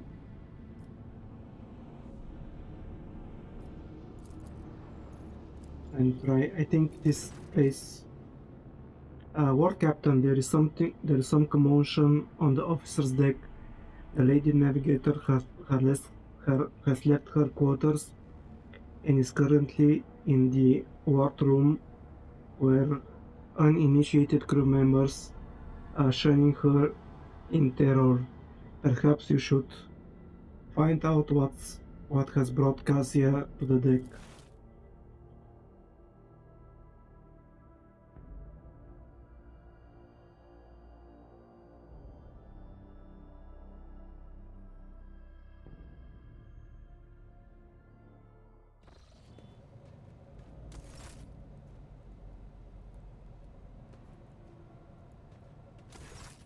Lord Captain, my apologies. I did not notice your entrance. The lady navigator is engrossed in perusing the dusty tomes which appear to have been neglected by the other officers, be it because of sloth of dullness of mind or dullness of mind.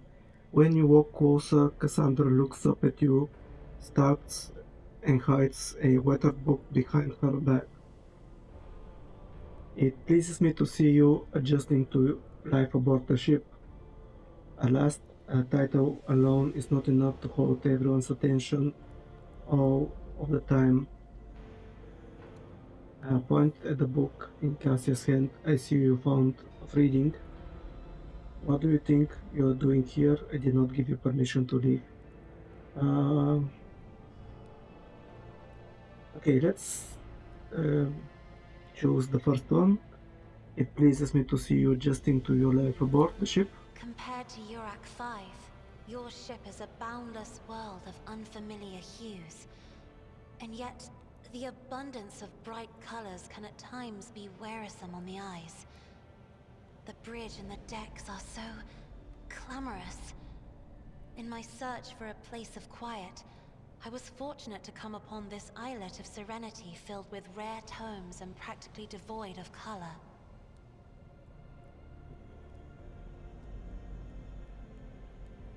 The events that took place on Urak 5 must have shaken you greatly. Are you well? Your only attendant is your valet from Urak 5 to my servants not measure up to your standards. I hope that you have you have had ample time to calm yourself and your powers. Uh, let's try the first one again. One should not underestimate the navigators of House Orselio, Lord Captain. Like a shawl of pale smoke, a faint malaise hangs upon my shoulders. But it will not be the slightest hindrance to my duty to humanity, and my duty to you. Cassia's response is reserved and pointedly decorous, clearly intended to create a distance between you. Your only attendant is your valet from Europe 5. No, no. It is not that at all, Lord Captain. It is just that Uwe is quite capable of carrying out his duties by himself. He is well accustomed to my whims and preferences. Oh, Cassia cringes even ever so slightly, adjusts the adornment on her forehead, then awkwardly hides her clawed fingers in the folds of her clothes. The unnatural appearance of navigators often becomes a topic of gossip among lowly servants and officers alike. It is unsurprising then that Cassandra prefers the company of one who is used to how she looks. Alright. I hope that you have had ample time to calm yourself and your powers. There are people on this ship who are far more impulsive and dangerous to others, and far less devoted to the God Emperor than a herald of the Navis nobility. I did not need your words to see the shades of umber unease that whirl around your subjects whenever I am near. Were I not acquainted with such a reaction, I could have found their behavior and your question just now insulting. Oh, okay, that was bad. That was bad on my part.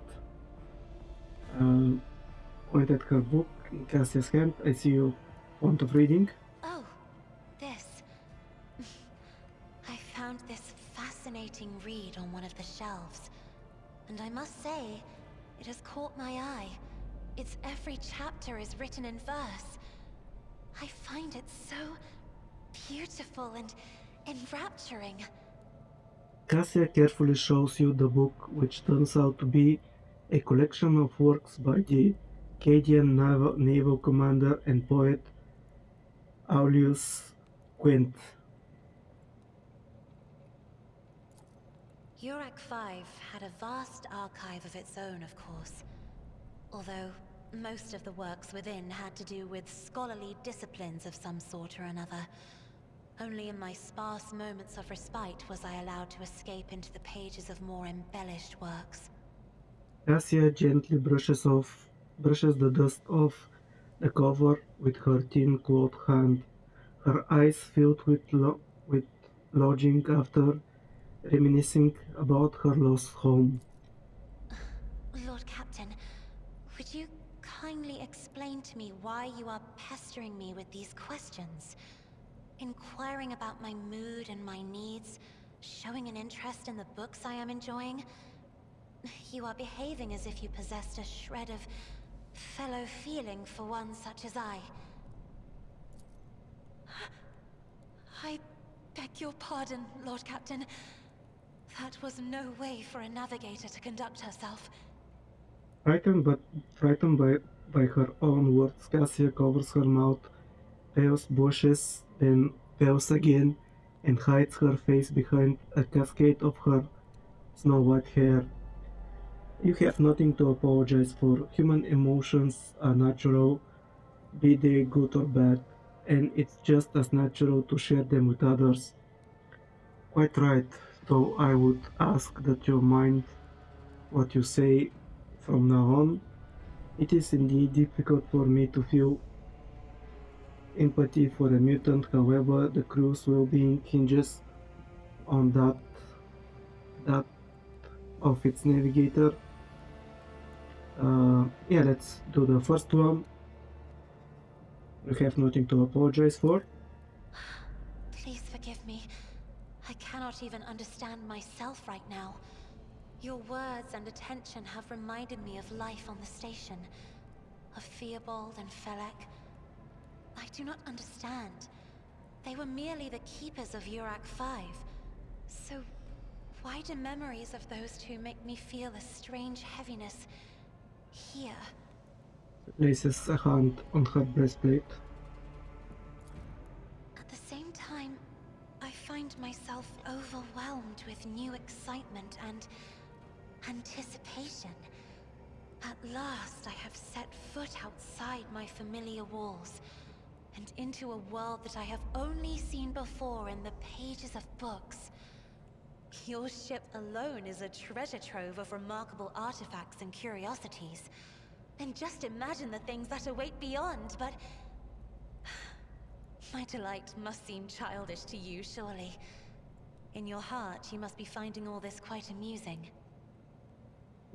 What I find childish is the manner you're addressing me as if I were your friend, and you mistaken believe that anyone here would be interested in hearing about your emotion.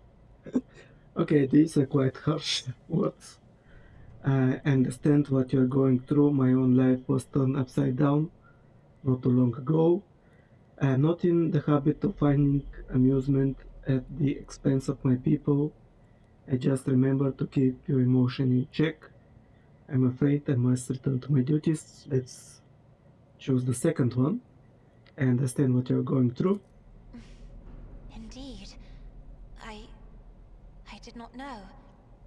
That is to say, I could not have known, as it is the first time we are speaking in a circumstance so... private. My word, when I found this place, it was so full of officers. Why did they all leave? Oh, okay. Perhaps my people did not wish to disturb you. Yeah, that definitely was not the case. I do not tolerate idlers on my ship, and my officers know it well. Uh, okay, let's do the second option. Or because my presence offends them. Then I must take my leave as well. I am due to inspect the Sanctum Navis after the communion ritual and prepare the chamber for the upcoming warp jump. Thank you for your company.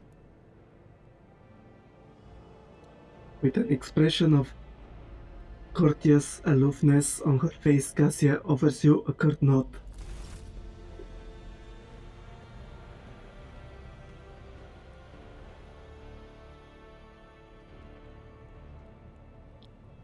Okay, at least they managed to repair this place after the battle.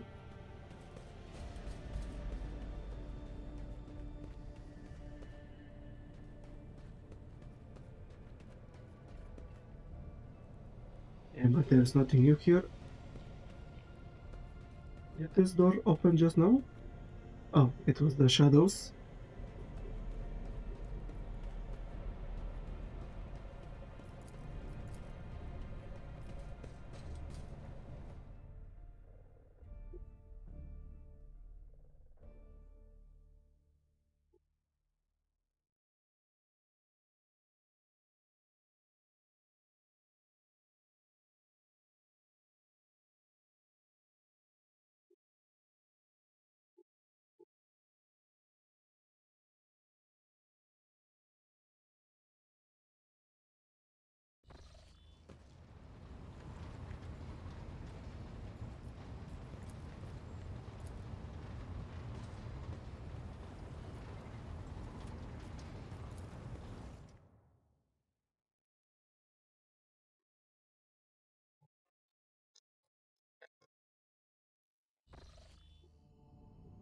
Okay, let's continue towards the prison.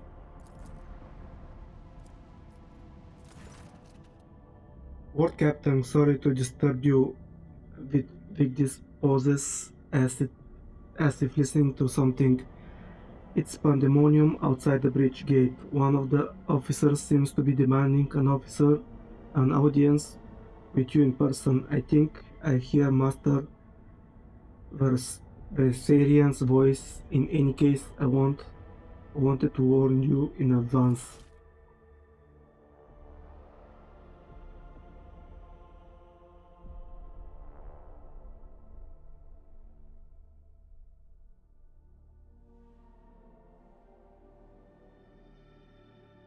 Mr. Argenta is one of the blessed Adeptus sometimes colloquially referred to as daughters of the Emperor. Okay, what's going on here? I like how the throne turns around. The everyday sounds of the bridge are disturbed by voices raised in anger. Abelard's voice is the loudest of all. This is not the conduct of an officer. These are the antics of a high-born brat out of Lark. Explain yourself, Lieutenant. Darky,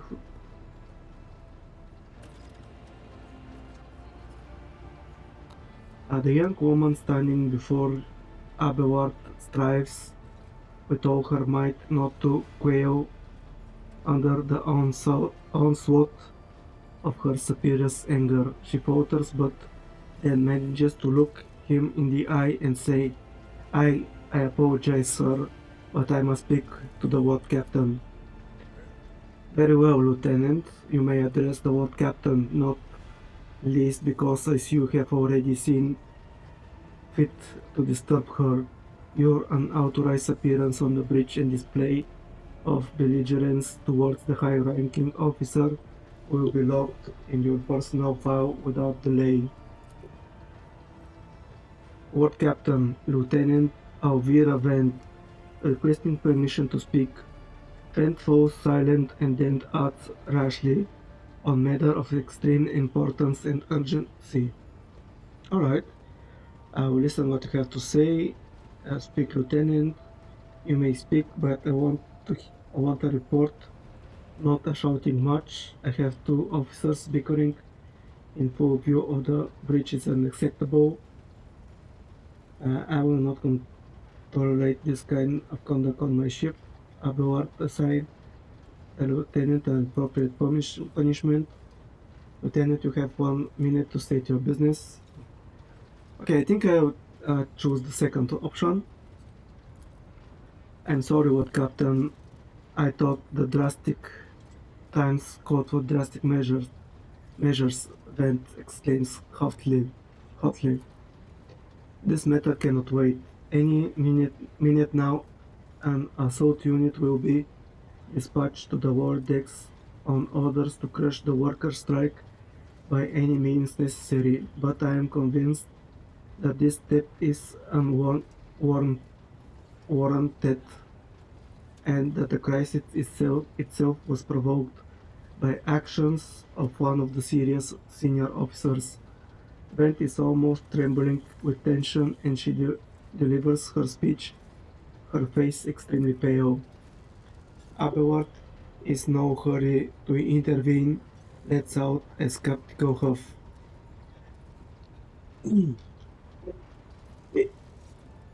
Okay, I'm sorry about that. I'll be right back in a second.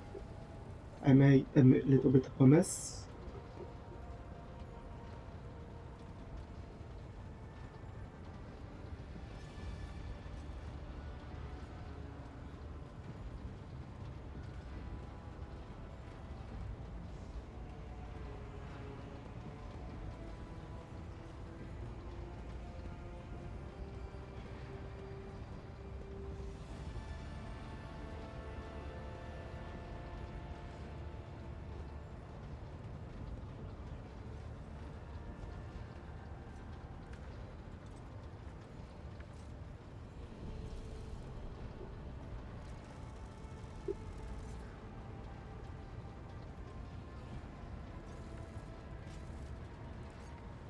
Lord Captain, I urge you to investigate the actions of Seneschal Verserian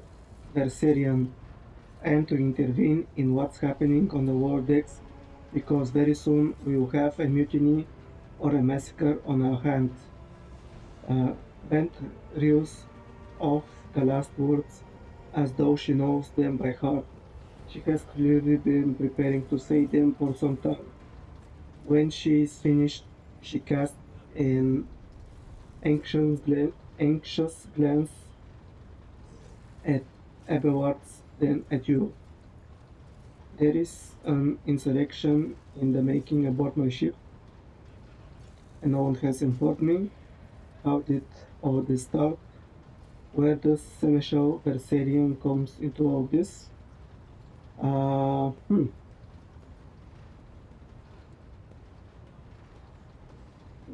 Hmm. Okay, let's try it one by one. There is an insurrection in the making aboard my ship, and no one has informed me. I would not deem it a problem worthy of the rogue trader's attention. The lower decks are, as it so happens, are in revolt. 30 some years ago, we even had a revolutionary leader rise up who declared to establish workers' rules across the entire ship.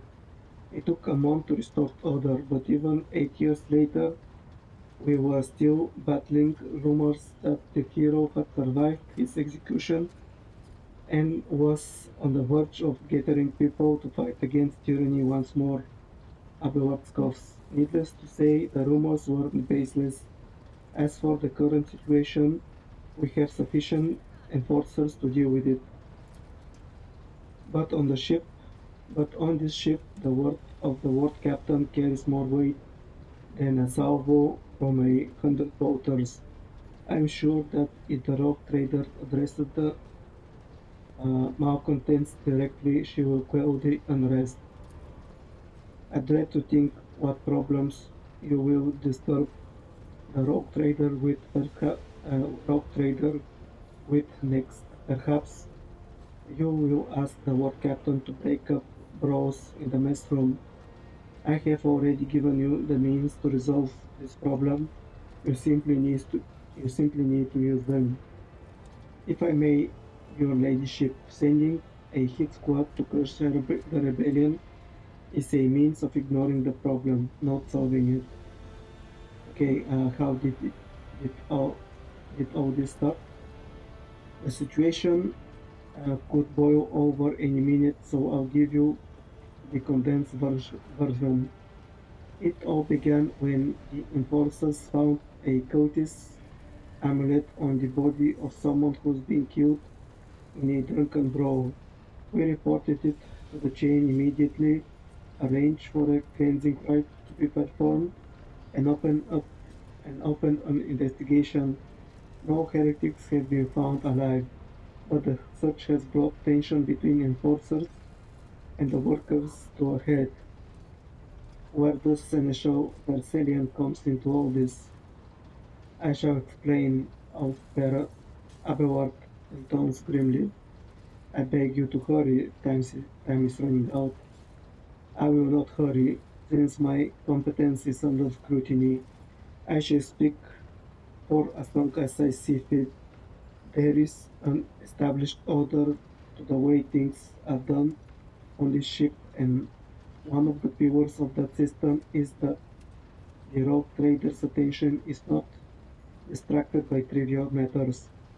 It is the seneschal's role to ensure that. I have always handled internal problems myself, so of course when I received information about cultists hiding on the lower decks, I took the matter in hand. As long as I lived, not one of the vermin who murdered Theodora von Valencius would find refuge on her ship. You were far too heavy-handed, Seneschal Versarian. Arrest, interrogations, mass punishments to entire sectors. It has driven the people to the brink. Vent says bitterly. Now there is a strike on the lower decks. In Depot 4 to be precise. Three worker clans are involved, but many more are passively supporting them. The situation could degenerate into all-out insurrection, but when I reported my concerns, the only response I received was an order to dispatch an assault unit to crush the strike with maximum force. Um, what is Depot 4? Depot 4 is one of the poorest sectors on the lower decks. It is home to clans of general laborers. They are not as valuable to the ship as the families who have served its specialized systems for generations. There there are an easy replaceable resource and one which is now more besides giving succor to cultists and minions of the arch enemy.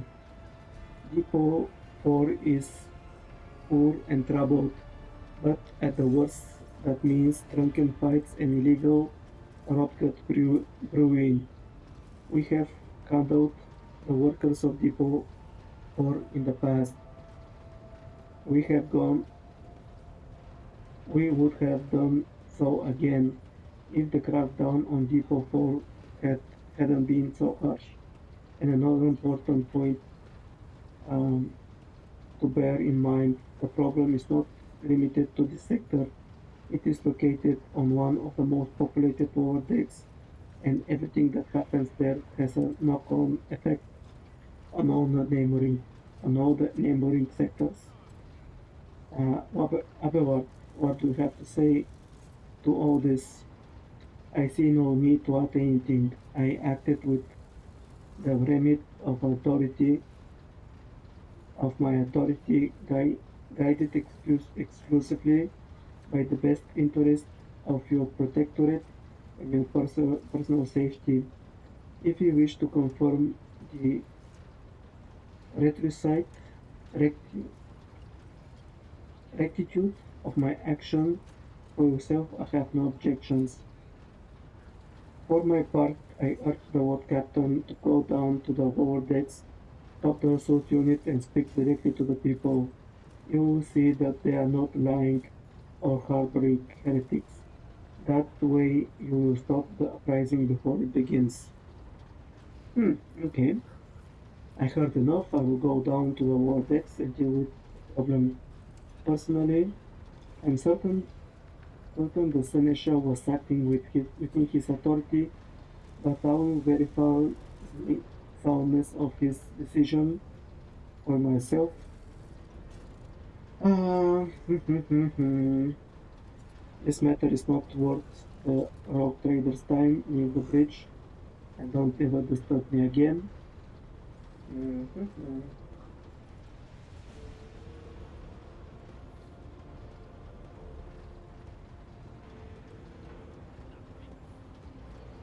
Okay, I think I'll use the second option. Tron, preserve you, World Captain. I thank you for support. Abelard grins his teeth slightly. An enterprise bordering on the sophomoric, but please yourself, World Captain. However, a category insists that I escort you. Oh, okay.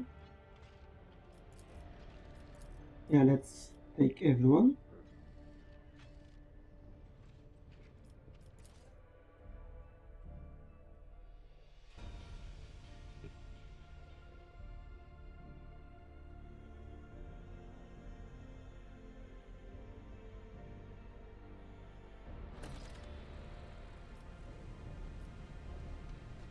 Okay. So yeah, everyone rested and they lost their traits, their traumas. Okay, that's good.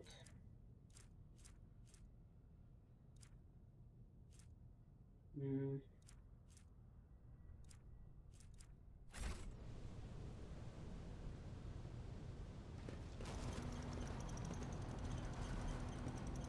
greetings, Your Grace.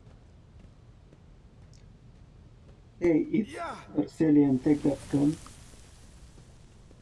Look who it is. Okay. Abelard Abelard reflexively wipes the sweat from his brow and startlingly, startlingly human gesture and a telling one, a rare moment where he allows his age and weariness to show through his armor like veneer of self-assurance. The lower decks are a source of endless problems. Sometimes I dearly regret that I cannot replace all the workers with servitors. Did you hear they were shouting your name? The people dare to disrespect a senior officer? Uh, I think too.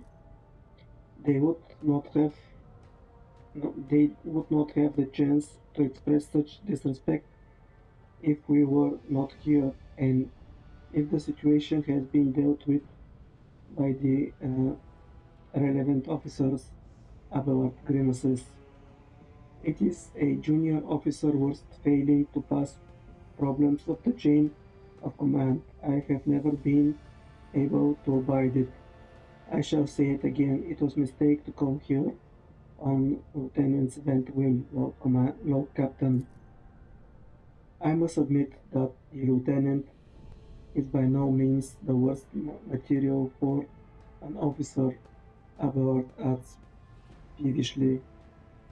But in the name of terror, the girl is the same age as my great eldest great granddaughter, and she has the gall to tell me how to manage the lower decks and hunt down Codist.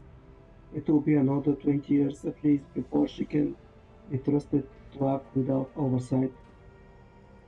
Did you hear they were shouting your name? Of course they were. The organization of the daily routine life of the ship rests upon my shoulders.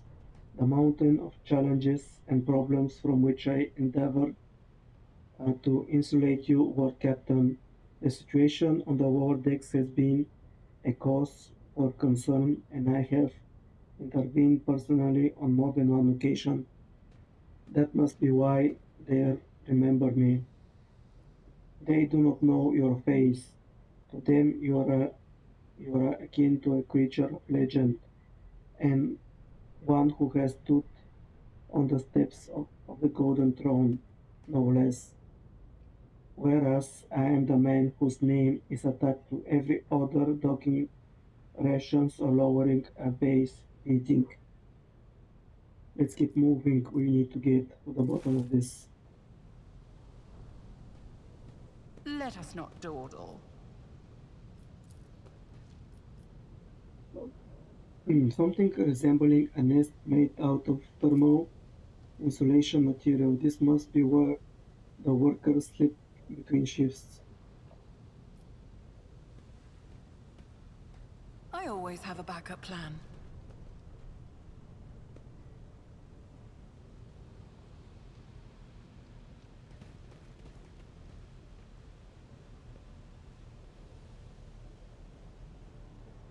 Okay, the when the valves light up like that, I think that I should be using them for something. This gives up Always keep your some eye kind on the of prize. problem that may arise. I still do not see our purpose in coming here. Huge pipes, racks of men going for a stroll on the war decks every once in a while is good for you. Let's see how the simple folk live. Huge pipes, the arteries of the ship, run through many bays, delivering air, water, heat, and the propulsive force of steam.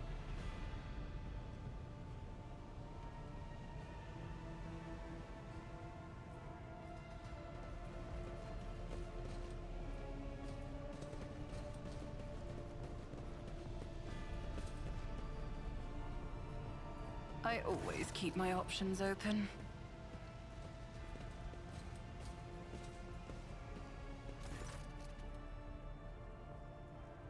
A free event. The sounds of the heated discussion reverberated through the ship's bay, reverberated through the ship's bay, to the ship's base. Lieutenant Avril Vent of the ship's enforcers is bearing the part of a heavy-built assault unit officer, and judging by their expressions and tone, the standoff has dragged on for some time already and has now reached a boiling point.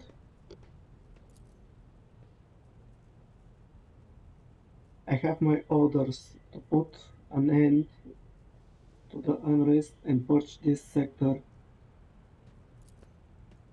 You can take your orders and shove them. This is my deck and my sector. There are only three people who can waltz in here without my express permission: the first officer, the rogue trader, and the emperor himself. Yeah, I would like to say that as well. So, not all my lessons falls to deaf ears. Abelard mutters a grave approval. He does not clarify whether he means Lieutenant Bent or the officer looming over her or both. Your ladyship, noticing you, the two junior officers snap to attention and salute. The subordinates follow suit a moment later. Um, what's the situation? Your ladyship, my people have locked down the bay where the strikers are, including their leaders. We have the situation under control as far as the resources allow. We encountered some locals on the way there. Their conduct was outrageous. They even tried to throw things at us. Vent fell slightly. The people are getting desperate clearly. They saw the assault unit and they decided they had nothing left to lose. I mean, I apologize, Lord Captain. It is outrageous. I'm sure the people simply didn't recognize you. It, it wouldn't have occurred otherwise. We will deal with them once the current situation is resolved. Is that all you have to say? Are you sure you are worthy of an officer's rank, Lieutenant Bent? Mm, should I reprimand her more? I give the assault unit permission to open fire. We will crush the seeds of insurrections. Okay, let's not reprimand her anymore. But I want to speak to the strikers. Aberwak more mouth twists, but he remains himself and says nothing. Right you are, War Captain. Allow me to finish. To wish you good luck.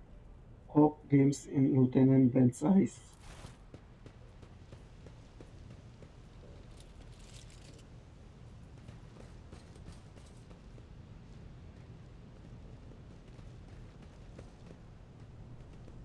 Rise to the top, or get left in the dust. A dozen pair of eyes stare appraisingly at you. The people before you are typical inhabitants of the Wardex. You take in their simple clothing, crude weapons, and faces that display varying levels of mutation from a from the barely describable, discernible to the outright grotesque.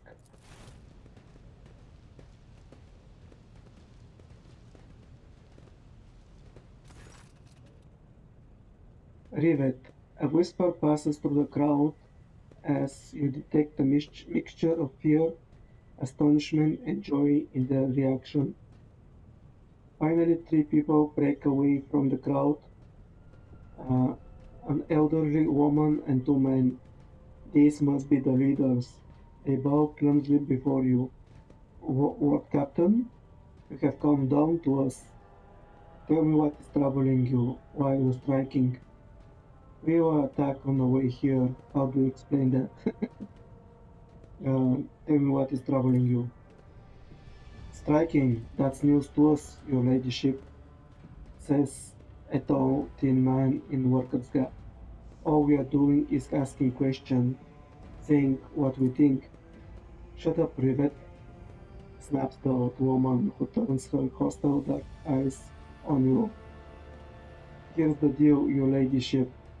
You damned enforcers are all over us down here. They say they're looking for cultists. One wrong word and they reach for their batons.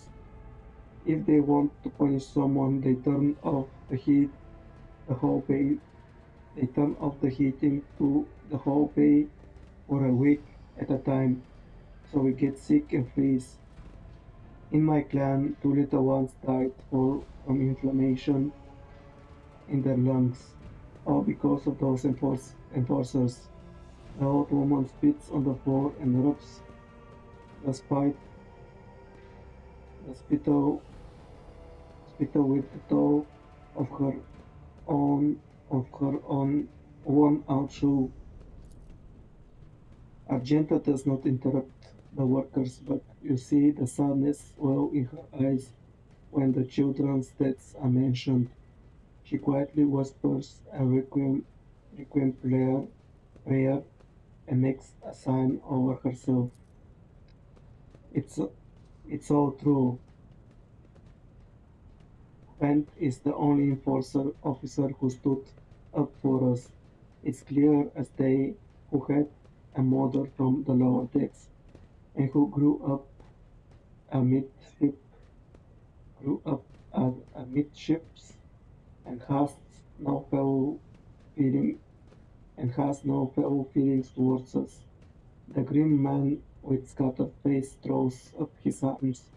Your ladyship, we are no villains here. We are honest workers. your servants. We've voted no disorder. We went on strike openly, and now we are not. And now we are not guns. And now we've got guns pointed at us. All we are doing is asking to be allowed to work in peace without being harassed. The persecution started apropos of nothing you say. I was told that one of you was found in possession of Cody's amulet and that there are heretics hiding here. Mm.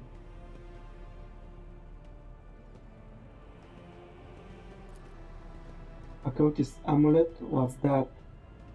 The Hugo, the Hugo they found on the dead drunkard? If it was something evil or forbidden, we sure didn't know. The enforcers just said they were looking for heretics among us, and anyone obstructing their investigation would be punished. But now, but how could there be heretics? But how could there be heretics here? We know we know our own people. There have been no new faces around. Definitely not. And if there were, we'd be the first to report them. And as of this amulet or whatever it is, they took it off the dead body. There are no cultists still breathing in our sector, that's for sure. But when the fight broke out, some enterprising folk looted the bodies. The boots they came back with the boots they came back with. Nobody's ever tread those decks in boots so fine. I can tell you that. Seems to me the coaches have better commanders than us. Oh yeah, those boots were really fine, and there was no harm in taking them, right? As for the amulet, it must have been pocketed by someone who didn't know any better. We don't need any amulets around here. We all worship the Emperor, and when we are working, we bow down before the machine spirits of the large and small transformers and the servo motor. The same way my grandfather was taught 100 years ago by a tech priest who came calling, "Believe us, your ladyship, we are people of faith." Naive children, weren't you taught from an early age about the dangers of the arch enemy's creations? Weren't you warned that any unfamiliar object could be one of them? We were told, Holy Sister, but it was long ago.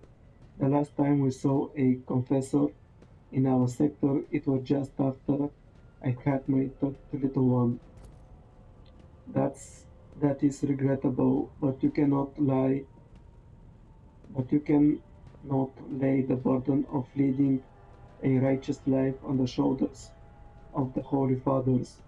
Who will you blame when beasts grow out of those amulets you stole from the heretics? The Holy Father who was not there, the scavenger who brought evil down on himself and his neighbors? Uh, we were attacked on our way here. How do you explain that? Here's an explanation for you. People have been pushed to the limit, and now they are lashing out as if we don't know why these top decks units are being sent down here, like the one there, like the one there that the lieutenant won't let pass. Our clans are all inside the bay that's being sealed off, but the lower decks are big. I'm sure there are some people who've had just about enough. We're getting it all. We're getting it from all sides. The soldiers have encircled the ones who've risen up. A death squad has just arrived. It's no wonder folks are lashing out. Uh, their work seems seems sincere to you. Their body language and glances traded between them reveal that the news of the attack has shocked them. Uh, Abelard, what do you have do you have anything to add? I authorize the use of all necessary measures to locate chaos worshippers hiding in this sector. Specific steps taken by the officers were not reported to me. Abelard frowns, clearly disgruntled and having to explain himself in the workers' presence. Nevertheless, I'm certain that their actions were justified. Cultists are no drunken evildoers. They are the enemy and a threat on the ship. Neutralizing them demands decisive actions. Would you look at this? Would you look at this? The exalted war captain herself is asking us bureaucrats what we want. Well, here's what we want you to in your rein in your damn enforcers to quit turning off the heat and to stop battering everything that moves. No, that's not it. We want the enforcers gone from here and we want to be armed. Give us guns. We've covered ourselves.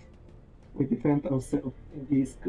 If these cultists do show their faces, I've been leader of my clan for 20 years now.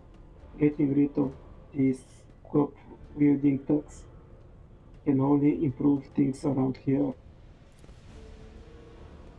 You've gone too far, old man. They'll never let the maggots on the lower decks live without enforcers breathing down their necks. They probably even insist on enforcers on the upper decks. They probably even insist on enforcers on the upper decks too. As for weapons, what do we need them for? Before the first days out, we'll have someone shooting their neighbor out of stupidity or drunkenness. We don't need that. If the enforcers stop harassing us, that will be enough. In return, we will find the scavengers who robbed the cultist bodies and we talk to them one lower decker to another. If there are any more of those damn amulets about, we'll hand them over to the enforcers ourselves. You speak for yourself and your clan, and I'll speak for me and mine. I don't want empty gestures, I want real change.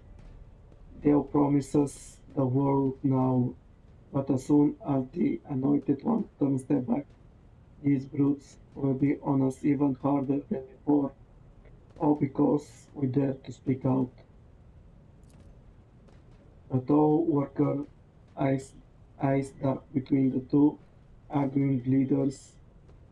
Uh, every few seconds he opens his mouth as if planning to agree, but each time he fell silent, simply making a new vague noise of approval.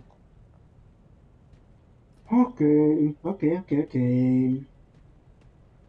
Um, Raiding anarchy on the ship is the first step toward embracing chaos. Putting weapons into untrained hands would be even worse. What's more, the enforcers are needed to maintain oversight and order. Withdraw those demands and we will consider the rest. Fine, I give the order. I give the order for the enforcers to be withdrawn from this sector and you will be given weapons. Let's see how you cope governing yourself and what difference it makes.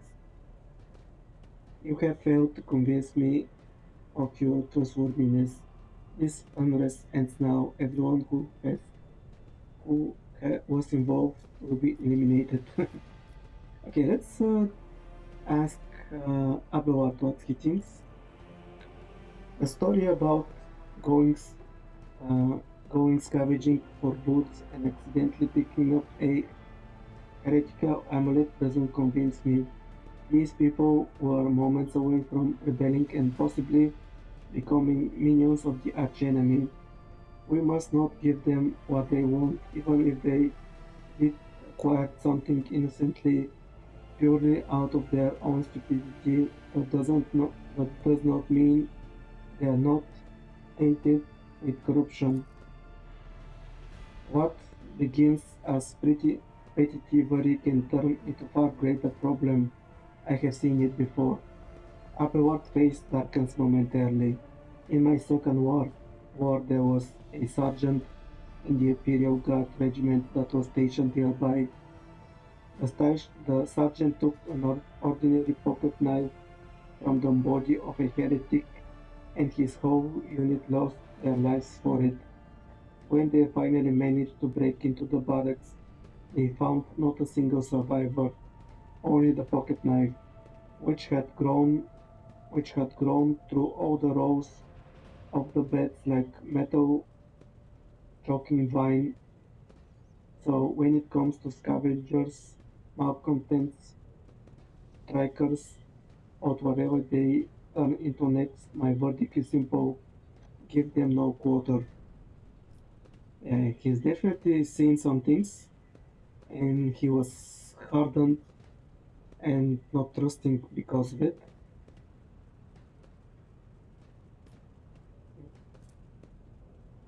I have good chances to succeed in the coercion. I think I'll try that. The tall worker, they call Rivet shrugs and casts a sidelong look at the old woman. Old nun, listen.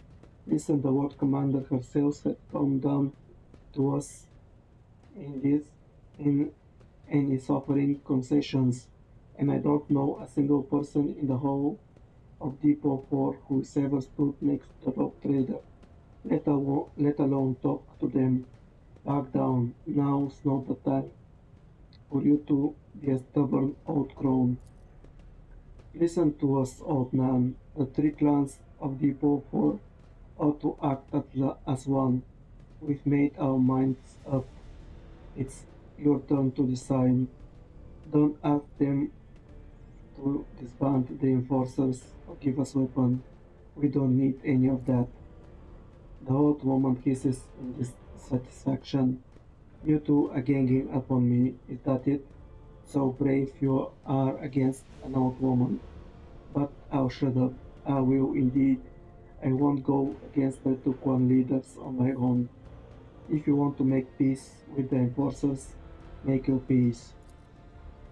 That's great, just fantastic, quote Captain. We all agree. Then it's decided. The persecution will stop and I will expect you to assist in locating any remaining amulets or weapons left by the cultists.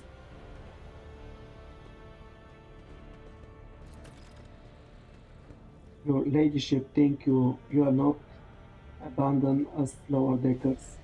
You came yourself and settled up everything. I'll tell my grandchildren about this.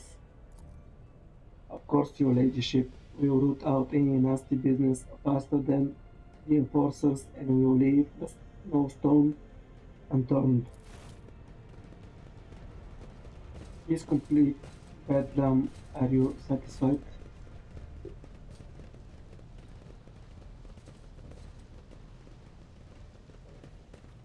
Keep your wits about you. Is there anything interesting here? This page is where the start of each shift is marked. The last mark is missing. The workers went on strike. Yeah.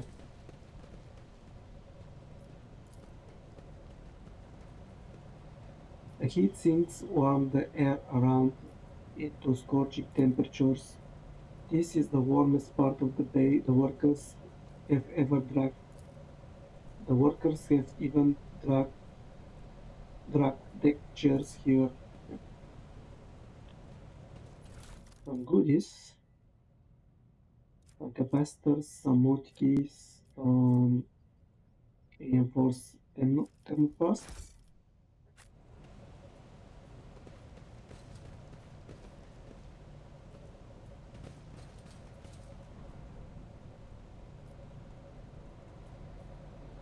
there's nothing else here. Let us not dawdle. Okay, let's go back to the bridge. Okay, the travel to the prison. The travel to the prison was interrupted 2 times now. I always have a backup plan. Apparently, they don't want me to go there. Stopping unexpectedly, Abelard imperiously dismisses the unit to stand at a distance and uh, addresses your other companions, saying, "I have an urgent matter to discuss with our captain. Please give us a moment."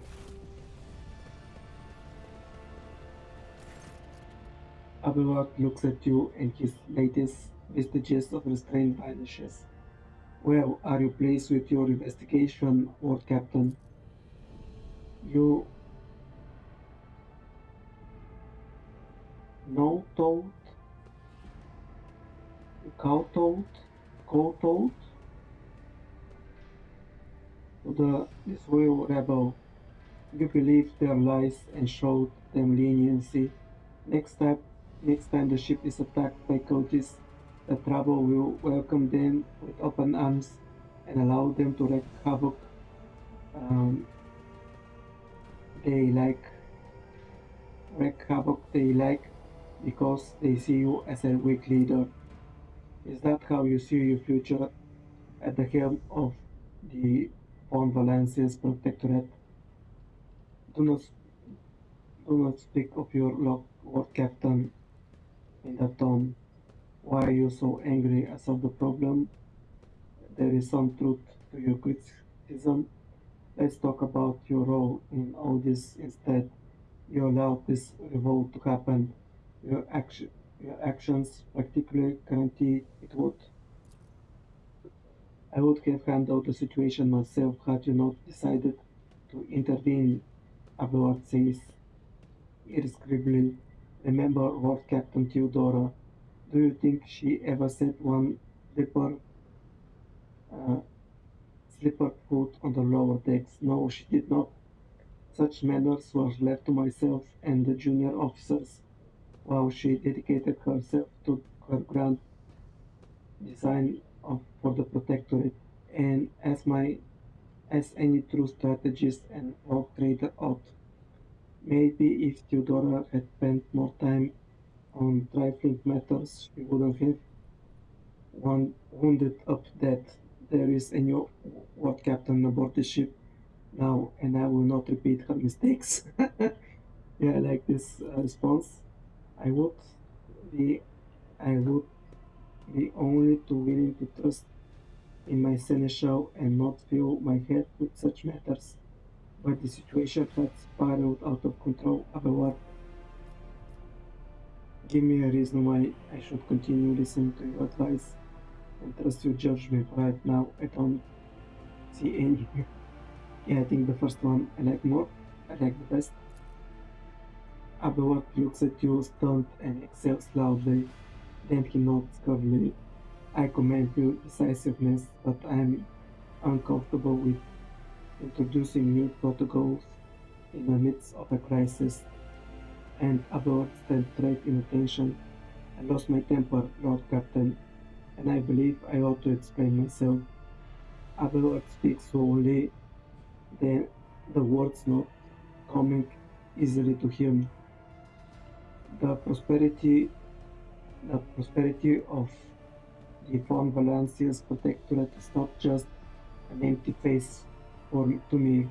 I left the Imperial Navy for the chance to see it flourish. It was the most momentous decision of my life. I did it because I saw the Lord Captain Theodora's deeds, the sign of true greatness. The rogue traders do not simply watch new routes and capture worlds, they create order out of anarchy.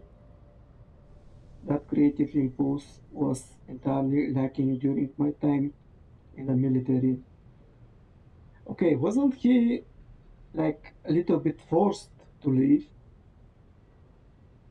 From what I remember, he he was working in the Navy and suddenly he was invited to leave and to join the rogue trader, even if he was like a little bit standoffish, I think is the correct term. Like he was poking the bears, the officer, the commanding bear. He was poking, he was poking at it a little bit and trying to do some changes in the command.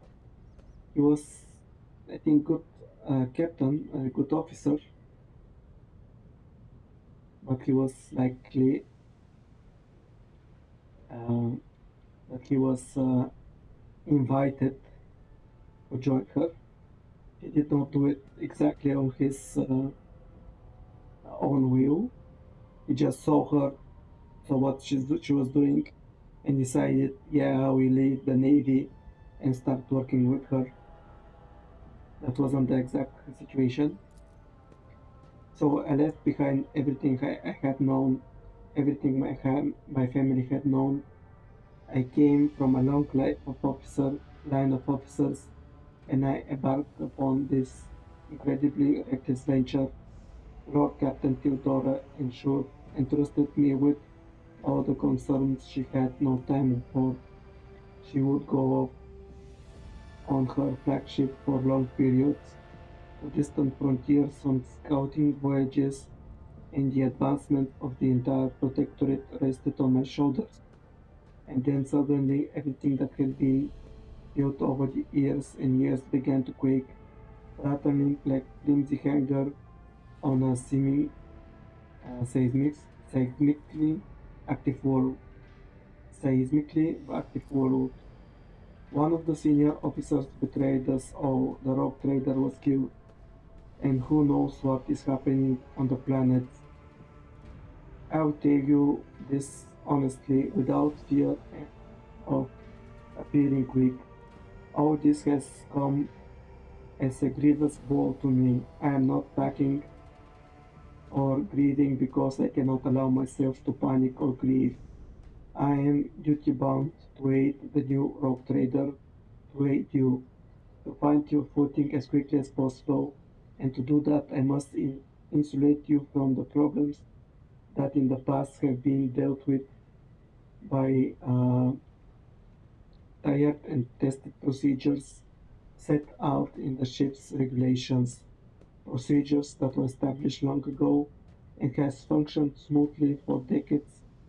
For decades, I cannot suddenly be deemed excess uh, or requirements. Theodora trusted in established procedures and she died. I won't make the same mistake. If you want to keep building the future of the von Valencia's protectorate with me, stop living in the past. I understand, but you need to learn how to respect me as your Lord Commander, War Captain, and Rogue Trader. I accept it and start living in a new world. A world where Theodora is gone and where you and I have new decisions to make. The prosperity of the von Valencia's protectorate is just as important to me. You are the, you are the only person has complex, who has comprehensive knowledge of how things are run on the ship. I think in the future I will follow your recommendations. I value what Theodora created, and I trust that this situation is an aberration in the ship's otherwise smooth operation. Since the establishment, since the established procedures are working, I see no reason to change them. I have seen plenty of sentiment and handwriting in recent days, but very little competence. I have no plans to rely on your judgment or your tried and tested procedures in future. I think I like the most the second one. I think it's more like I give him his trust, but we have to work together, and yeah, I show them that I trust in him, but I want to be also included in the decisions and maybe change some of the things, some of the way how the ships works, and it's not like it's not so like um, stepping on Eudora's achievements. I think the first one does that a little bit. Yeah, the second one. Upward solemnly inclines his head. Yes, work captain. After a moment's silence, he adds, looking at you with interest. Your resolve is admirable and demonstrates strong leadership. I shall remember this moment should my old habits ever begin to creep back in. And now, please let us leave the verdicts. If the rogue trader desires a to stretch her legs, there are far more suitable places.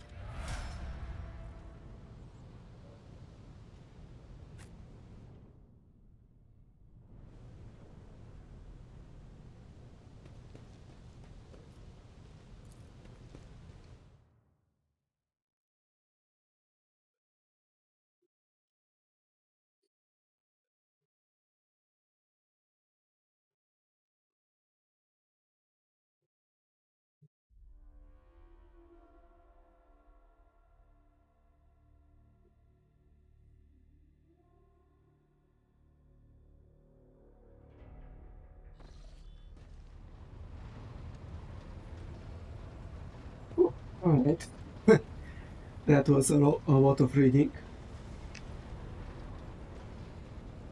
So, unfortunately, I think I'll be ending my stream here for tonight. Yeah, definitely there was a lot of reading this time, and my throat again is starting to feel a little bit sore. Um, so yeah, I think I'll finish it for tonight. Tomorrow I'll continue with the prison mission. Hopefully I will be able to reach it. After times the game decided to try and stop me. Thank you for being here. I really appreciate it. All my streams are uploaded on my YouTube channel. You can check the streams there as well. For tomorrow, I will try to again to stream 2 times during the day. I will try to stream again Last Train Home, and my second stream will be again Rogue Trader.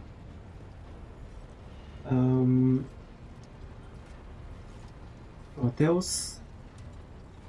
Yeah, I wish you a good night